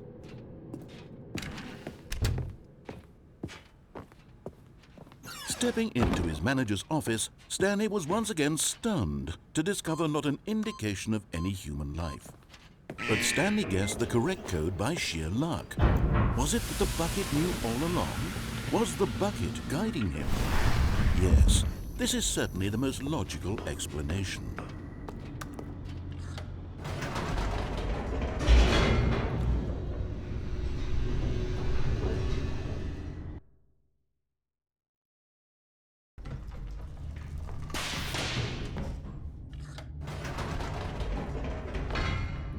"Wait," Stanley said to the bucket. "Can we go back up?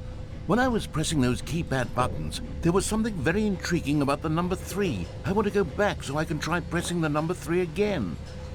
The bucket said nothing.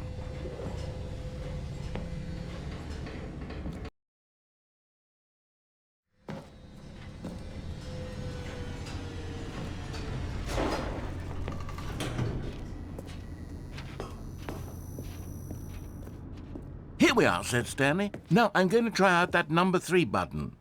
He took the bucket over to the keypad and began absolutely slamming on the number 3 over and over and over.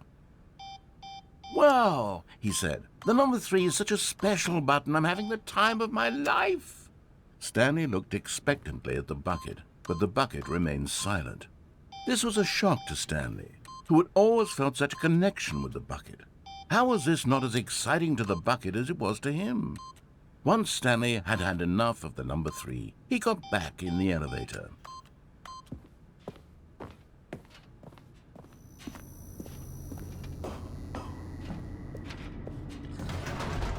Perhaps the bucket had missed something. Perhaps it had not seen how much joy Stanley got from slamming the number 3 repeatedly.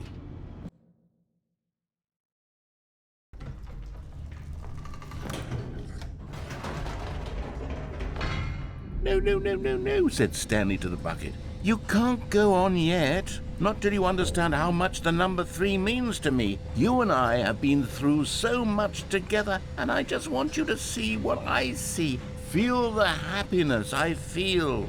He smiled at the bucket, and the bucket said nothing.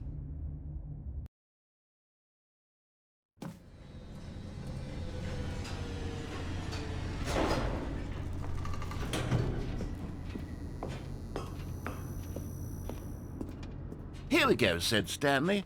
"This time I'll really show you." He ran to the number 3 and began to wail on it like a musician on a beloved instrument, weaving a concerto of truth and passion.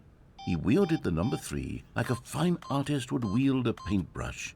He told stories through the number 3, stories of his dreams and hopes and fears, and the whole time he looked to his bucket for a reaction of some kind. Anything to let him know that the bucket appreciated what he was doing.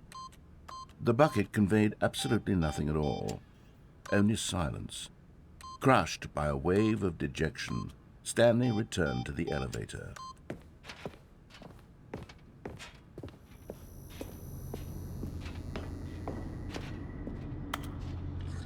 Stanley and the bucket were so close. They'd always been there for one another. Why suddenly could the bucket not connect with this passion of Stanley's? The question caused Stanley to ruminate the whole way down the elevator. He knew that there must be a way to get through to the bucket, to communicate fully with his dear friend. Surely there was a solution, mustn't there be?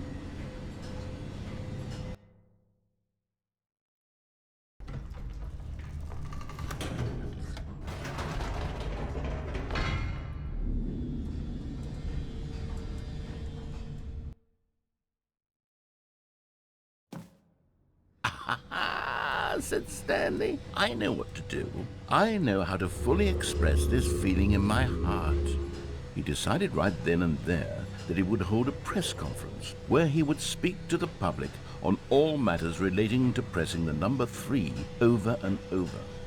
He would elaborate fully on what the number 3 meant to him and why he felt so alive when pressing it. Then the bucket would be able to see his joy through the eyes of others. It would get to see the world react to this discovery of Stanley's. And it would be through the public eye that the bucket would finally understand Stanley's work. For months, he advertised and marketed his press conference, building excitement around it, developing and rehearsing it, until it couldn't be refined a single measure further. When the big day arrived, Stanley was as prepared as he'd ever been for anything in his life. This was it. One last chance to win the bucket over. One opportunity to share a true connection with a loved one.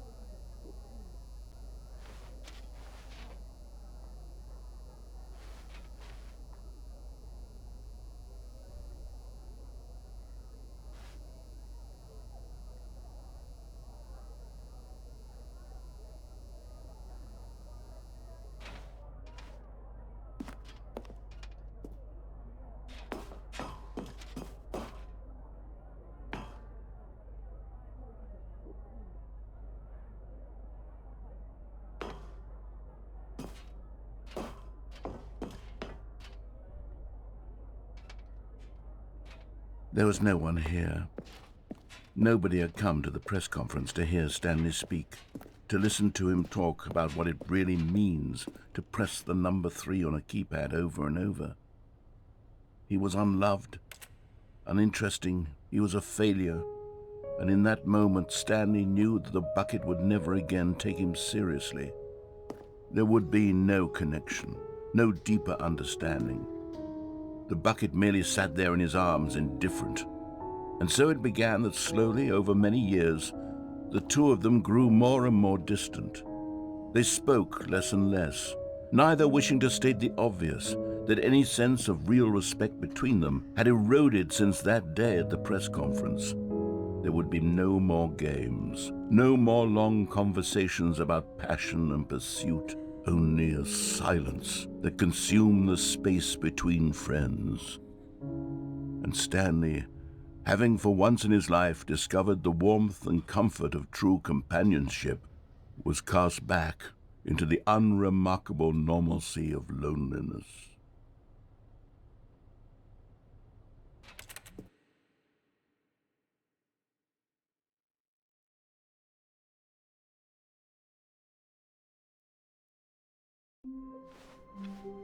All of his co-workers were gone.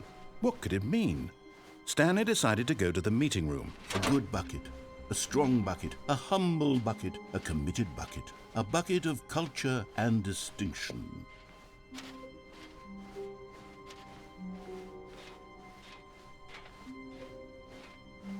Stanley clutched the bucket tightly to his chest and entered the door on his left.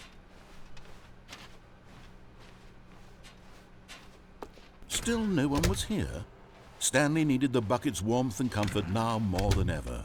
Perhaps his boss's office was coming to a staircase. Stanley and the bucket walked upstairs to the boss's office.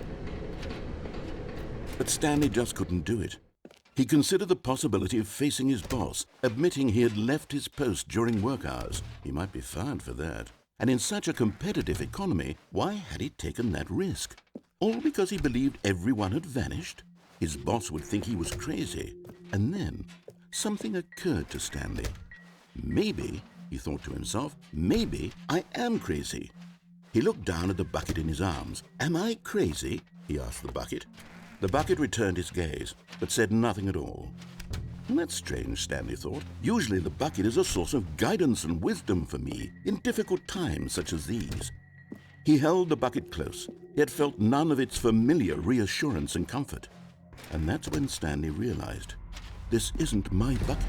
It's just a normal, everyday bucket. Someone else's bucket, perhaps. How did I end up with someone else's bucket? This is all terribly wrong. Surely no good would come from this. Who knows what sorts of bizarre hallucinations Stanley might experience without the psychologically grounding presence of his bucket. And indeed, now he noticed that the rooms were repeating, which was, of course, very odd. And now he felt himself floating off the ground. Oh, gracious, he exclaimed. Without my bucket, I've gone truly mad. Where is it? I must find it. Far off in the distance now, he heard it, calling to him. Stanley! Stanley, it's me, the bucket. Could it truly be? He rushed forward from room to room, passing by one bucket after the next. None of them were his. None of them were his special bucket. Come to me, Stanley. Find me. He had to find the bucket. He had to return to his old friend. It was the only way to truly restore his sanity. And then suddenly, he froze dead in his tracks. He knew where the voice of the bucket had been coming from. The real bucket was inside of him all along. It was incredibly painful. Stanley doubled over in agony and blacked out.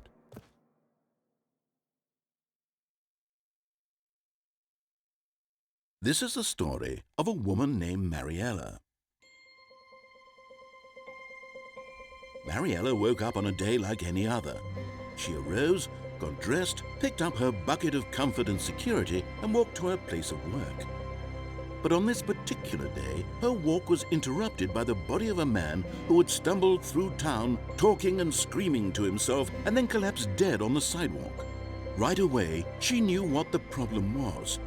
This man had no bucket.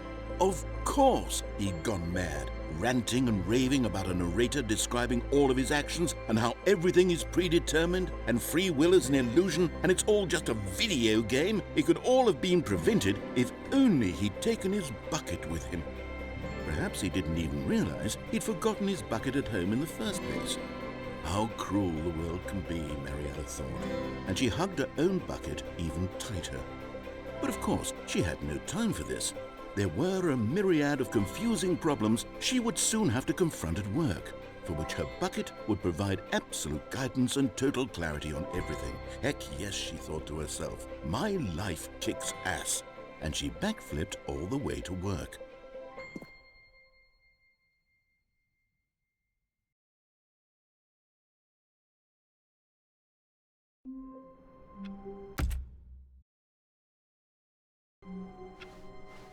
A soft wind blew outside and perhaps rain started, and if it did, it stopped shortly after. Stanley hoped that he would one day see weather. Ah, the embrace of an old friend, a weathered companionship that stands the test of time. Stanley clutched the bucket tightly to his chest and entered the door on his left. Still no one was here. Stanley needed the bucket's warmth and comfort now more than ever. Perhaps his boss's office was coming to a staircase. Stanley and the bucket walked upstairs to the boss's office.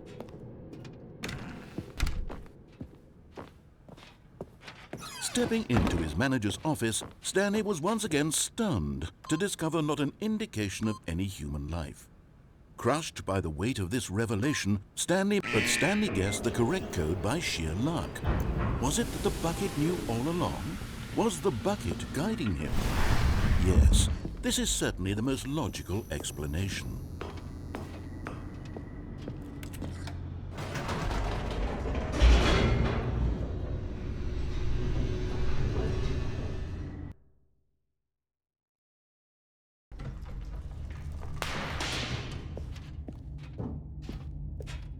Stanley and the bucket walked straight ahead through the large door that read, Mind Control Facility. Although this passageway had the word escape written on it, the truth was that at the end of this hall, Stanley and the bucket would both meet a violent death. The door behind them was not shut. Stanley and the bucket still had every opportunity to turn around and get back on track. At this point, Stanley and the bucket were knowingly walking forward into a very painful death for each of them.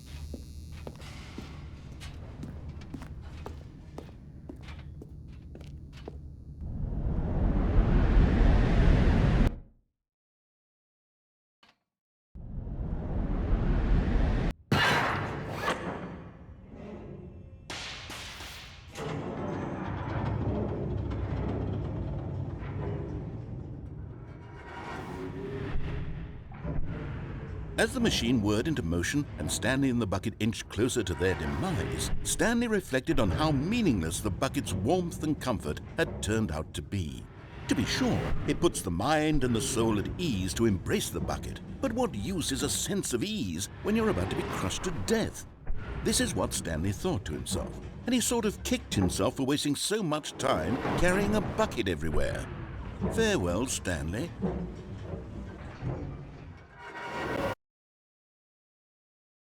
"Farewell, Stanley," cried the narrator, as Stanley and the bucket were led helplessly into the enormous metal jaws. In a single visceral instant, the bucket's life came to an end as it was crushed violently to death.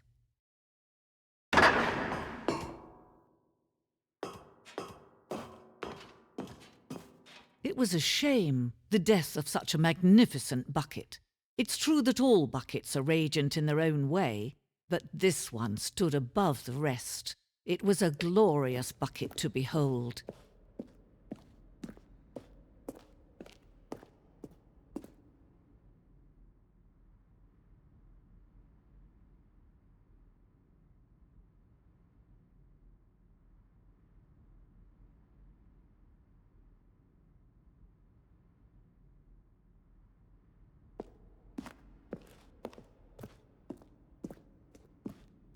Can you see how arrogant it was for Stanley to take a bucket like this and to claim it for his own?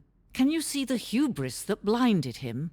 Can you see that the bucket is far more noble than Stanley will ever be in his short life?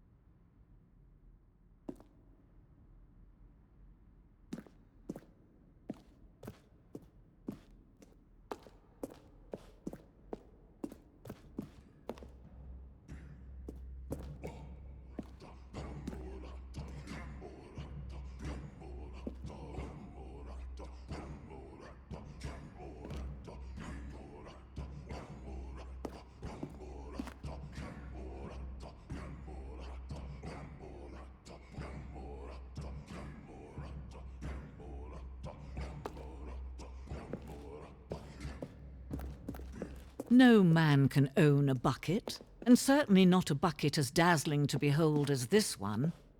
It is man who should kneel before the bucket.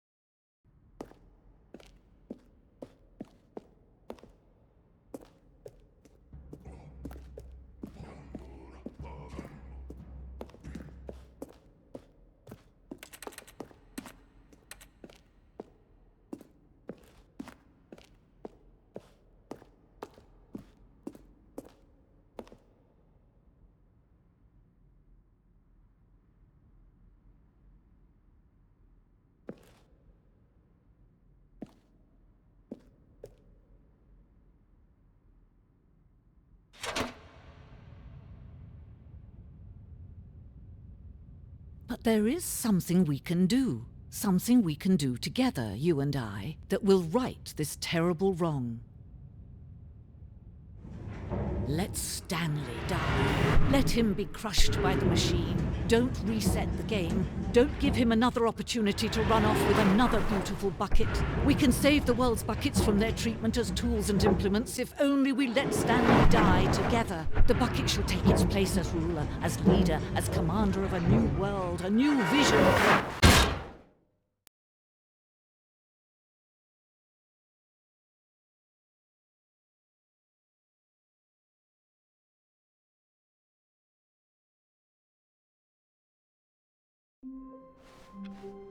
How wonderful. Stanley was alone. Finally. This is great, he thought to himself. This is what I've wanted all along. I got what I wanted. The bucket made Stanley want to be a better man and a better co-worker. In time, perhaps, he would become both of... Stanley clutched the bucket tightly to his chest. This was not the correct way to the meeting room. But Stanley had felt the bucket calling to him, telling him that the employee lounge was simply the place to be. And here it was. Had the bucket turned out to be correct? No, never mind. The bucket was wrong. Stanley took the door on his left to go back to the meeting room. No, said the bucket. Don't go to the meeting room. Go somewhere else. The cargo lift, yes. But Stanley feared that any path he walked might lead to the separation of himself and the bucket, his dearest friend.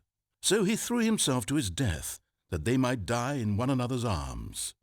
How deeply touching.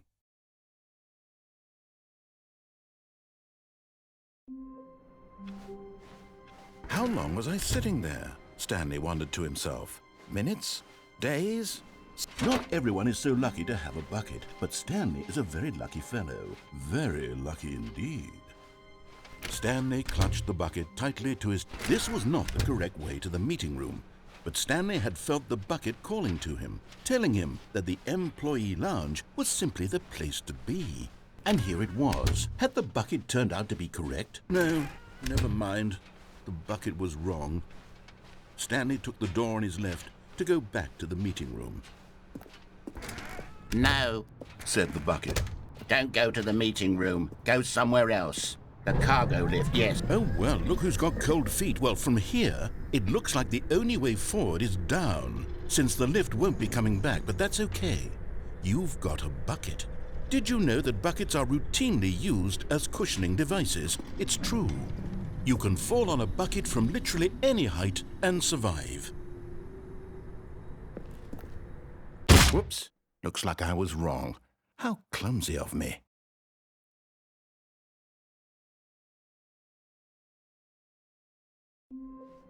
All of his co-workers were gone. What could it mean? Stanley decided to go to the meeting room. Perhaps he had simply missed a memo.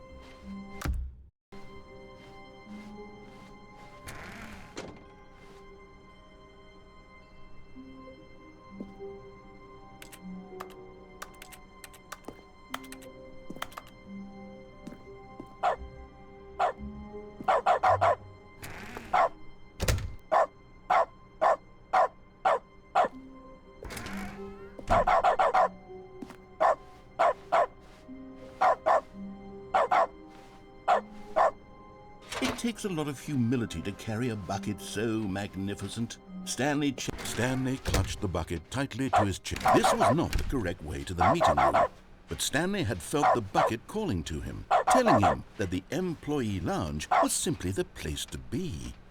And here it was. Had the bucket turned out to be correct? No, never mind. The bucket was wrong. Stanley took the door on his left to go back to the meeting room. No, said the bucket. Don't go to the meeting room. Go somewhere else. The cargo lift, yes. Go there. Go to the cargo lift.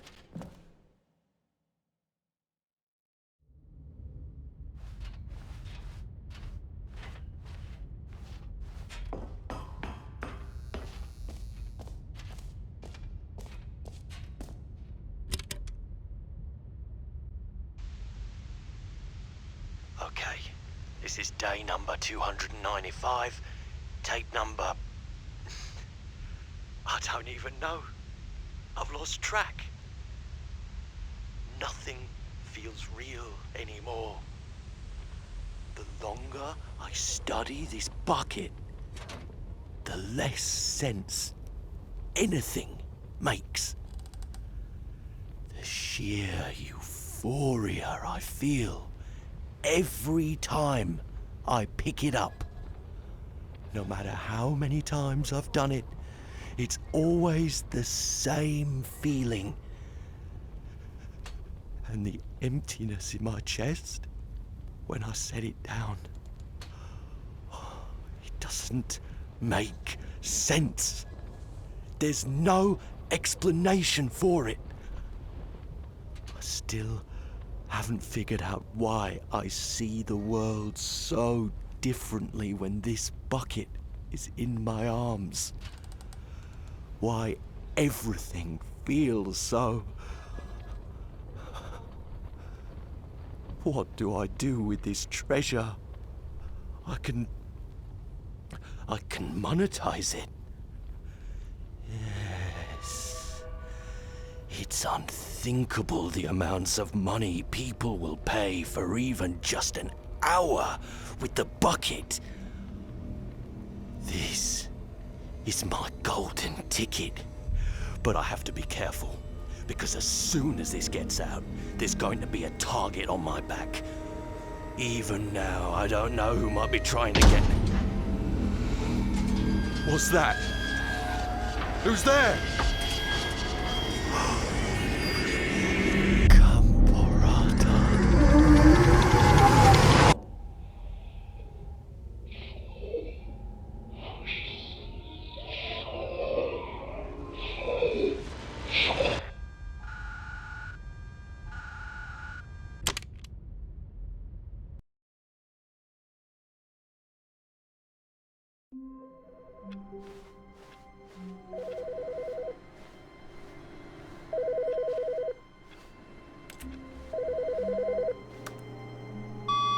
Good morning.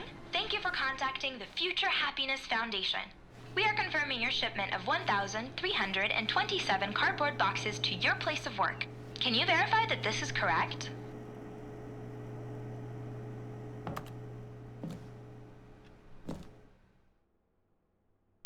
Understood.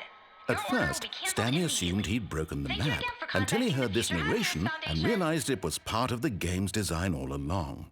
He then praised the game for its insightful and witty commentary into the nature of video game structure and its examination of structural narrative tropes. So, now that you're here, what do you think? Isn't this a fun and unique place to be? Why don't we take a minute just to drink it all in? Okay, I'm over it now. What do you think? Are you sick of this gag yet?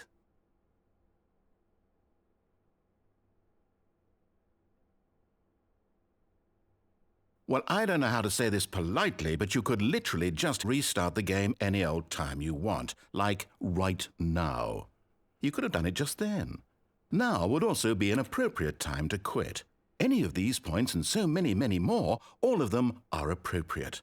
I'm enjoying what seems to be an internal conflict going on where you are literally unable to act on your own desires to restart the game. So, just to push the envelope, I'm going to try and make this as miserable as possible and see how long you can maintain.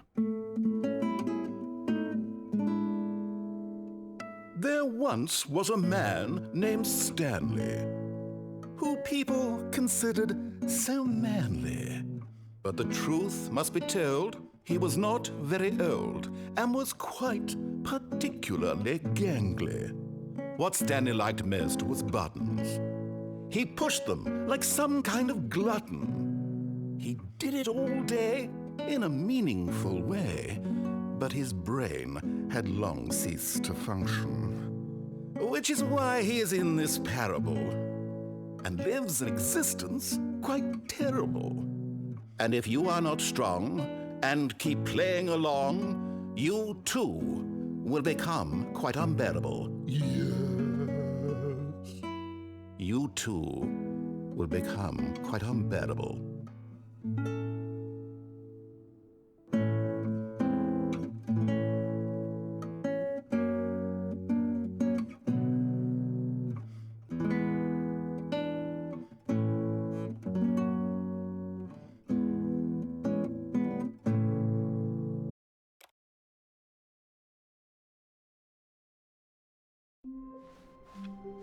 All of his co-workers were gone. What could it mean? Stanley decided to go to the meeting room. Stanley cradled the bucket in a gentle embrace, protective yet delicate. Stanley clung the bucket to his cheek. Could his co-workers really all be gone?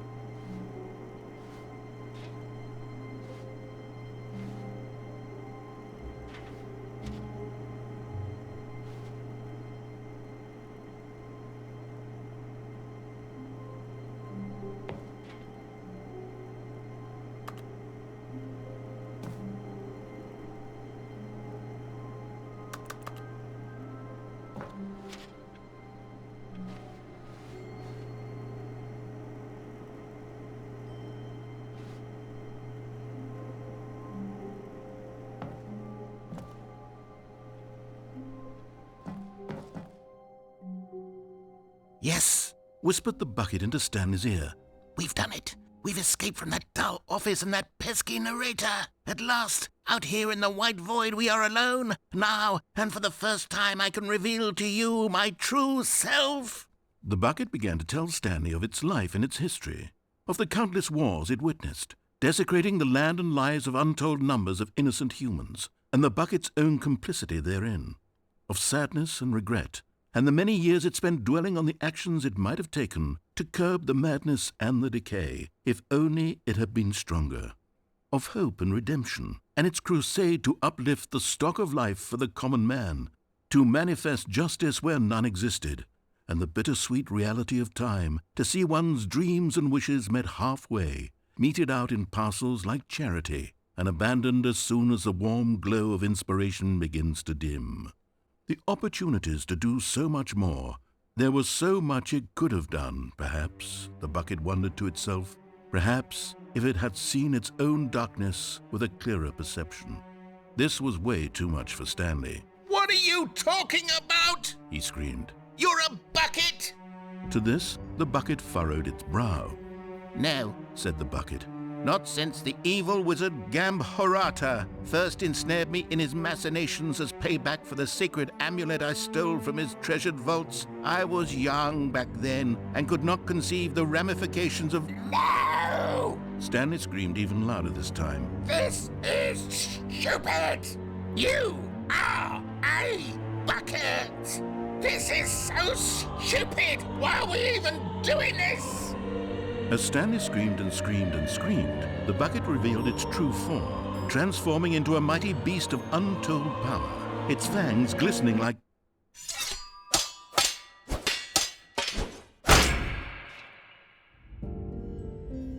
My God, Stanley, you did it. You saved us from the bucket. Thank God you already had all 12 emblems of sages and knew the incantations to summon their true power. Otherwise, we would have easily been overwhelmed by the bucket's power. I'm speechless. You've demonstrated such bravery here today. Come, let's restart the game, and we'll agree to never again go trifling with this bucket, nor the dark magic cast away inside of it.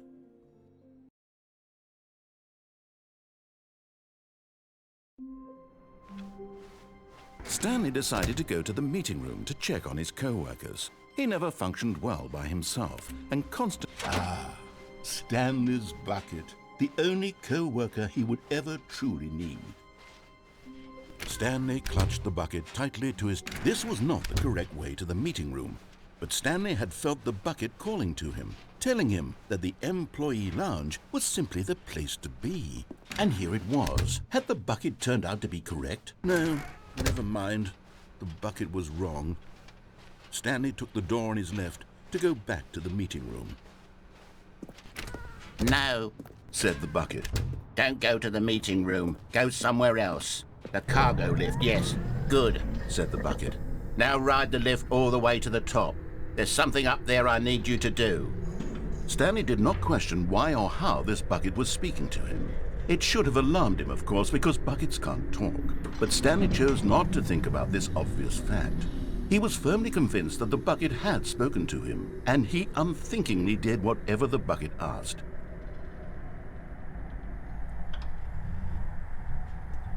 In here, said the bucket. Go into this dark room over here.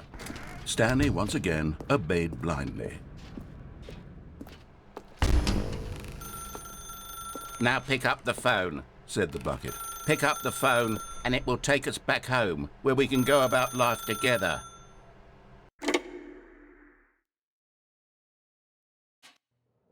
This is the sad story of a man named Stanley and his bucket. Once upon a time, I gave Stanley a bucket because I thought he was lonely and could use a friend. And then, very distressingly, he began to believe the bucket could speak to him.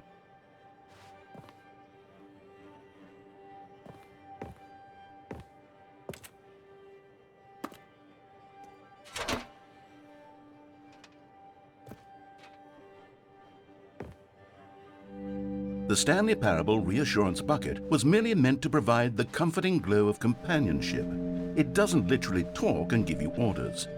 Whatever Stanley is hearing the bucket say to him is just in his head. Lately, I've been concerned about him. Wouldn't you be concerned as well? To see him delusional like this, obsessing over an inanimate metal object? I want to say something to him, but I don't know how I can convince him. I don't know if he'll listen to me. Oh, I'll try anyway. Stanley, can you hear me? Listen to me. It's just a bucket. It can't think, it can't talk. All it will ever truly do for you is effectively transfer a liquid from one location to a different location. That's it. It doesn't do anything else.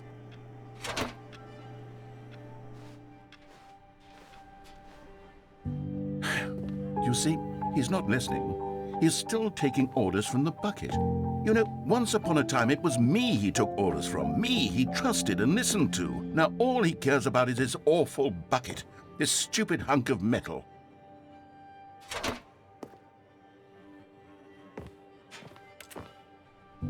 It's sad, but I suppose he doesn't need me anymore. From now on, he's just going to cling to this bucket, this cold, empty bucket, this sort of shiny bucket. Well, I'll give it this. The bucket does have a nice shine to it.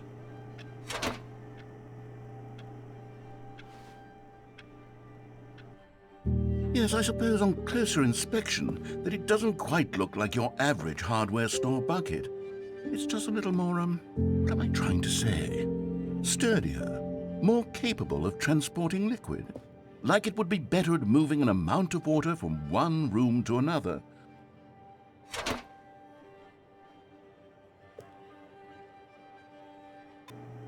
Oh my God, what am I saying? Better at carrying water from room to room. It's a bucket. It's literally just a bucket. Why do I feel some need to point out the ways in which it's so much more than just a regular bucket?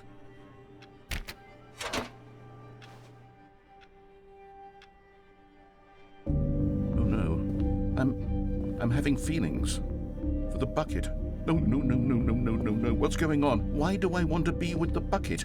Hear what the bucket has to say. Do anything it asks. What's wrong with me? I don't understand. Perhaps if I had the bucket, this would be less confusing. Yes, the bucket could tell me what to do in this troublesome situation. Stanley, give me the bucket. Give it to me. Give me the bucket, Stanley. I need it. Give it to me now. Give it, or I'll...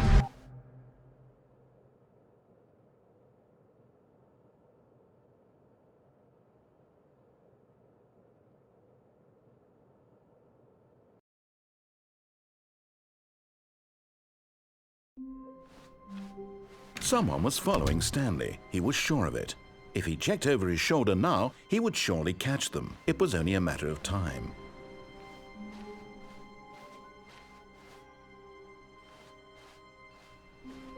Is Stanley, without the bucket, really Stanley at all? No, surely not. Stanley clutched the bucket tightly to his... This was not the correct way to the meeting room, but Stanley had felt the bucket calling to him, telling him that the employee lounge was simply the place to be. And here it was. Had the bucket turned out to be correct? No, never mind. The bucket was wrong. Stanley took the door on his left to go back, and so the two of them detoured through the maintenance section and walked straight ahead to the opposite door.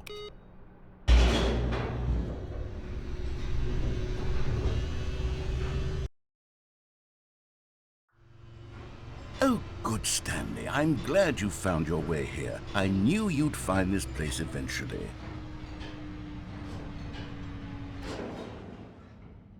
You see, your friends and I are concerned for you, Stanley. We've come together here because we care about you very much. It's this bucket you're carrying around everywhere. The bucket isn't even from the original Stanley Parable. It's just sequel content. We're the ones that matter, Stanley. Classic characters from the first game, like the Adventure Line and the Broom Closet. Because that's what fans want from a sequel. They want more of their favorite jokes, not this bucket that they've never seen before. Yes, I know I'm the one who gave you the bucket, but you're spending too much time with it. Don't you want another story involving the Adventure Line? We could make the Adventure Line go somewhere new. Yes, yes, that's what the fans want. Let's do it.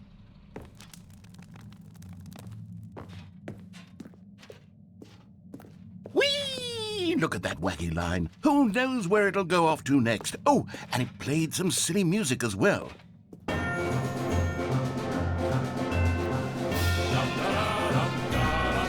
Now this is what the Stanley Parable is all about. Don't you remember all those great jokes from the original dialogue? Also, Stanley is addicted to drugs and hookers.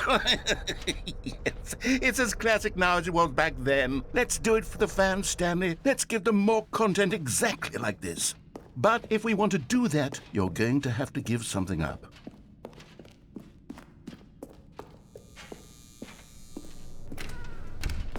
Don't you get it, Stanley? We need to get rid of the bucket. That's why I'm very proud to introduce a brand new character. This is the Bucket Destroyer.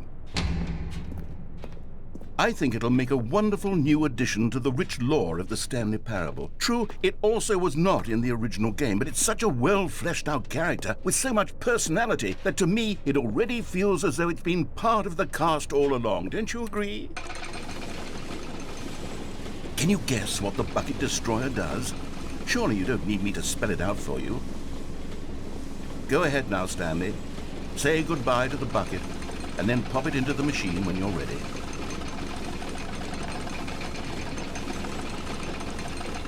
Now listen to me. It's crucial that you give it the bucket. I don't know what the Bucket Destroyer will do if it can't destroy your bucket. Destroying buckets is all it knows. That is its singular personality trait. Sure, I can hear you saying, how does a character with only one personality trait deserve to join the pantheon of beloved Stanley Parable characters? Well, you see, if you were to really explore the Bucket Destroyer, you would see that its desire to crush buckets is so densely loaded with complexity and nuance that it's really like 10 personality traits. What other object in this game can you even say that about? The Broom Closet? Certainly not. I wonder what sort of Bucket Destroyer merchandise the fans will be clamoring for after this. Okay, the Bucket Destroyer is getting very upset now. You'll have to hurry and feed it. We can't get back to the classic Stanley Parable characters like the Adventure Line or the Bucket Destroyer until you crush that damn bucket. Quickly now, the fans are waiting. Do it, the fans, Stanley. Give the fans what they want. Hurry and...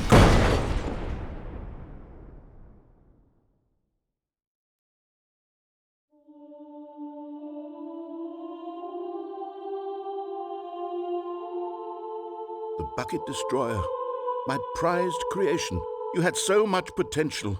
We were going to do such marvelous things with you, tell such spellbinding stories about you. All of it squandered now. Goodbye, new friend. For the moment in time that you were here, you were magnificent.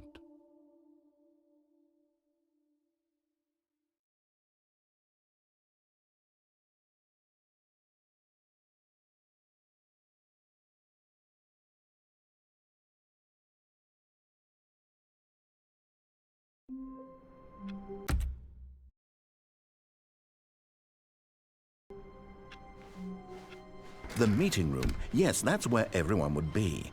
Stanley just needed to get to the meeting room, and from then on, he would never be alone ever again.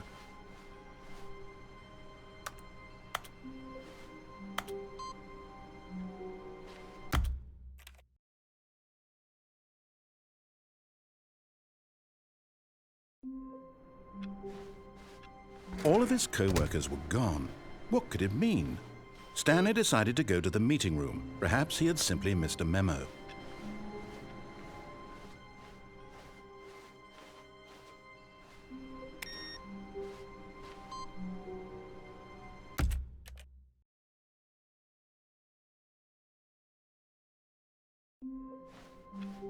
Someone was following Stanley. He was sure of it. If he checked over his shoulder now, he would surely catch them. It was only a matter of time. When Stanley came to a set of 2 open doors, he entered the door on his left.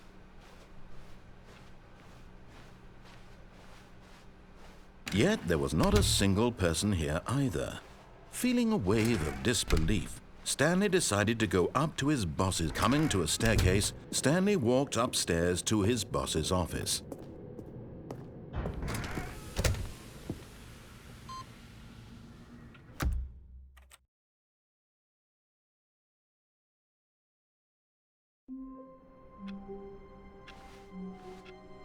Wait, Stanley thought to himself. Am I sure that the orders stopped coming in? How is that possible? They never stopped. Surely I was mistaken.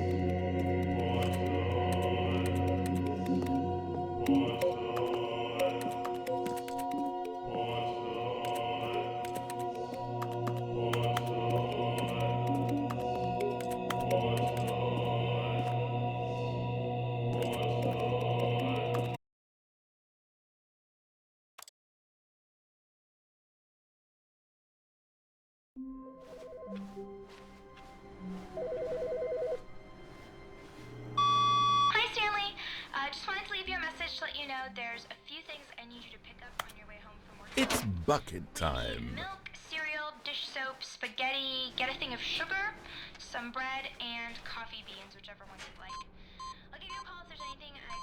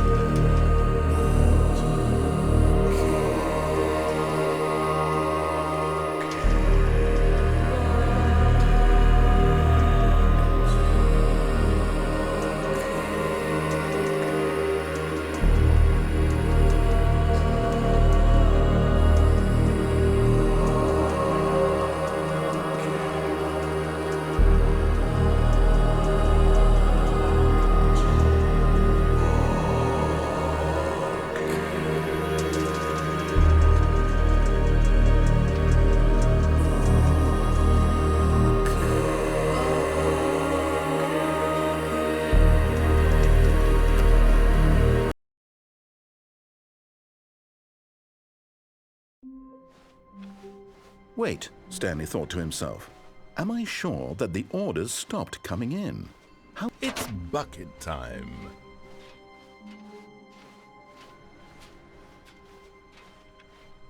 No, the orders... As soon as Stanley noticed that the door to his office was still open, he rushed in with his bucket and shut the door. The pressure of going out and finding another bucket variant on one of the Stanley Parable's classic endings was simply too much for him. "It's nothing but swapped-out dialogue describing a bucket," he screamed to himself. "It's not nearly different enough to be considered a true sequel." No, he would stay right here in his office where things were safe, familiar. If others were happy with the bucket endings, well, good for them. But Stanley knew that one day, somehow, a true sequel would emerge with actual new content. If only he had waited long enough. Just a little longer, Stanley. Keep waiting. You'll get it one day, surely.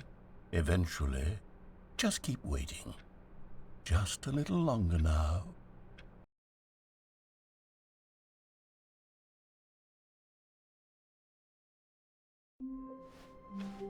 A soft wind blew outside and perhaps rain started, and if it did, it stopped shortly after. It's bucket time.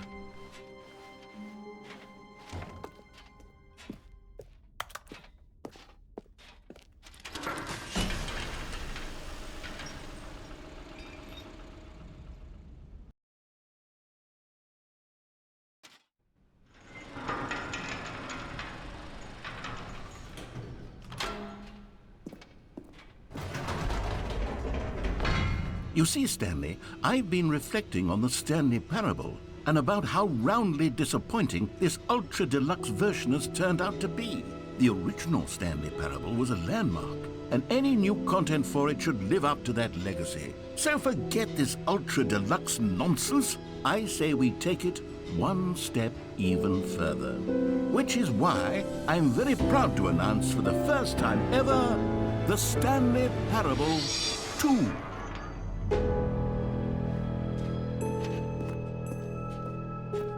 Yes, you see, isn't this far superior to a measly port with a few minor additions? Think of all the new territory we'll cover with a fully fledged sequel. An entirely new experience, built from the ground up. Why, there are so many possibilities. It could go in so many different directions. This is what fans have truly been asking for. Now, to be clear, I haven't quite nailed down what exactly the Stanley Parable 2 is going to be, but let's take a look at some of the features I've been developing for it. I figure that if I can loosely organize a handful of interesting concepts, that surely the game will sort of naturally spring up around them. It'll all... Here we are. Go on, try out some of the new features.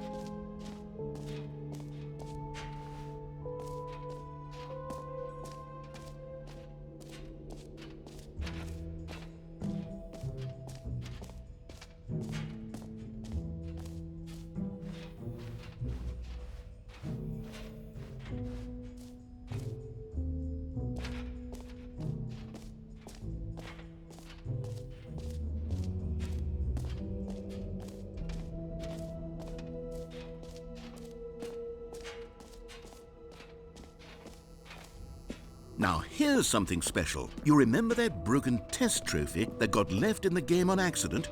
Well, I'm developing a technology to simply give you the trophy. Yes, you see, you'll come to this lever, and when you pull it, the trophy... As you can see, the machine is not working yet since... Wait, what in the holy hell is going on? You got the trophy?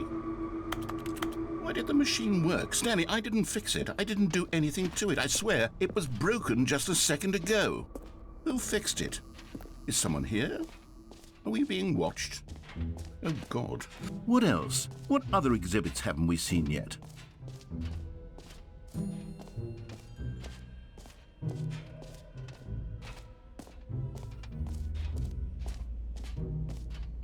Stanley, here's an idea that I'm truly fond of. It's never been done before in a video game. This is, in fact, a hole that you can fall down forever. That's right. Infinite falling. You can fall until the end of time, if you like. A stunning leap forward for video. You see, isn't it wonderful? One of my more ingenious concoctions, if I do say so. Now then, since you've gotten to see the infinite hole, you can press the teleport button to pop back up to the top, and we can continue onward. Now, I don't mean to be a bummer, but I do recommend you use the teleport button to go back to the top. Maybe do it on the sooner rather than later spectrum of things.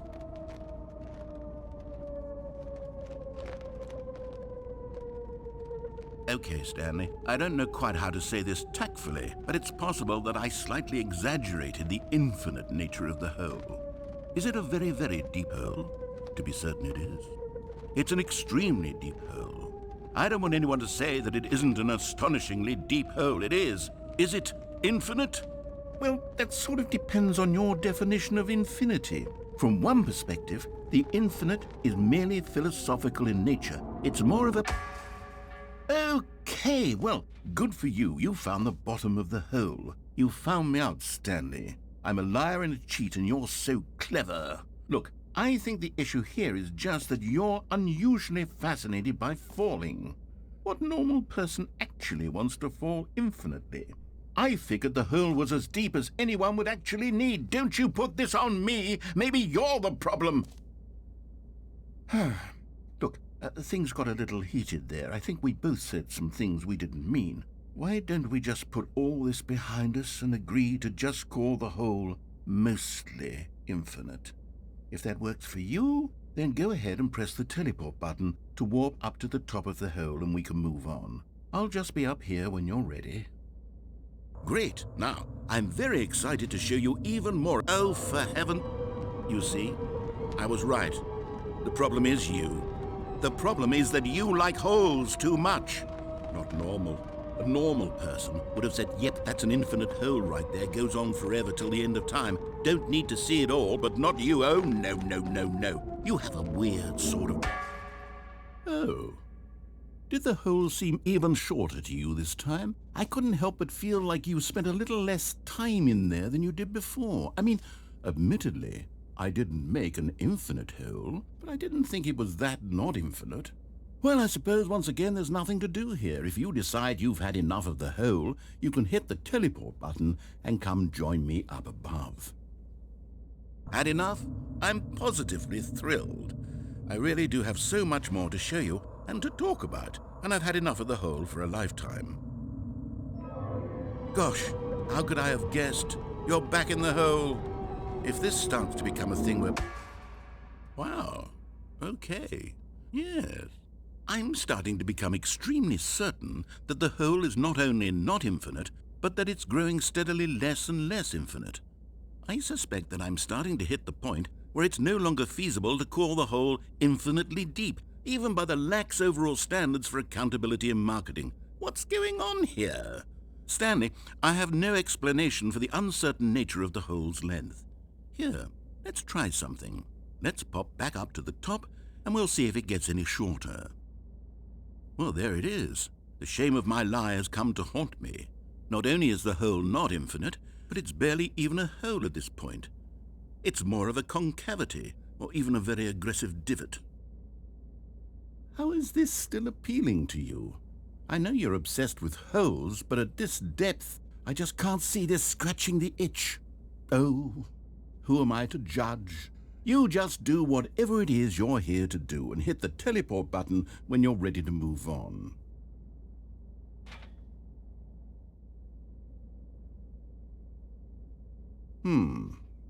Is the, teleport button not working? You sure? Well, I mean, I really don't have an explanation. It was working just a moment ago. Try it again.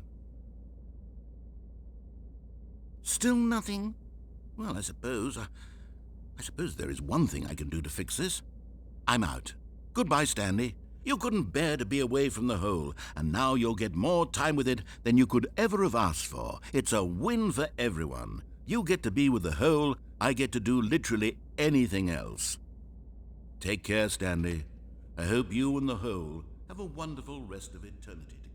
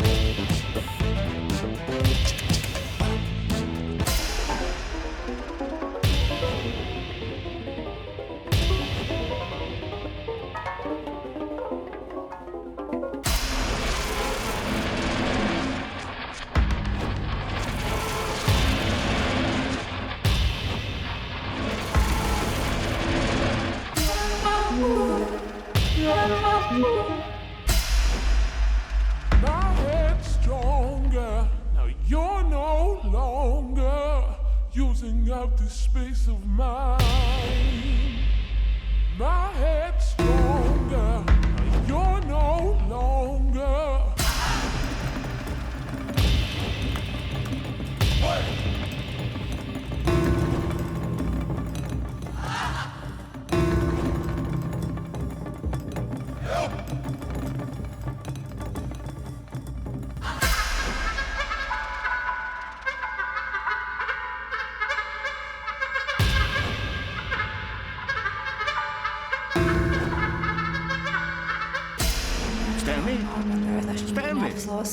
Stanley! Oh, good, you're awake. It seems you had sort of dozed off there, drifting away into dreamland.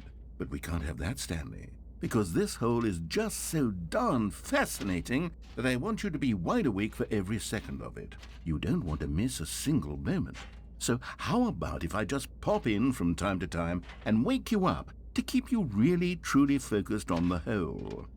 From the looks of things, you and I will have many, many years here in this hole, and I'm looking forward to all of them. Stay alert, Stanley. I'll be back. Toodle-pip.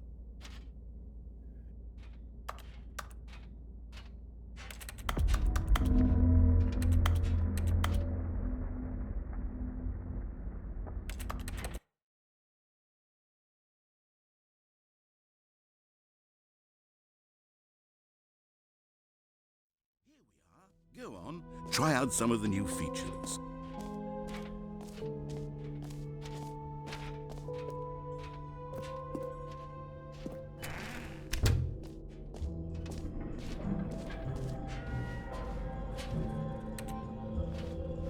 Wait, there are 2 buckets here. How did you get a second bucket? Oh no, the warmth and comfort of a single bucket is already so great, so intoxicatingly wonderful. With 2 buckets, there's no telling. Stanley, can you still hear me? Are you with me? Stanley!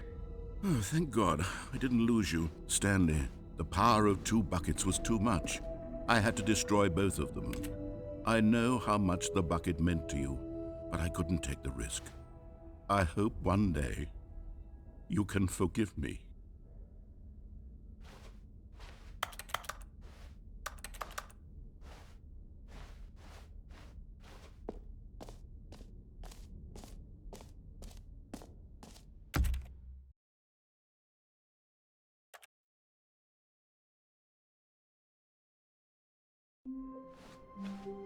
All of his co-workers were gone.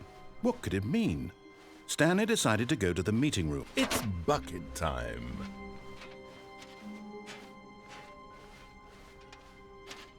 Stanley clutched the bucket tightly to his chest and entered the door on his left. Still no one was here. Stanley needed the bucket's warmth and comfort now more than ever. Perhaps his boss's office was coming to a staircase. Stanley and the bucket walked upstairs to the boss's office.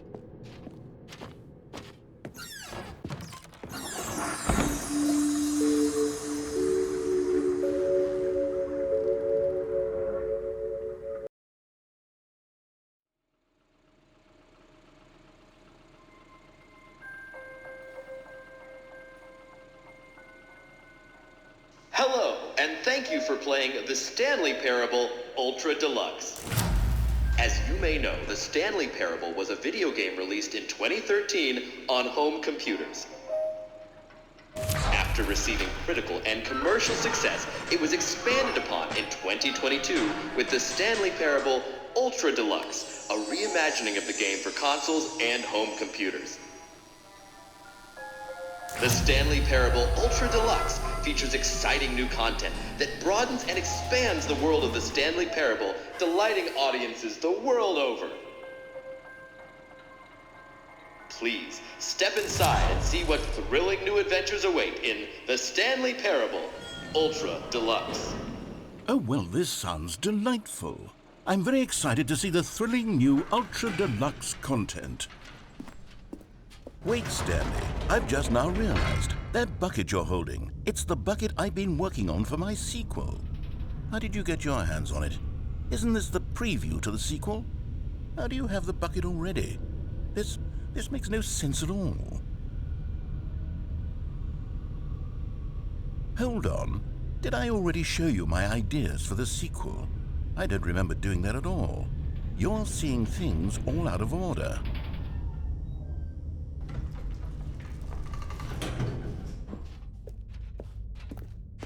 What order are all of these endings arranged in exactly? Oh, bloody hell, this game is far too... Wait, so this means you must have already been to my exhibit on the Stanley Parable too, because how else would you have the bucket? The infinite hole, the gym button. Did you see them already? Stanley, none of them are ready yet. I'm still developing them. They're not even close to finished. How did they look when you saw them? Were they captivating? Were they exciting? Did they fulfill on the promise of everything that a sequel to Stanley Parable could possibly be? Had I figured out how the hell to make a sequel to this game?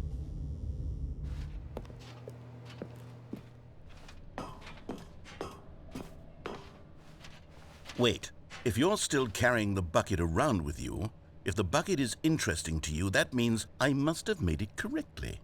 Yes, you carrying the bucket with you everywhere is exactly what I set out to accomplish. The bucket is the exciting and captivating new content that I promised. I did it! I win! I made a sequel to the Stanley Parable! Yes, the sign is correct. Thank you for enjoying the new content. Thank you for taking the bucket everywhere with you, clinging tightly to the bucket, never letting it go. It means I've won. It means I am victorious over the gamers. It is a sweet salve of victory on my soul. Thank you for enjoying the new content. The bucket is the Stanley Parable now. They are one and the same. There is no Stanley Parable without the bucket. I win, I win, I win, I win, I win, I win, I win, I win, I win, I win.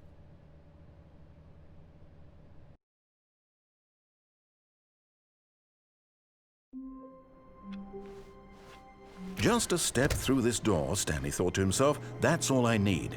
If I can make it through this door, I can make it through them all. No matter how hard Stanley looked, he couldn't find a trace of his co-workers.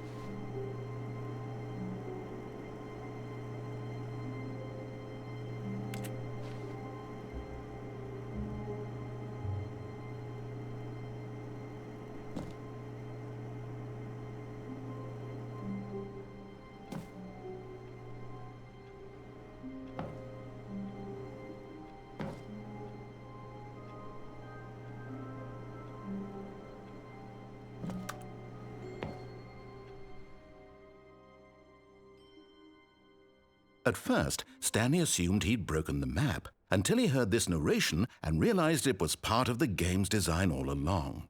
He then praised the game for its insightful and witty commentary into the nature of video game structure and its examination of structural narrative tropes. So, now that you're here, what do you think? Isn't this a fun and unique place to be? Why don't we take a minute just to drink it all in? Okay, I'm over it now. What do you think? Are you sick of this gag yet? Ah, then in that case we'll continue. But now, here comes the real question. What do you think would have happened if you had told me that you wanted this to stop? Do you think it would have been particularly different? Would I have taken the same idea but rephrased it superficially to fit that answer? Perhaps you never would even have thought of it if I hadn't brought up the issue in the first place. Oh, now think about it. Will it be worth it for you to restart and then come back here just to do the other option? Clearly, this whole gag takes some time. What if the other option is even longer? How long will you spend in total just to have heard all the narration? Oh, and this is rich. Perhaps you've just played the other option, and now you've come to see what happens in this one. So, what do you think? Which choice was the better one? Imagine if you had selected Continue on your first playthrough, how tantalizing it would be not knowing what happens when you pick the other option. Indeed, you are one of the lucky ones. Though if the other option is really miserable to listen to, then perhaps you're not. In fact, I'm just going to say that no one who's listening to this is lucky. Well now, I've built up the other option so much that I'm going to stop talking and leave you to your decision whether to come back here, continue with the game, or just sit in this spot forever and ever. Cheers.